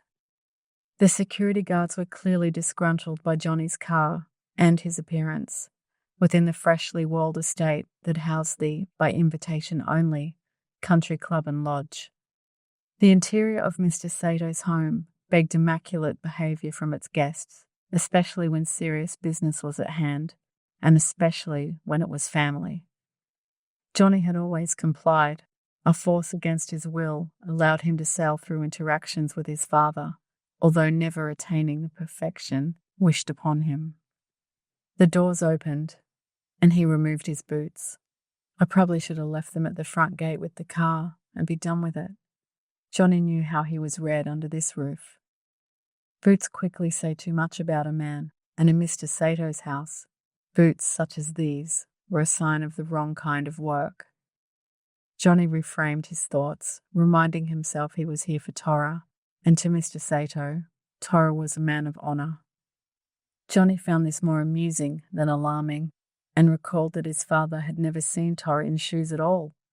Needless to say, in the following hours, Mr. Sato had organised Tora's legal affairs and dismissed his son from the blue-glassed wedge of shine with a flat-lined smile. The heavy drapes of the afternoon closed early. La Quinta's cloud-coloured diving board was gripped at the edge of the pool by bolts bleeding rust on the archaic iron frame. Ash's legs hung over the side, with her pallid bare feet breaking the view of the stagnated tropical broth that collected beneath her, in the deep end like an old soup spoon. Ash wondered if people had deep ends too, a swirling broth of unanswered questions from the collective unconsciousness formed, unrequited love that went back into the ages, anguish, hope, a million kisses, 1,000 deaths preserved in our DNA, all with the eternal chanting from monks who drowned in the sea of samsara. Better luck next time, they'd cry. Ash's ammunition of pebbles, like rotten teeth, was shot at her distant chalked mural on the face of the swimming pool's blanched concrete. The shallow end was stained with frangipanis and hibiscus, baked into the cavernous shell over the past 2 months since Jay drained it on the eve of her 21st birthday. She was certain people had shallow ends, half empty with sunstroked reflections of futility. The backdrop of La Quinta, with her rolled shoulders and darkening windows, made her look less like a wedding cake and more like a fretting bride, veiled by the baked ivy that clung to her crusted skin in a web of scars. Her paint bubbled and peeled like a skin of boiled milk. Upon the rooftop, Nebraska crouched at its highest peak, an immaculate gargoyle scanning the horizon for predators and lovers, her regal form hunched under the nauseous sky, her chin pointing to Ash from beneath the shroud of rusty hair. She was surrounded by a coven of crows, and envy passed through Ash, for it was sure Nebraska could understand their every song. The birds chorused, and Nebraska tapped a beat upon the roof with a flat hand, without a sound. Ice will rain, he comes down in thunder, flee with the dogs, Ash heard. The screen door squealed and slammed, announcing Jay to the stage, forcing Ash to take her eyes off the convulsing sky. I'm going out front, it's pumping. Make me something while I'm out. Uh-huh. Chips? Yeah, whatever. What you doing? Just taking a look at some flowers that blew in. There's a storm coming. Jay left the yard, and Nebraska went like the crows. Ash cast her last pebble while studying the chalked mural of longing, before taking her layers of brooding upstairs. The glow from outside brought a certain luminance to the swirling aquamarine hall. Ash followed the buttery yellow pools of light to Tora's door, carrying a cup of water for the, by now, parched bonsai. He had left everything behind, including his spirit, for Ash to gently hold when she was gifted small solitudes. The white bed under the oversized front window beckoned her with every passing. Today she couldn't resist, and bit her lip in anticipation as she dared lay on his cool sheets for the very first time. His scent was gone, but resting her head on his pillow was enough. The caress of everything immersed her into a lull of euphoria. She gently rolled her hips side to side, inspecting the view from his pillow, this way and that. The daylight, a dulling nectar, poured in and over her skin. If only Tora knew what La Quinta had become since he was dragged to prison. During the past 88 days, the house had become a jungle, as Jay's garden had expanded exponentially, filling the garage with green lines of potted marijuana plants. At every turn of the house, they seemed to be leering, groping in the halls like triffids, butting furiously under the adoring eye of their keeper. The same could be told of the cash now stored in all Nana's best hiding spots, the freezer, the flour tin, the hems of drapes, the broken ceiling vent in the bathroom. Make every dollar your captive, Jay had started preaching, as if he was a keeper of financial secrets for some used car salesman. Tora's bedroom, the sanctuary, was the last place in the house not to be greened by Jay and the boys who were unconscious passengers on his bandwagon. The silver wallpaper now enveloped the room a darker shade as the light mellowed and surrendered to the gathering clouds. Ash turned to change view. Now she could see the wardrobe door ajar. The break in between the maplewood panels may as well have been a doorway into another dimension, luring her. It struck Ash that she could afford to take a quick peek inside, just to feel closer to Torah, feeding her desire and curiosity. Before Ash could stop herself, she was opening the door, and her hand was in the proverbial cookie jar. It was sparsely stocked, not much clothing, some ski-looking boots, snowboard, a baseball bat. Top shelf, some vinyl stacked high, a crocheted blanket in duck egg blue that looked like it would smell of baby powder, plus one dusty shoebox. Reebok 11 black. One dusty shoebox, Ash whispered, as if there were now two accomplices in this tiny heist. The sky released its first rumble as it heaved green. The shoebox was plunged into the carpet, timed with her bare knees crashing into the softness. Ash held her hands over the box ceremoniously before lifting the lid with hungry pink claws. She was excited. The box was heavier than shoes, and it rattled. This was treasure. The lid was cast aside, and its contents exposed. 2 well-thumbed novels, Homer's Odyssey, hence the weight, and 1984, lightweight, but packed a punch. Ash gently tipped the loot onto the carpet and spread the items out. The books were inscribed to Torah from his father, the Odyssey in 1977 and 1984 in 1984. Ash wished she hadn't touched them, putting them back in the box, carefully. Onto smaller things, knickknacks that Ash would never understand the significance of, and a couple of items that did directly relate to her, precisely what she wanted to find. A Polaroid of her with Ninja, taken in the kitchen after the Nirvana concert, and a heart-shaped box, the colour of garnet. Ash prized it open like a clam. A ring in the form of a mermaid, with a glistening tail twisted delicately around the circumference to meet waves of hair. Inside the ring, engraved like a tattoo on her golden back, Ash and Torah, 1991. A salty sting flushed her eyes. There was more. A mixtape called Driving Home. Oceans, Patience, All of My Love, The Witch, The Real Thing, Crimson and Clover, One More Night. Phil Collins? What? Ash started laughing. She was smiling and crying. What a raw feeling.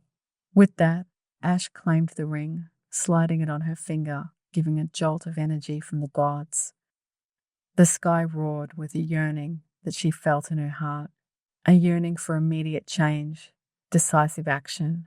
Strength had arrived, and she was saying yes, now, to her neglected self. It was time to leave. Ash remembered in her mother's voice, "You were born in a storm that inundated the city." A great storm was bearing down on La Quinta now. Ash knew she could simply run. She burst into the yellow wallpapered bedroom and tore her waiting bag from under the bed, along with her repurposed Tupperware firebox. She slid into her thongs and climbed out onto the roof. The air smelled of hail, cold like an open freezer, and she scrambled down the ladder. With her bag swinging and a thumping heart, she traced the lichen speckled fence line to the curb. She turned west on Monaco Street, into the jowls of the brewing storm, avoiding the path of Jay, who was east in the treacherous sea, a few blocks away. Zoe's place was less than 10 blocks. She could make it if she bolted, before the sky raged upon the sun-worshipping city. And just like that, she was out. Riders of the storm.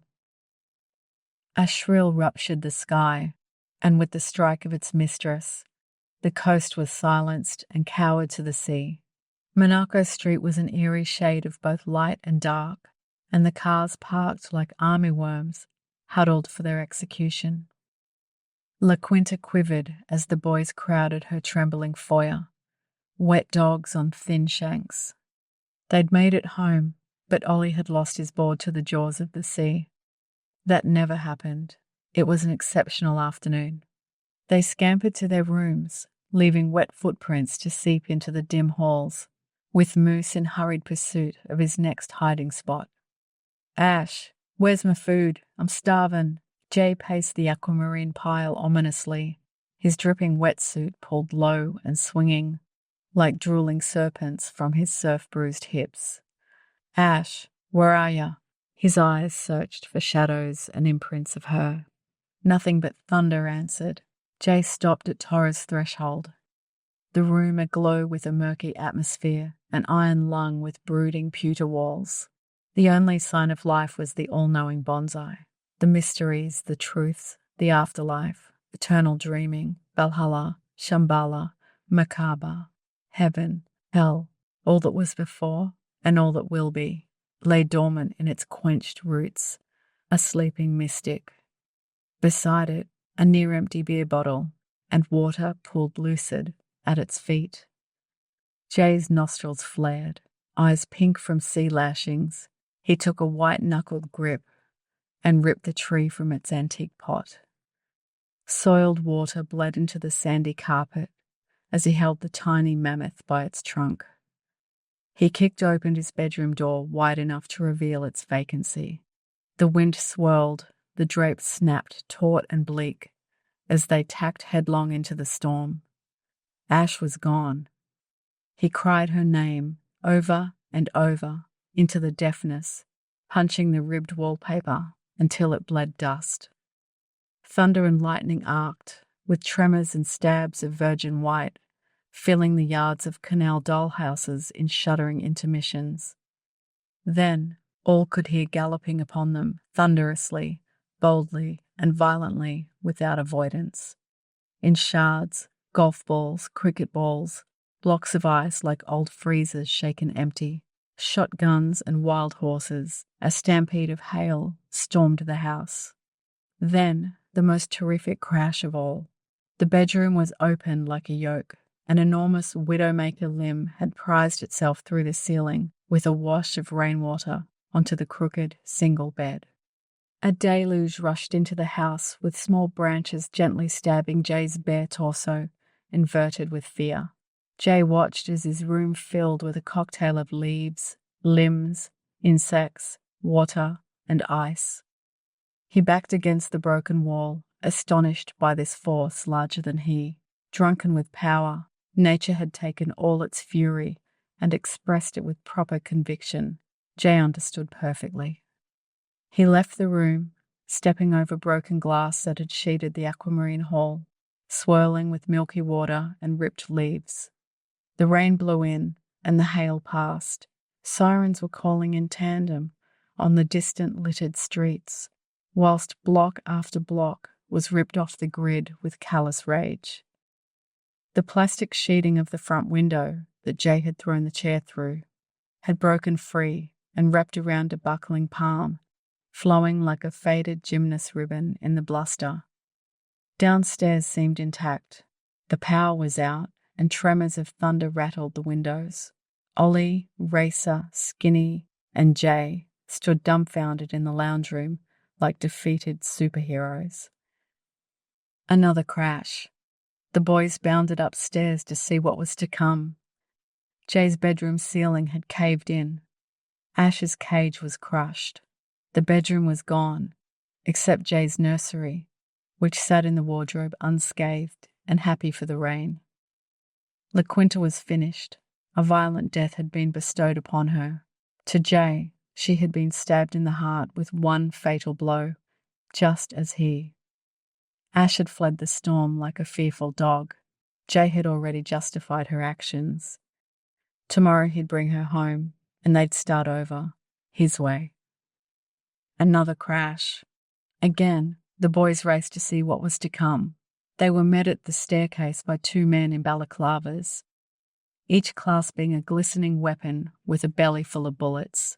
The sky clapped loud, and lightning flashed, announcing the start of the show. "Where do you think you're going?" one asked the wet, trembling wolves. "We're here to blow your fucking house down." He closed off with a roar of laughter, insanely. "What the fuck do you want?" Jay yelled. Ollie and Skinny, slack-jawed, hit the deck.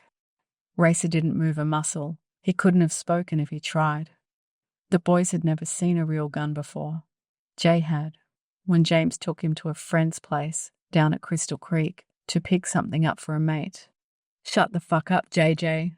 You boys are going to sit at that table before I blow your tops off. Move now," he commanded. "Where's your girl, JJ?" "Not here." "Well then, you're having a rough time, aren't you? I don't bloody blame her, you soft cock." Out came the rope, and out went Jay's garden. Each and every plant was marched into a panel van under the silent shroud of the storm. The cache, too. Jay was stunned they knew all the hiding places. Fucking Ash must have told him. He cursed. The day surrendered to night, and rain hammered the withering rooftop. The boys sat around the table in their habitual seats, with their hands and feet tied. All they had to look at was each other's unprepared, boyish faces, drawn and slack. When they closed their eyes, they smelled the open wounds of the house. Her walls buckled and seeped as she was gutted. "Finally got my $50 back, you asshole. If you fucking move a muscle before dawn, we'll fucking finish you all." And just like that, the garden, the cash, and the girl were gone. One storm. Jay had the night to ponder his loss, his defeat, and his future, as he pulled away at the frayed rope until his raw, burning wrists were freed. The boys were tired, sleeping on their chairs, with nowhere much better to be. At dawn, they obediently and wordlessly returned to their quarters to lick their wounds and pack for their next move, except for Jay. Jay wandered onto the front yard and looked at dawn's freshly minted sky, awash with clean sunshine. He turned his nose to the breeze as if to catch a scent. By deduction, Jay decided to pay a visit to Zoe. He knew where she lived. He tried so hard to fuck her last year, and that bitch kept refusing. "She's probably a starfish anyway," he sneered as he tightened his grip on the wilted bonsai, its body losing colour in whispered shades of grey, its fallen leaves bowing to the soaked earth. It was a long 10 blocks back to La Quinta, one hand white, gloved inside Jay's grip, and the other forced to carry the tiny mammoth's carcass home. Tears rolled numbly down Ash's neck, slowing at the shallow rise of breath. Ash's cotton bag swung empty, with her fern-green firebox left behind. They had no bedroom to speak of. The only proper shelter remaining was Tora's bedroom. Jay carried Ash over broken glass that paved the hall, and then over the threshold. He dropped her hard onto Tora's bed, polluting the room with his somber presence, thick as tar. "You're here with me now, baby. Just the two of us. The boys are leaving, and it's going to be my way from here. Understand?"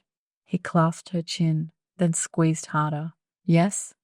"Yes," and rolled her face to the wall, the bonsai dry in her limp red hand. Jay left the room, and Ash didn't move until she heard him return, with a soft clank on the wall.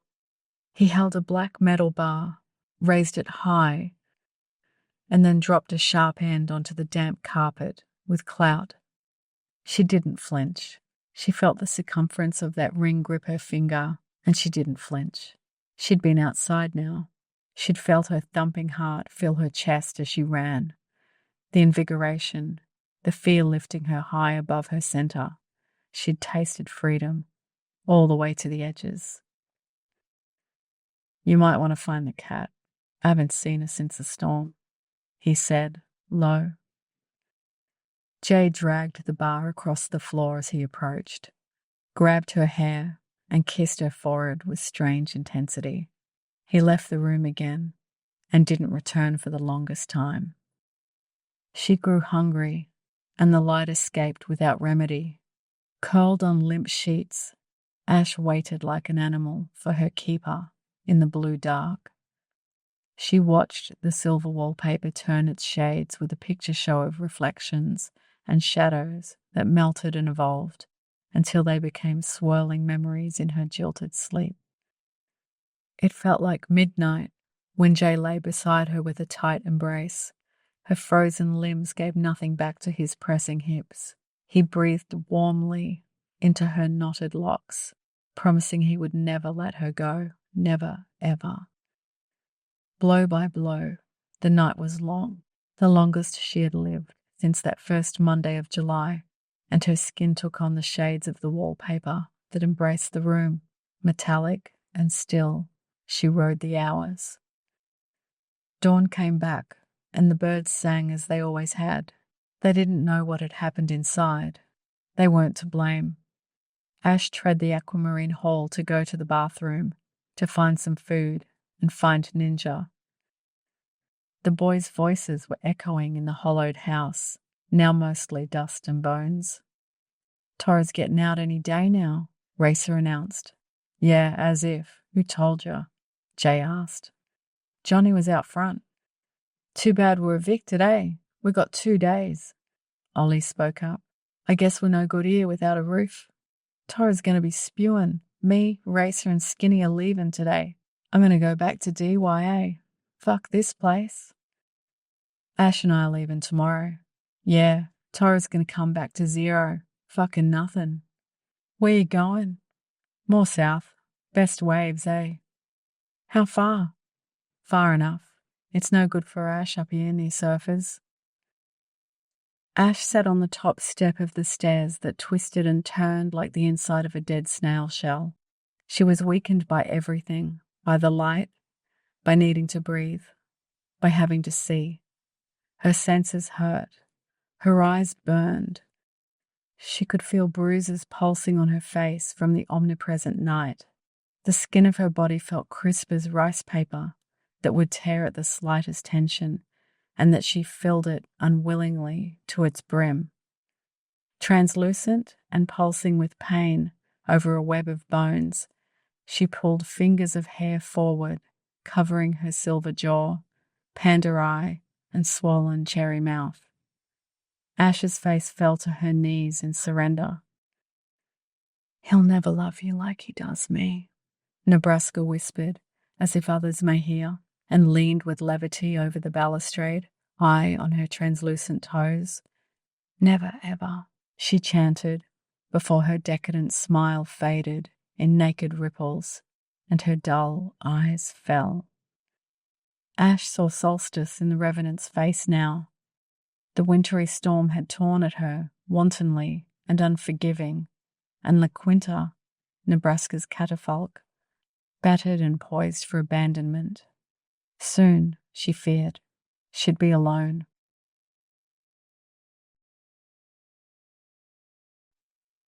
Mr. Damage. A brine-washed breeze combed the Monaco Street palm trees. The storm debris had been cleared, and the pitted cars were last of the evidence. Jay stood outside, leaning with his tobacco-brown torso, with a predator's posture, as he inspected his car. One hand ran over his mat of salt-waxed hair, and the other reached out to walk fingers over the purple metallic paint. The damage wasn't too bad. Ash sat on Tora's ruined bed and scanned the room as if to say the last goodbye. The horrors of this house would never shadow the love she'd felt for him within these walls, and the hope he'd given her. She at least promised that to herself. Jellybean yellow caught her eye, pulsing like outrageous sunshine. Those skateboard wheels were enough to light the room. She finally wanted to give it a try, and had been waiting for an opportunity to ride the skull of La Quinta's pool ever since Jay drained it. It was now or never. Ash felt assured by now that Tora wouldn't mind. He did offer, after all. As for Jay, he would care, but may not realize since he's so busy with his other things. She permitted herself to take the skateboard and wandered into the broken yard. Nebraska basked in the sun, belly up, on the diving board. Her hair was awash with white light. She swung her limbs aimlessly over the stagnant broth as she sang, "It's never too late," to the sky.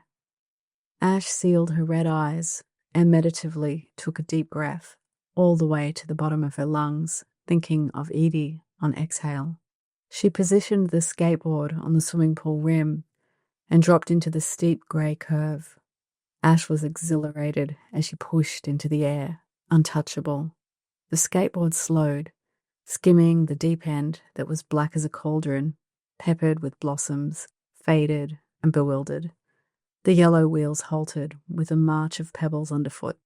Ash sat on the warm concrete and appreciated the breeze wrapping her narrowed shoulders, while she studied her mural of half-washed chalk beneath the eroded steps.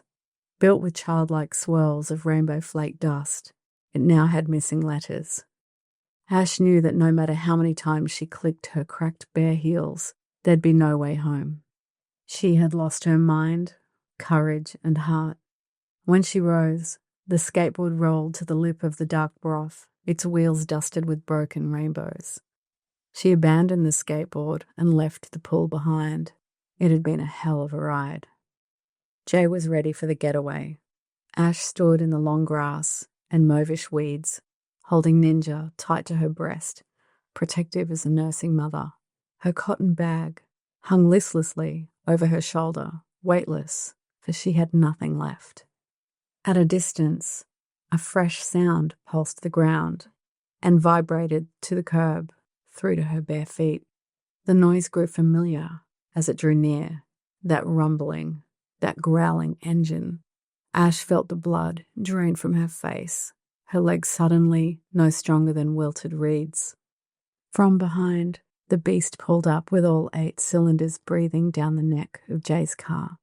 Johnny killed his engine, announcing the longest silence. All had stopped. The passenger door opened, and the stainless steel trim grabbed the sun. Tora emerged from the black car without lightness, dark and lean. His eyes blanked and fixed on Ash with tender resolve. Ash took a step back in reflex with trained anxiety. Tora shifted his focus from her eyes to all of her. Pale, thin, in a torn dress, coloured with grazes and bruises, her mouth a flaming sunset, smacked with pain. He saw his ring on her porcelain finger as she buried her hands into the cat's inky fur with a tremble. She couldn't look at him. There was no way she could let him in. Jay locked his stare with a clenched jaw, not willing to speak. Not this time. "What's going on?" Tora asked, balancing the shudder of his voice. "We've got to get out." "Why?" "The house got trashed and you won't need to deal with it." "Where you going?" Tora bowed his head to the weeded, knotted grass. "We're moving." "Where?" "Fuck you." Jay got into his car. Tora gave Ash a look of urgency and appeal. They locked eyes for a devastating and luxuriant moment. Ash backed towards the car and fumbled the door. Tora stepped forward to help before he stopped himself. She blindly crawled into the passenger seat, pregnant with fear and desire. The car pulled away with a jolt as Ash watched Tora watch her in the broken mirror as she disappeared. Tora had never felt so wounded, like a Toro Bravo overcome with 100 banderillas plunged into his withers. He entered the foyer of his home, although he could have stepped straight through the missing front window that exposed the house to the elements. Climbing the stairs, he treaded the hall that whispered underfoot. The broken glass refracted the sun to the stained walls in pools of flickering light and guided him to the end, to Jay's bedroom. He pushed the door open and saw nothing and everything. The crooked single bed appeared asleep under the crushing weight of the fallen grey limb, and a flurry of nature had assailed past the torn curtains, now more outside than in. The wardrobe gutted, the posters torn, and the only thing that remained intact was the punched holes Jay left with calculated precision next to the door frame. Tora turned and stumbled into his own room, wanting to collapse where the bonsai pot lay in mud and broken bones on the spongy wet carpet. His room held his possessions, still, but an element unthinkable to replace was missing, the ambience of her. He went to the window to look over the war-torn front yard, littered with the neighbourhood's garden offcuts and broken dreams of boyhood, rusted and decrepit. There was one thing that struck him as odd: a matchbook from the Cheshire Cat Motel left on the windowsill. He opened it, 2 matches left, side by side. "Where'd they go?" Johnny broke the void. 7th Ave, Palmy. They paced to the Weeping Hall, Torra with his surfboard under his arm and a Polaroid of Ash at his hip. He stopped to look out to the swimming pool. His skateboard rested on the parched concrete, and finally, Torra half smiled. He and Johnny crossed the lounge room, passing Nebraska, face down on the couch, limp-limbed, translucent, invisible. Her cries were soundless as she mourned the dwelling that had magnetized her spirit, and he who drew her there. The beast rumbled along the coast highway, catching every red light between Surfers and Palm Beach, making for a slow advance. Glimpses of blue horizon winked brightly as they passed oceanside avenues, 1 block after the next. He leaves a path of destruction. Torra was exasperated now that the shock had passed. 10 years I've leased that place. I'm locked up a few months, and now I'm out. I come back to nothing. I could have been left to rot with all the shit they found. I know it was Jay, but I can't believe he would have done that to me. He finally exhaled. "I owe you, Dad, man. Thanks again, Johnny." Johnny simply nodded and pulled up outside the Cheshire Cat Motel. "I'll swing by after rehearsal," Johnny suggested. "Yeah, man, see you later." Torra shut the heaving black door with his foot, carrying his board and a small bag of clothes. Torra took in the Palm Beach neighbourhood and wondered how the motel played a part in this tragedy. The highway traffic subsided, and Torra's eye was drawn to the caravan park across the way. Golden Sands Caravan Park. $9 overnight. The tired sign smiled. Beyond a gap-toothed hibiscus hedge, Jay's purple car rested, and an askew caravan with its blinds pulled tight huddled beside like a tin box tethered to the sandy earth. Torra found it hard to turn away from the caravan site as he walked toward the motel reception office. The doorbell rang with a startle when he entered the dusty office. Behind the tall lacquered counter, a ball of bleached pasta-coloured hair sprung beyond its horizon, followed by chirpy blue eyes and a full-cheeked smile.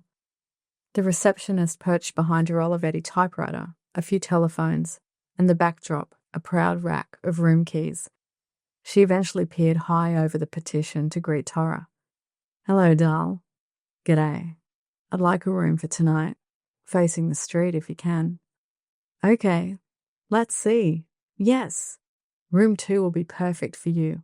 It's got a spa bath and a compact disc player. Our honeymooners love it. It's $38. Per night," scrunching her nose, anxious for a decision.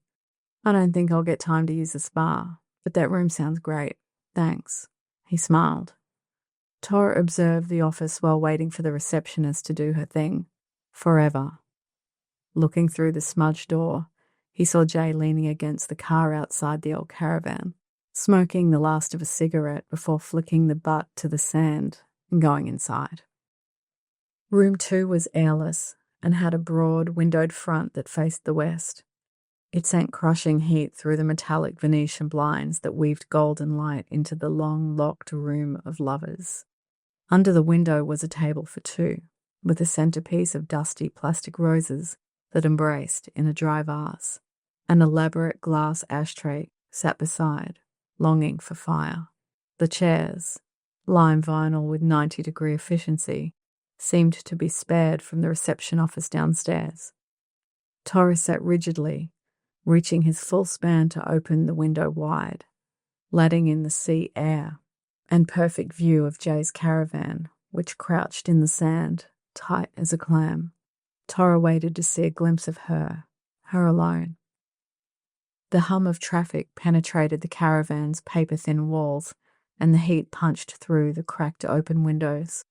Steam danced and recoiled from a small saucepan where Ash served instant noodles into a pair of orange plastic bowls. Jay sat at the small table, hugged by a scratchy polyester booth, waiting to be served. "Watch out, it's super hot," Ash warned as she carefully landed the bowls. "They look shit. How is it that you fuck up even the most simple things?" Jay whacked the bowl of boiling noodles, and they flung across the tiny enclosure of the caravan. Ash jumped to her feet to escape the lava and backed away. "How much stupidity do you think I can take, huh? How much?" Jay grabbed his cigarettes from the bedside.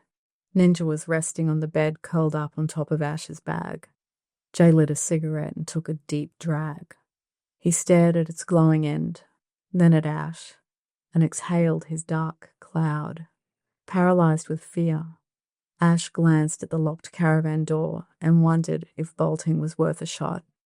Her thought was breathlessly overtaken when Jay picked up Ninja by her scruff and held the cigarette too close to her exposed face. "You want to see what happens when I've had enough? Do you? Answer me." "No, please, put her down. I'll make something else." Jay threw the kitten back down onto the bed with measured force. He walked towards Ash, rocking the van with each heavy step, taking another drag of his cigarette as he closed in. Jay grabbed her throat and held his burning cigarette close to her skin. "You know what I think, Ash? I think you wish I was dead, so you can be with Tara, as dead as your sister." "No, Jay, baby, that's not true. Look at me. Look into my eyes. Look. You know what pain is, Ash? Do you? Do you know how much pain you've brought me?" Jay took the burning cigarette away from Ash's face and without hesitation put it to his neck, branding himself with his own rage. "Ugh. No, Jay, please, stop. Just stop." Ash grabbed Jay's arm to stop him. He released his grip with a push back onto the kitchen stove. "I don't know how much more of this I can take," Jay yelled. Under Tara's constant gaze from his anonymous motel window, Jay flung the caravan door wide open, revealing Ash, who stood back and wiped her red face. Jay launched forward, reaching for a discarded brick, and threw it, full force, at his hail-bitten car. One side of the windscreen ruined. "Who's next?" he screamed to the passing cars nearby. He spun back to face Ash. "1 foot out of the van and you're fucking dead." Jay picked up his surfboard and waxed it harshly on the sandy ground. Ash watched nervously, standing on the doorstep, compulsively turning the golden mermaid on her finger as Jay prepared to leave. Jay marched his board over the road, through the hesitant traffic, and raced toward the sea. Tara watched over Ash, who had backed into her enclosure, and obediently closed the door behind her. From above, Tara saw Johnny was back in the neighborhood with perfect timing, true to form. His black, spidery legs carried him toward the motel reception. Tara took off his shirt, grabbed his board, and left, breathless. Jay saw the beast parked quietly on 6th Ave. He looked around, sharp as a crow, and approached the black steel body. Jay reached for his pocket knife and slid under the warm car. He bladed and sliced here and there, making as much blind damage as possible in 60 seconds, and after, wiped the grease and leaked fluid on his chest before continuing on his way. "I hate that fucking gook. And what the fuck is he doing here?" he seethed. Tara intercepted Johnny in the breeze-block stairwell and pushed the room key into his elegant string-picking hand. "Ash is over in that piece of shit caravan up front. Ask her to come here. Jay's gone out front. I'll keep him entertained." Tara was all adrenaline, and he continued to bound down the stairs in full flight. Ash sat in a pool of hot orange burn on the threadbare polyester seat that crackled and stretched as she shifted her posture. The caravan seemed like hell to her. Fresh kind of hell, Edie would have gleefully quoted in her best Hollywood voice to get a smile out of Ash's sullen face. Ash weighed up her situation with a callous tone. She knew she would rather be killed running from this infested hotbox than be killed like an exhausted, trapped animal. The traffic seemed louder now, and a coven of crows descended in a haze of cries.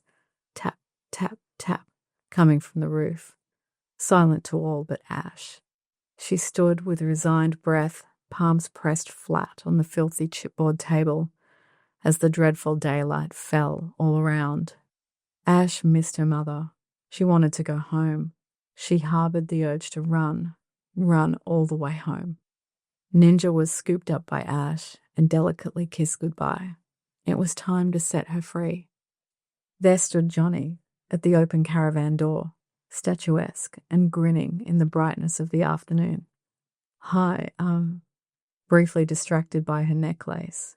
Tora is staying over the road in room 2. He casually pointed behind him. Don't come back here, he said while swinging the room key in between them.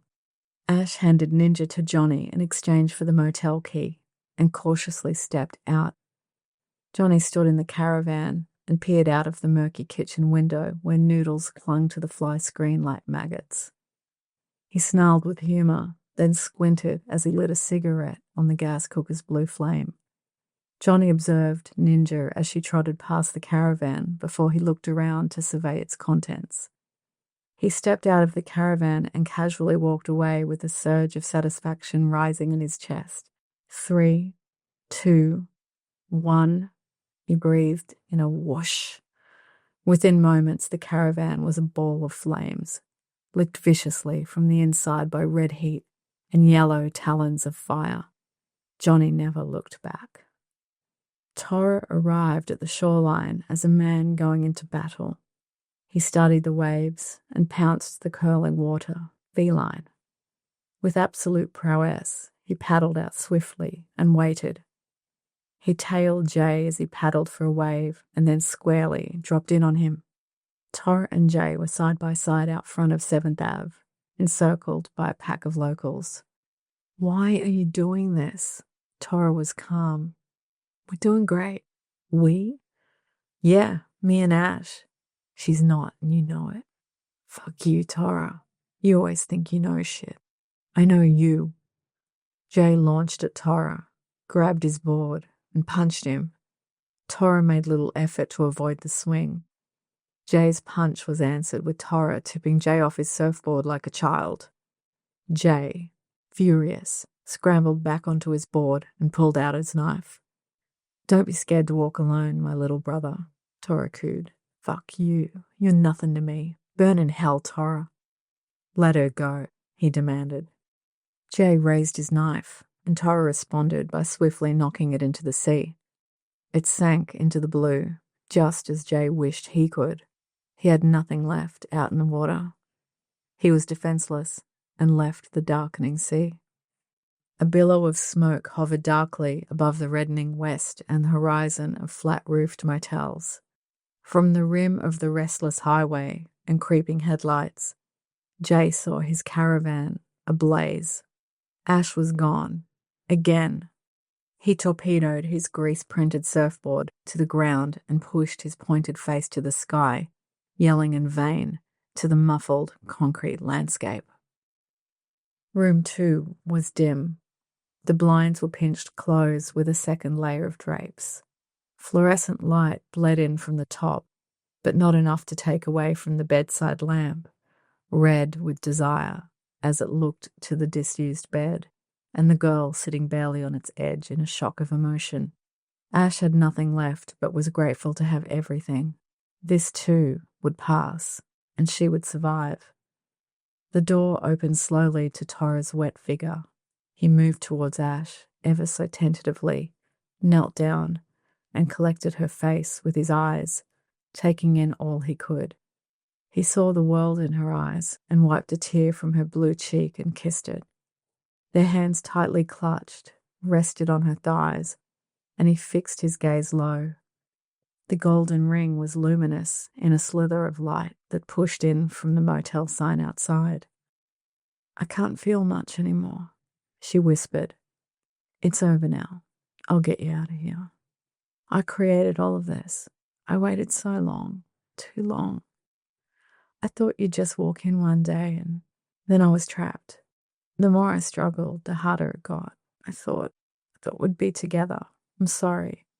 And now it all seems too late. So damaged. Ash confided. We were together, Ash. Every day. Every night. don't ever think it was for nothing. I felt you. No more waiting. He touched her hair. Ash stood and released her velvet grip of his hand. She turned to the mermaid once, twice, on her finger. Dusk settled pink on the horizon to applaud the rising full moon that glimmered over the strident sea. Jay stared at the Cheshire Cat Motel from the street like a ghost as headlights streamed behind him. He broke the night with calls for her. I know you're here, Ash. Come out and see me, baby. Ash softly pulled away from Tora and moved to look out the window through the split of the drapes. She watched Jay below, standing with tangled hair under a warm streetlight, with grease and black ash on his chest. I need to finish this. Ash spoke towards the window. Her voice bounced back at her. Ash was out and slammed the honeymoon suite door behind her. She ran along the motel balcony, crazed and disoriented like a fugitive. Tora followed her closely and stopped short halfway when Ash turned back and signalled him to stop. Tora stayed where he was, his eyes fixed on Ash before he turned to look at Jay in the car park below. Jay glared back at Tora, his eyes burning with rage. Ash marched downstairs to the car park and confronted Jay with an alien stare, cold and steel. She powerfully stopped inches from his face, filled with foolish rage. Why don't you go all the way, JJ? Just do it already, as she gripped her own throat. Instead of dragging me through your misery every minute of the fucking day. I love you, Ash, Jay said, swallowing his words. Tora can't love you, not like you need. Stay with me. Please, I'm sorry. Tora watched a short distance away, his heart choking. Ash stepped in closer to Jay as if she would kiss him. He didn't move. He didn't know what to expect from her. She was erratic and unpredictable. She was a challenge, and he loved her more for it. You love nothing, Jay. Nothing. You only see things, not people. You make me sick. You make me wish I was dead. Do you hear me? Do you? Ash launched at him and pushed his chest with both shaking hands venomously. She felt a surge, like a warrior fighting until her last breath, expecting to be struck at any moment by his tumultuousness. Tora slowly moved closer to Ash, and Jay stood motionless. Without her internal warning systems preparing her, Ash swung at Jay and hit his face. He looked to Tora, his once caring guardian now pacing toward him like a raging dog.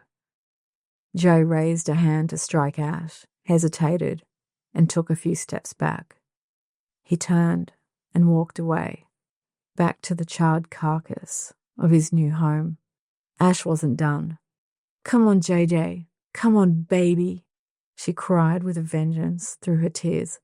You will never see me again. Never, ever. Tora held her, and she pulled away with a thundering growl. She ran, stopping at the curb for a moment, then bolted. Tora gave chase, and Ash ran even faster. Leave me, just leave me. I'm not here to be saved. You can't tag me like a bird. It's not going to fix anything. Ash cried over her shoulder. She tossed the ring onto the prickled sidewalk in total abandonment of everything. You never gave me a chance to tell you, Ash, to ask you, he called. Nobody can hold me anymore. And she burst into a tearful sprint. Soon her words would crush under his feet with every step as he walked through the memories of that day. No beginning, no end. Cats in the Cradle. The taxi interior glowed warm with sobering intimacy. Fumes fell heavy and mean from the exhaust, and the driver, large in his seat, seemed all shoulders and neck from behind, like a bulldog stuffed in a tight shirt. Monaco Street, Surfer's Paradise, please, mate, James asked. His hand pressed on the tan leather suitcase that rested on his lap. It looked creased and scuffed, perhaps from too many taxi rides like this. There were two in the set originally, but Maureen took a shine to the bigger one and stuffed it full of her shoes. before she left, last Tuesday. That was the end of his second suitcase. It's going to be about $15 to get up there, okay, mate? Let me check. Yeah, it'll be right. What number? 1991. James felt childlike as he rode in the back seat, knowing he had nowhere to be and just a single chance of being taken in. His new boots were stiff like an old man's back, and their barely scratched soles rubbed the freshly vacuumed floor mats. His attention drifted to the blur of night's pavements and pillars that blew past under the shadow of nothing. It was a long way, Palm Beach to Surfers Paradise, when circumstances weren't the best. La Quinta was darker than James ever remembered, with dead vines clinging to every extremity, curling away at the roofline like a straw hat. James got out of the cab with his suitcase and a cough. He was aware of his stillness and the raw side of him ragged and shod with painful new shoes. His old possessions were crushed into that suitcase which he'd been given in Nerang that time the salvos picked him up. He confronted the abandoned house with a stone face and walked across the unkempt lawn towards the entrance. Knock, knock, knock. Hello? Jay, it's me, Dad. Cough. Are you home? The doorbell was dead. James moved across the broken front window that had tangles of tape and plastic hanging from the corners and climbed in. James didn't know the house well enough to walk around in the dimness and just waited a while. He was not prepared for this. The house made noises all her own, but nobody was home, and nobody was coming back. The irony of it was all too much to bear. Nebraska lay on the damp couch with her closed face cushioned on the velvet between a plastic rubbish bag stuffed with old clothes and some tools Racer left behind from the shaping bay. Jay, I've been waiting. She smiled into the pressed fabric with futility, knowing full well he would never hear her. Never, ever. Darlin', shouldn't you get some clothes on? James' voice cracked in the half-light. Nebraska stood elegantly from the couch and stepped forward with precision, celestial, in her crown of auburn. He sees me. Yes, maybe more than I'm supposed to. And he hears me. Where's Jay? James asked anxiously. You don't know who I am.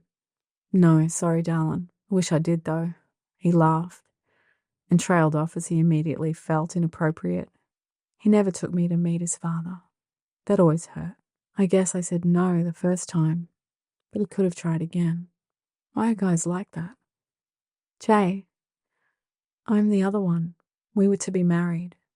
Oh, I see. But now there's Ash. No, she ran. Oh, you kids are complicated. I'm an old man. I'm sick. Darlin', please put on some clothes. You'll get used to it. This is how he left me. So this is how I must stay. Oh, I won't get used to it. It's very distracting. You stay naked, but I'm going to try not to look at you. With all my God-given strength. Nothing but trouble. James drifted. He crouched on the floor and flipped his suitcase flat, releasing the rusted clasps. They sprung open. He held up a pressed formal shirt. It was pink and his very best.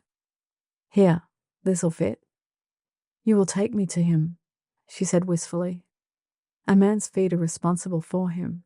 They will lead him to the place where he is wanted. Please, just put this on, James sighed.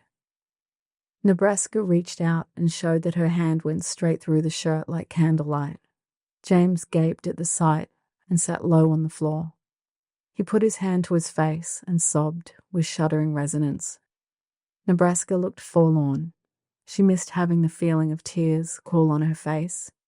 He was as lost as she. They walked the world without effect, invisible to most, robbed of love and identity.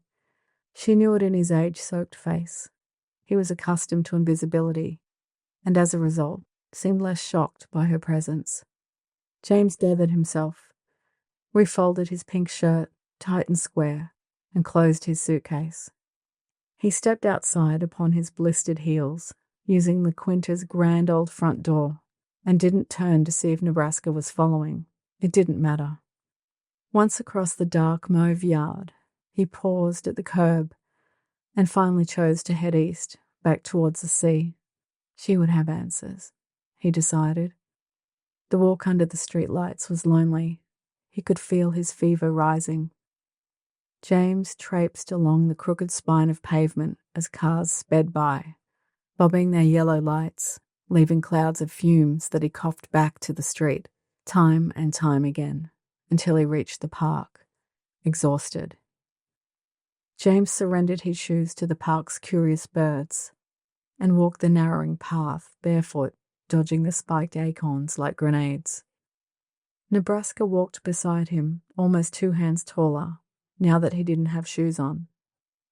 James thought he might like to rest on the sand and undergrowth of the June trees, but found it too cold for his lungs, despite his fever, and instead chose a bench for his hungry weariness.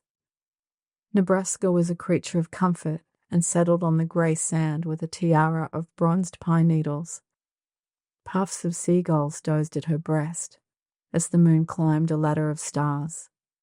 Her thoughts drifted, and she wondered if Black Moon Lilith had come for James or her on this night. The nefarious goddess darted overhead, weaving through the sky, howling like the wind as she swallowed the speckled sun's whole. Through the night, Nebraska never lost sight of James, who faded into shadows as he negotiated every liquid breath. She feared he would leave her behind, to commune with Lilith before first light. Meanwhile, James expected the naked fawn would disappear at any moment. An apparition in times of trouble, he pondered as he stared at the beach bright horizon. All night long, in and out of consciousness, his breath was against the pulling tide of the moon. James could see Jay in the murky air on his knees before him, at that park bench, strong, bold, and brave. His baby boy blue. James had waited all his adult life for his son to recognize him, to see him, to cherish him. All the while, Jay was waiting for the same. James felt the tripwire of destiny push into his body, and all those chances he remembered faded into whispers of regret. Forever, they would stay. His feet green with wet clover, Jay climbed the squalid stairway to James's ice cream-coloured door. The old key had been left in the lock and the door ajar. It dragged and caught the floorboards, swollen with anonymous history. Jay pushed inside, knowing he would find abandonment. In the void, once James's home, one of countless many, he lay on the gritted kitchen floor and sobbed under the purple neon wash that bounced against the walls like trapped spirits. The smell of incense lingered from everywhere as a procession of sirens swept by. The door slammed shut with bluster. A heavy sigh tore from Jay's crimson insides, giving nothing in return. His father was really gone this time.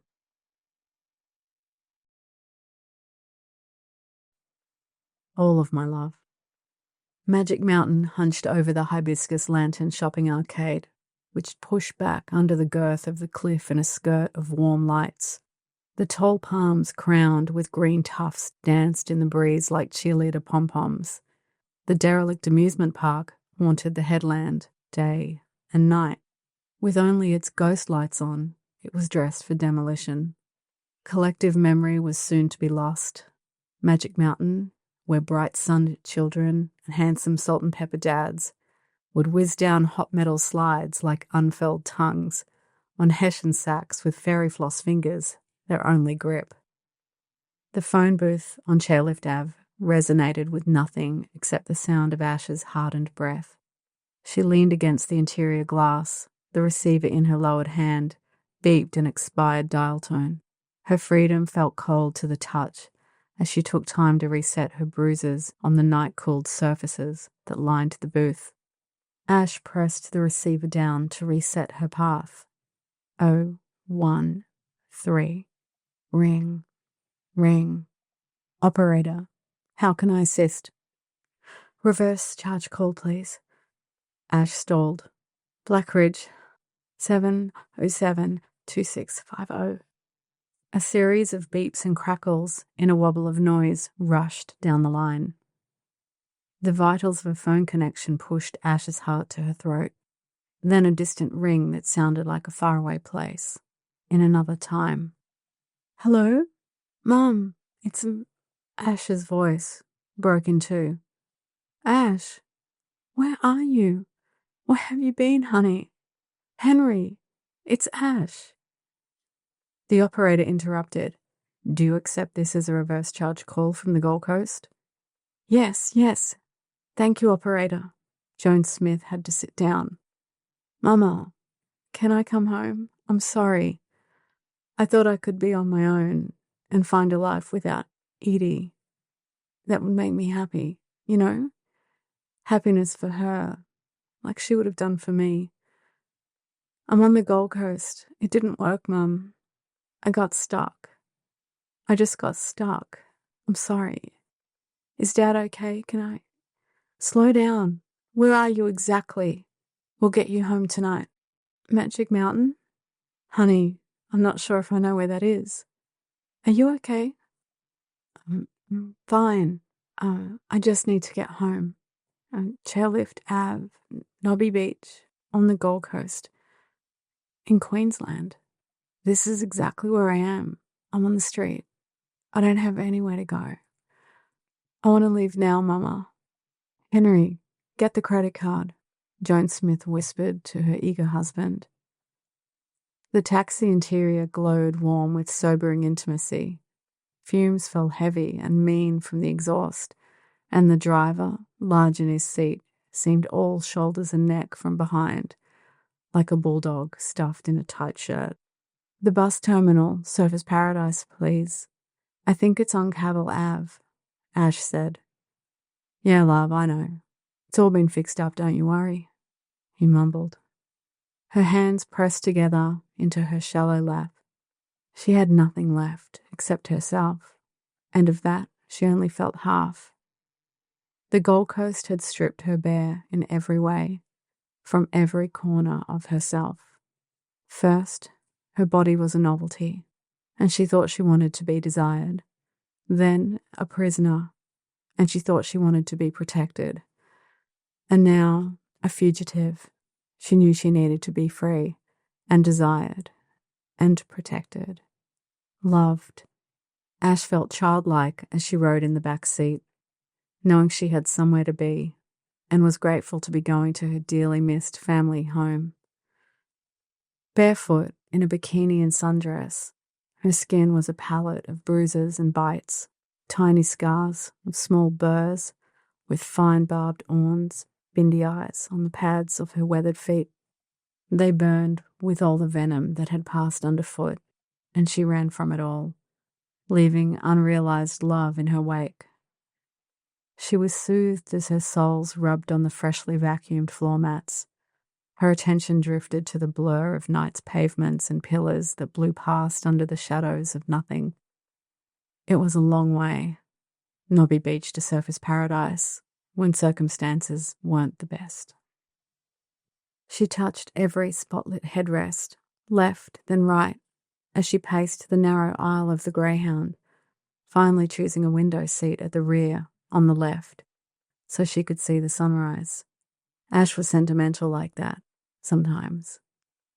The interior smelled like window cleaner, old vinyl, and the lightest scent of patchouli, which she expected was from the middle-aged caftan-wearing woman sitting a few rows behind the driver.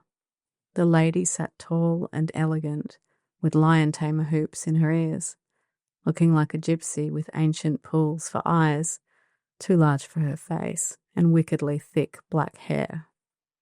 Ash settled into her seat, tucking her legs underneath like a foal. She considered the long ride home to Black Ridge that stretched before her, giving time to unfold her thoughts. Ash was well aware that she had allowed all of this to happen. Love, hate, pleasure, and pain. With enough hindsight falling at her feet, a collapsed house of cards, it was revealed in plain sight in the back of the southbound Greyhound that the past 10 months were punishment for living and not dying, dealt by her own hand. She didn't die, and she would never be able to repay Edie for that.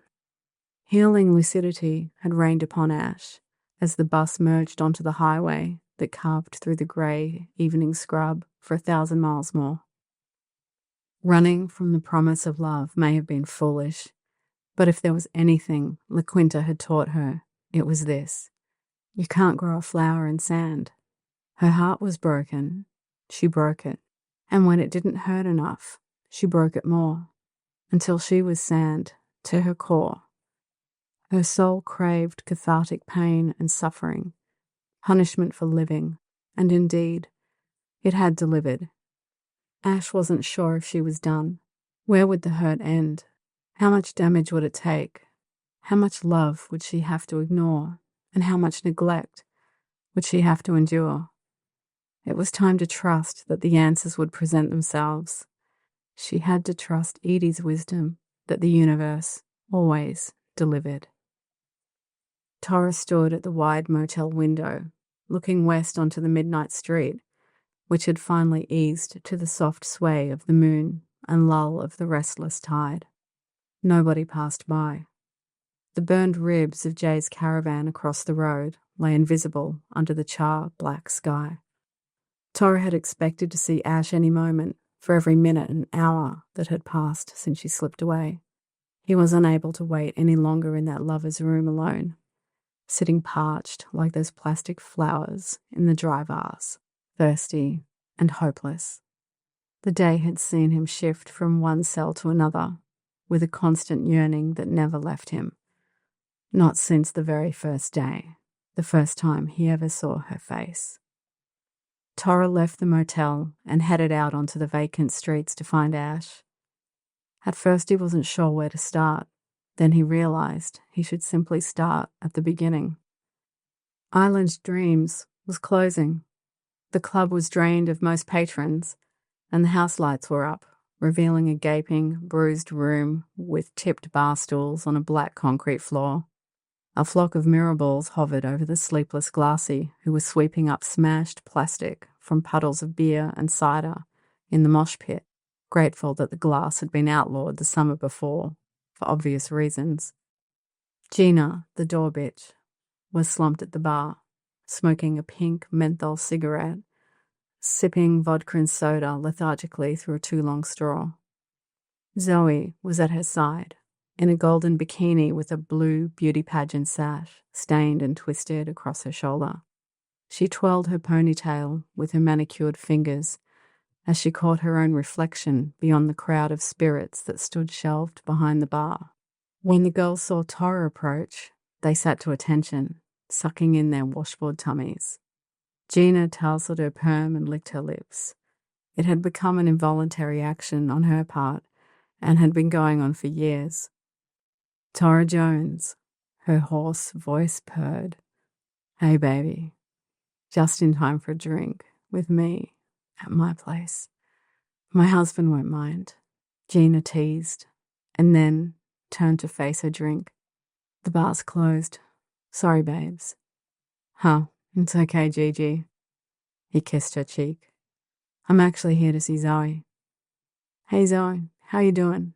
Big night in here by the look of it. Yeah, the Miss Hawaiian Tropic heat started tonight. Zoe blushed and unnecessarily pointed out the sash that crossed her glittered breasts. Right, you won. Cool. Hey, have you seen Ash around? Ash? Jay's Ash? Nah, I haven't seen her since the night of the storm. She dropped by to visit right as it hit, so full on. She was acting weird. And he came and took her home. Poor thing, he was worried sick about her. So relieved when he found her at my place. Yeah, right. Thanks anyway. Tora started to turn away. Hey, Tora, if you're going back home, I've got something of Ash's here. Can you give it to her? She'd be missing it. Hang on, I'll just go get it. Zoe slid her bronzed suntan oil ass off the bar stool and trotted into the darkness. She emerged with a fern-green Tupperware box. Ash was clutching this for dear life at my place. Thanks for getting it to her. Zoe handed Tora Ash's firebox. Tora ambled back to Monaco Street, half-dazed and nauseous with hunger. He crossed the lawn and went into the estranged backyard with the slow and anticipated steps of a tumbleweed. He balanced on the diving board nose, a tightrope threaded between his heart and hers. With stars in his hair, he stared down into the obsidian pool, a pale reflection of his silhouette, the only evidence of his existence, refracted and condensed on an audience-less podium beneath the faded clouds. He looked low and deep into the black mirror for the longest time, waiting for an answer. He watched the west horizon stir to wakefulness as the sky grew pink with day, and new light shone to reveal the glow of jellybean yellow. His skateboard, left bogged in a puddle of broken teeth on a backdrop of crestfallen colours. The scene reminded Tora of an abandoned carnival. Ash's faded mural was rain-washed. Strands of detail still clung to the grit of the pool walls. Weeping pink trees peaked above a naive mountainous line of purple dust, underscoring something she had written in her own hand. BLAKRIDG.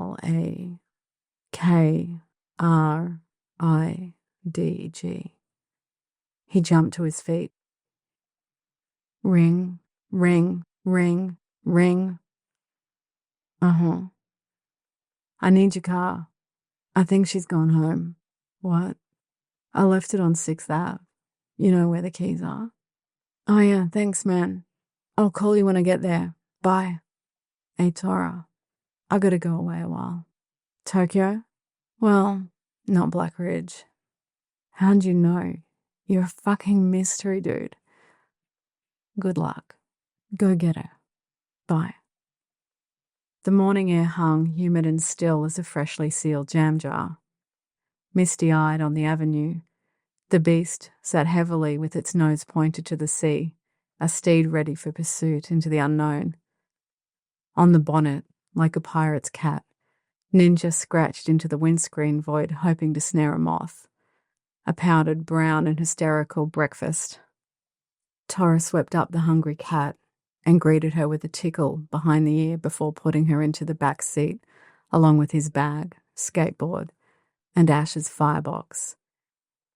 The horsepower roared to life, quick as a spark, and Tora eased out of Palm Beach, ready for the open road.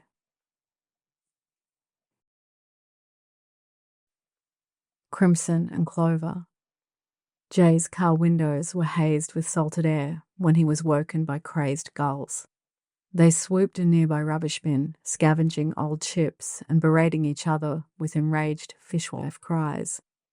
Greenmount Headland, the gaping remains of a volcano, waded into the sea, bowed down in her emerald headdress as waves lurched at her rocky feet. The milky froth layered upon the surrounding sand, and a cartel of blue bottles trimmed the shoreline. Sapphire and cobalt blue, predatory, temporary. Nobody knew what the shore would deliver with each new day. Like a child presenting gifts to an inattentive mother, passers-by stepped over the remnants of the ocean's folly from the night past. Jay wanted this sunrise to be his last, the last time he would see the horizon turn yellow to tangerine along its endless flat line. His feet crushed the tiny white seashells that littered the sand all the way to the shore. The first rush of water cleansed his feet of clover and blood, remnants of the troubled night before. He fixed his leg rope and paddled out far into the early sea, long past the break. He paddled until he tired. He wanted to reach the sun. The water seemed to level and breathe slowly once he passed a certain point. There were no more gulls, and the other surfers were small dark stains, intermittent in his view as he looked back to the shore that rose and fell under the sky. The Esplanade store windows caught the fire of day and shone back hard to the sea. Jay could hear the clap of water under the nose of his surfboard as he lay with his ear to the deck, eyes shut, He thought of loss. He thought it was all he knew. He knew that to love was to lose. It was inevitable. He knew that life's purpose was only to love, only to lose. He opened his eyes to the blind morning light that took hold of the ocean, tapping at each new unborn wave with its bright fingers. He decided not to forsake a broken ending where sunshine eclipsed eternal darkness. He wanted a dark resolution. His ice-white surfboard was smeared red with his own sorry blood. He wanted it all out. He wanted to pour himself into the sea, dissolve himself, sacrifice himself to her, she, woman, all of the woman he'd lost to love. With a light head, he meekly smiled before he soundlessly whispered one of her names, for the first time in what was maybe 1,000 days. Then the sound came. Nina. Nebraska held the surfboard steady by the nose. Her drowned lips a faded mauve rose. She rested her pearlescent chin and gazed at his closed face. His hair travelled his shoulders and pooled in his blood with crimson lustre. Jay, she whispered to the sand of his brow. I am the sunshine. His sleeping eyes locked with hers. Save me, he said. Avalon. The beast just flew. That's what all the boys said.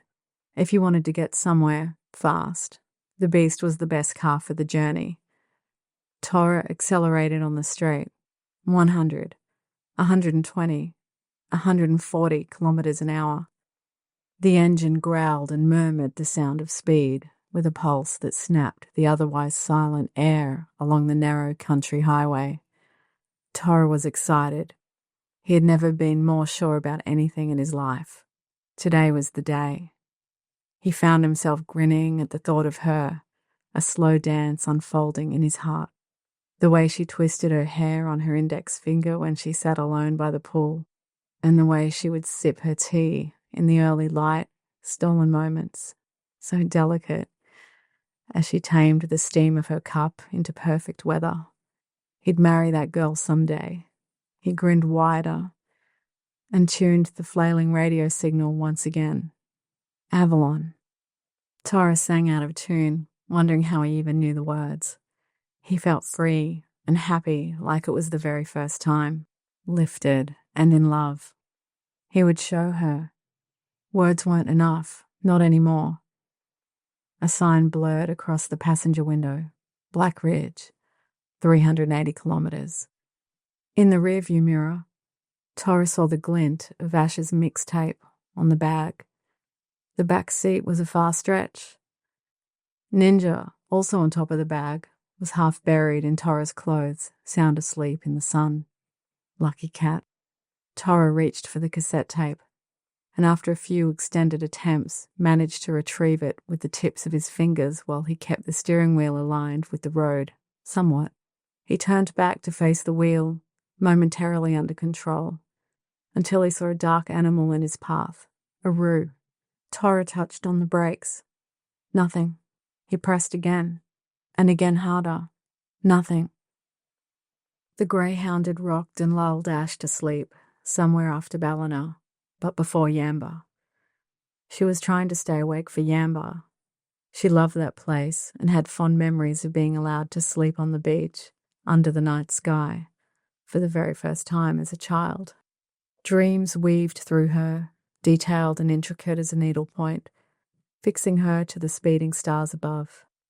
The old oak tree by Edie's grave was leafless and uprooted like a burned claw, clutching the cold air. In a howl of wind and torrent of rain, the earth was awash with indigo waves that pulsed with veins of crushed black ice. Ash was left naked on the ambling cemetery path, unable to find Edie. The sound of Tora calling for Ash beyond the storm and the raging inland sea broke the dream, pulling her into the morning light. Ash woke to see the sky glow warm and buttery as the light melted over the low mountains. Habitually, She put her hand on the window to touch the cool glass and the waved lines of the horizon. She studied her bare hand and tipped her head back, somber. A sign, green and bright, leaned into view. Black Ridge, 380 kilometres. Her heart skipped. The bus broke its speed, slowed, and finally stopped roadside with a heave and sigh. Now in the middle of nowhere, the passengers looked to each other curiously as they waited for information or instructions. Ash looked down onto the glossy highway. There were skid marks and some papers and photos scattered with their corners lifting from the bitumen in the gentle morning breeze. Ash arched herself to see more and pressed her forehead hard against the glass, only to see the full scale of the catastrophe. The papers on the road were her drawings. The smashed plastic was a cassette tape cover, and the lime green in the distance, her firebox, gutted. Ash felt her blood drain in the direction of the floor, a quivering pool of fear, low and dark beneath her. Hardly able to steady herself, she stood and shakily walked toward the front of the bus in slow motion. Through the bus windscreen, she could see the beast, upside down and disjointed on the side of the road, like one of those broken toys on the Quintus front lawn. Ninja bounded around the wreckage and then into the scrub without care. Ash stood on the quiet road, haunted. A crow cried in sympathy and then delight, and with that, Ash fell to her knees on the highway side gravel.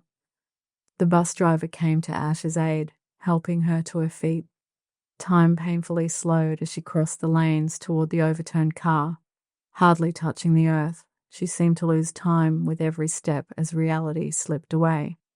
She peered into the black interior. It was empty. 2 men ran ahead beyond the wreck into the barren landscape. "Radio for an ambulance. There's a man. He's alive," someone yelled out to the bewildered driver. Ash, hardly balanced on her own 2 feet, stumbled to the roadside clearing and found the men standing over Tora. He lay on his back motionless in the pale dirt. She crouched down to him, her hands on his face, gently searching for life. "Don't leave me here. You can't go now. Not now." She whispered, "I'm with you. I won't run anymore. Please. Stay, please." She sobbed. Tora stirred slightly. He tried to open his eyes and take in a deeper breath. Through a squinted lens, he could see Ash's frame glowing in the sunlight. She appeared to hover in the breeze, and her eyes shone into his, in a way he'd never seen before. His mindscape became ethereal as he floated between otherworldly realms. Hallucinations of love and death engulfed him.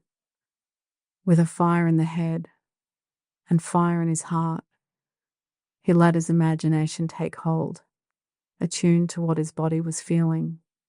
Underwater, floating in the deep sea, with his one true love, embraced in golden wings of light, effortless, timeless, he felt his body merge with hers.